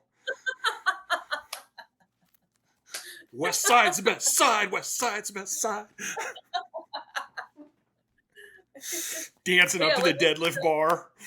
For all that stuff, it's just like, imagine how strong they could have been if they would have not overtrained like that. And, there are the stories of like, oh, we partially tore our hamstring, so we just wrapped it with a knee wrap and then kept going, or, and it's just like, if you'd have just taken a week to rehab it, how much further could you have been? So I always wonder that too. Yeah, well, even like I look back at, because I've done a lot of dumb stuff, and I'll tell the story with pride and admit that it was dumb at the same time. Like basically my best years, by the time I got to the deadlift, whatever was going on with my hip was so bad that I was in serious pain pulling. If I would have, when that first happened, and I think it happened on my first 800-pound deadlift, where the hooks got stuck and they finally got them out, and I'm like, screw it, I'm going anyway. And I like literally sank it because I got loose and sank it deep. I came right back. They said I could have another attempt. It was their fault. And I go, good, let me take these wraps off and put them on, and I'll do it again right now. And I came back and got it. But I think that's where I first heard it. Now, if I would have just taken some time to heal it up, where would I have been later? But instead, I'm like, nope, got a meet coming up, can't take time off. Got a meet coming up, can't take time off. Yep. And even when I did, I totaled 27:33 with a torn hamstring. My first thought was, okay, got to turn it up. I'm going to break the all-time total. I just need more intensity. If I would have just went, Chad, everything's going perfect. Why don't you back off? Let the hamstring heal. Let your central nervous system heal. I probably would have fucking killed everybody's total. Mm-hmm. But I went the wrong direction, ended up spiraling my depression and suicide out of fucking control. And when the smartest thing I could have done was just said, why don't you just take a month off? Yeah. Heal up, get your head right, get some sleep. A month in powerlifting time, though, is just like 3 years to other people. Well, it seems like a lot, but I've heard multiple stories about Kurt Kowalski would take 6 weeks off after a heavy meet. That's crazy. And that dude But was yoked and huge and strong as shit.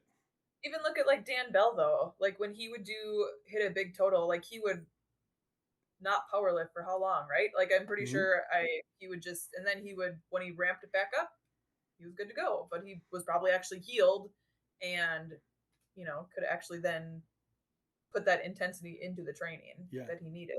And even I used to hear that, the Metal Militia guy, Carpenter, I used to hear that he would take 6 months a year off to like race and jump his quad. And then he would come back and hit another huge ass bench. Was it you that was saying that like you try to make your powerlifters have other hobbies? Yo, that's my goal. That is my goal. Okay. Yeah. Make them have other hobbies. Because I think if they had a hobby, like they don't have anything else to do. So when you say, hey, don't go into the gym, to them it's like, what do you mean? Like, don't breathe? I'm supposed to hold my breath for a month? What the fuck are you talking about? Well, and then I think for like a lot of us, a gym, like outside of Marshall, who's like, he's like, gym's not time to be with your friends. Like for a lot of them, it's also like their friends who are also like family, because you see them 4 or 5 days a week and you're with them for 2 or 3 hours each night, and then you're traveling to meets together. So if you don't go to the gym, you don't get to see your friends or family either. So it's I think there's another aspect to it. If we're going to be real, most powerlifters are broken in some way. Yes, which is probably why they find the sport. And that becomes a family to them. Yeah. At least during that time that they're lifting. Yeah. So they're not going to not, that's what it's not the lifting that they love. It's the camaraderie and the. Yeah. Yes. Oh, okay. So you and Marshall, and I think you and Nick were talking about it too. One, the Island of Misfit Toys. I thought that was hilarious. But two, the whole like powerlifting team.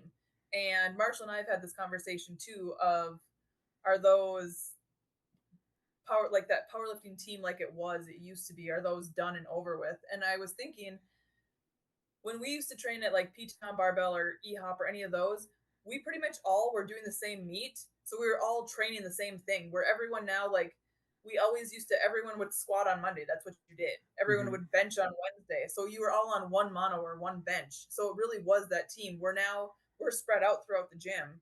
And so that team, like, yes, we'll still go spot each other, but you're not changing each other's plates. You might help someone here and there, but it used to be like, oh, you're getting ready, so you're wrapping your knees and they're wrapping your knees for you, and you're, trying to breathe while they're loading your plate. So that whole, like, I feel like that true team aspect of it is like, yes, we're still a team, but it's just not like it was.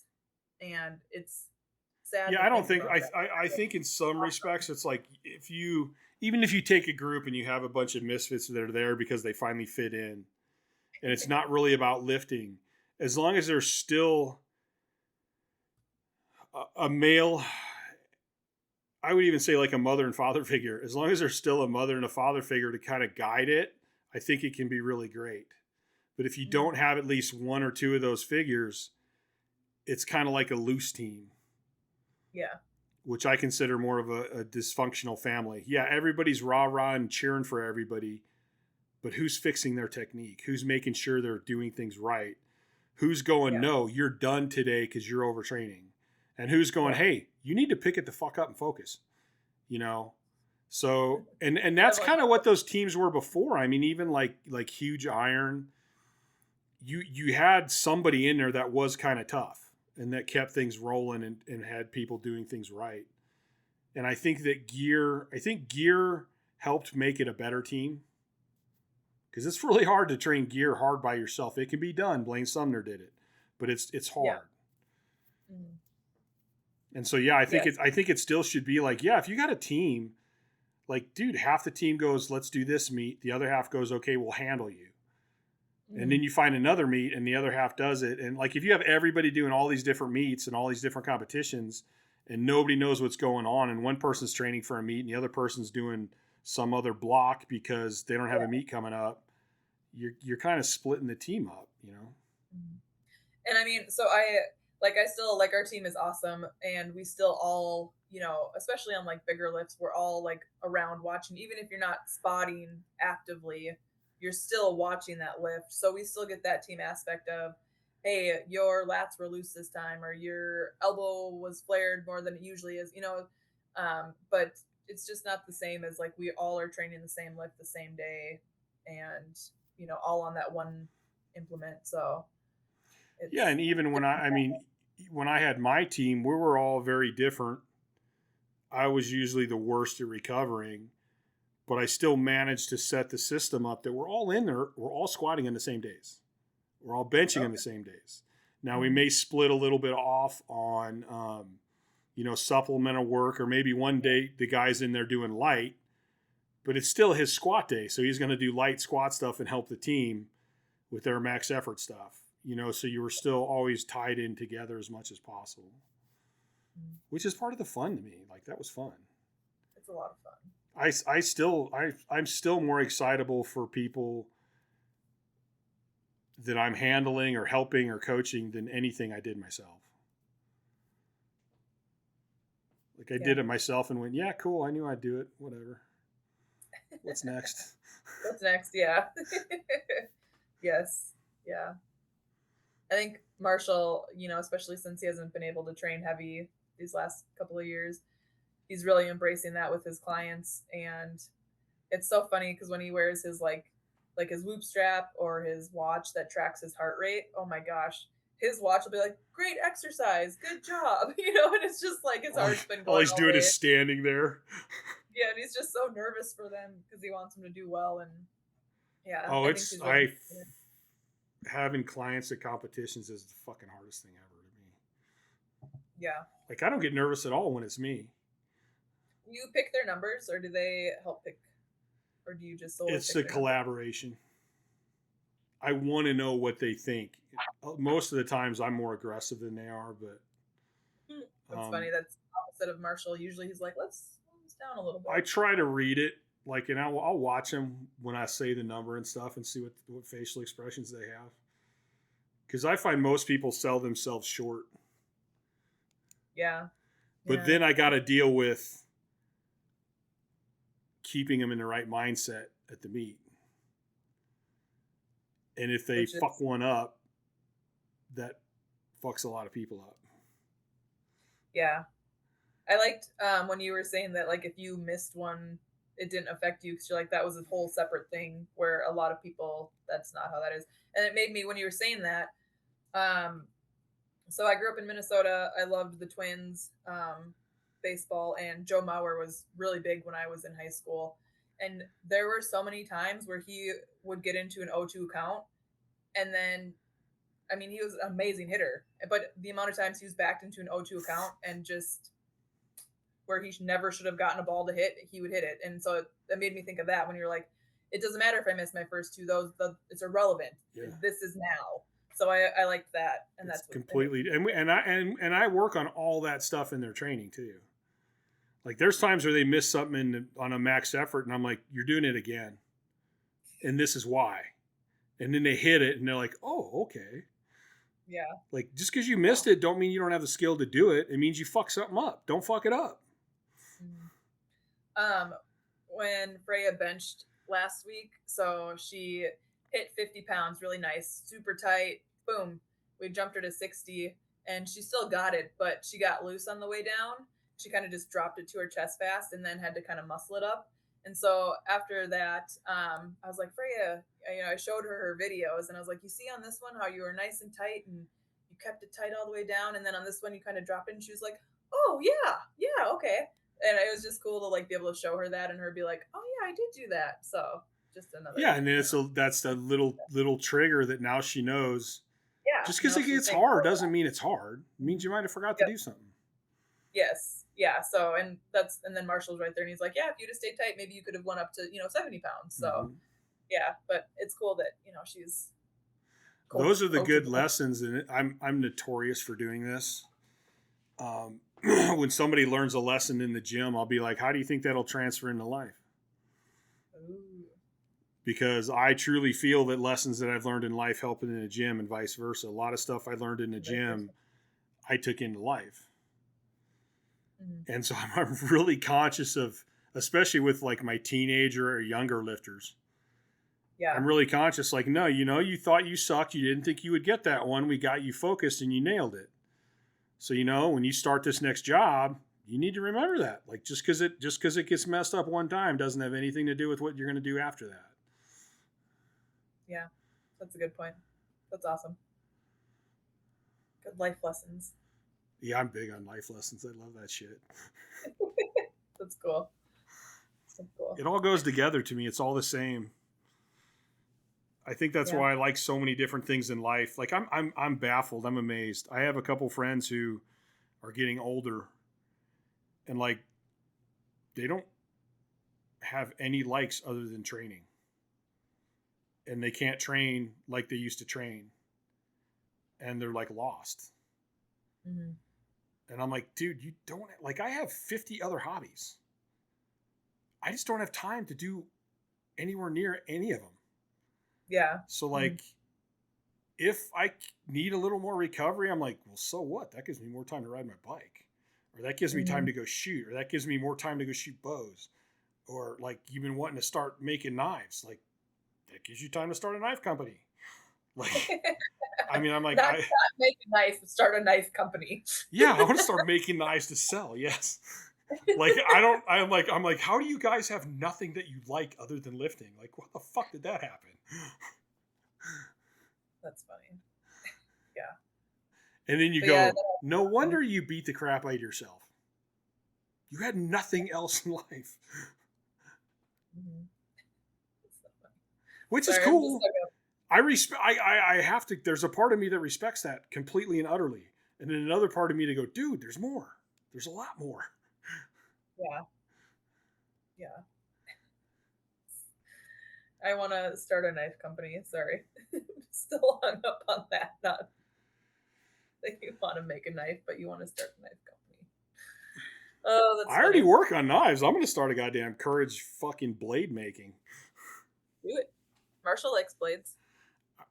I already sell custom BMX bikes too. So like, there's no end for me of how many businesses I could start. Jeez. And you have your train. Yeah. Lots of hobbies. That's good. That's good. Never enough. That's why I'm working on a big building so I can have more space to do all this other stuff. It's going to be a big building. Big building. It's all fun for me. That's okay. Yeah. We might have beat Marshall's. I think we did. Even with my little break, I think we did. Yeah, I think we're over 4 hours even with the break. Yeah, we are. Marshall's a loser. Freak show. He can't even talk for 4 fucking hours. You were so close too. When I get it done and post it, I'll send him a text like, "What's it like to be second? Second best to your wife of all things." Oh, that's funny. I don't want some shit getting sent to me, divorce paperwork, and it says reason. Chad broke up my marriage. Chad screwed up my deadlift and he broke up my marriage. Oh gosh. Oh, next time you get tagged on Instagram from him, you're gonna be like, ooh, I don't want to look at that. Oh god. All right, it was an awesome talk. We covered a ton of cool subjects. Yes. Definitely have you on again, and I'll keep you up to date when I get an appointment to go check out letting them girls tweak my head. Part of me, if they go to move my skull, part of me is gonna want to go, you can't do it! You can't move them! They're gonna be like, what is going on right now?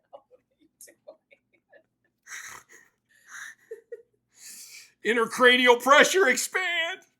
Too much. I'm gonna be stuck in flexion. Oh, this poor whoever one I choose, that poor woman. You might need both of them just in case one's like, yeah, you can't come back here. You can't come back here. Oh, we're done. I'm firing you. So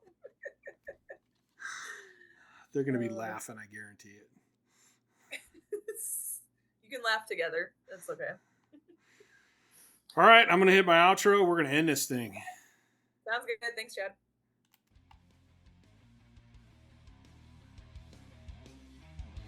Thanks for listening to the Courage Barbell Unlimited podcast.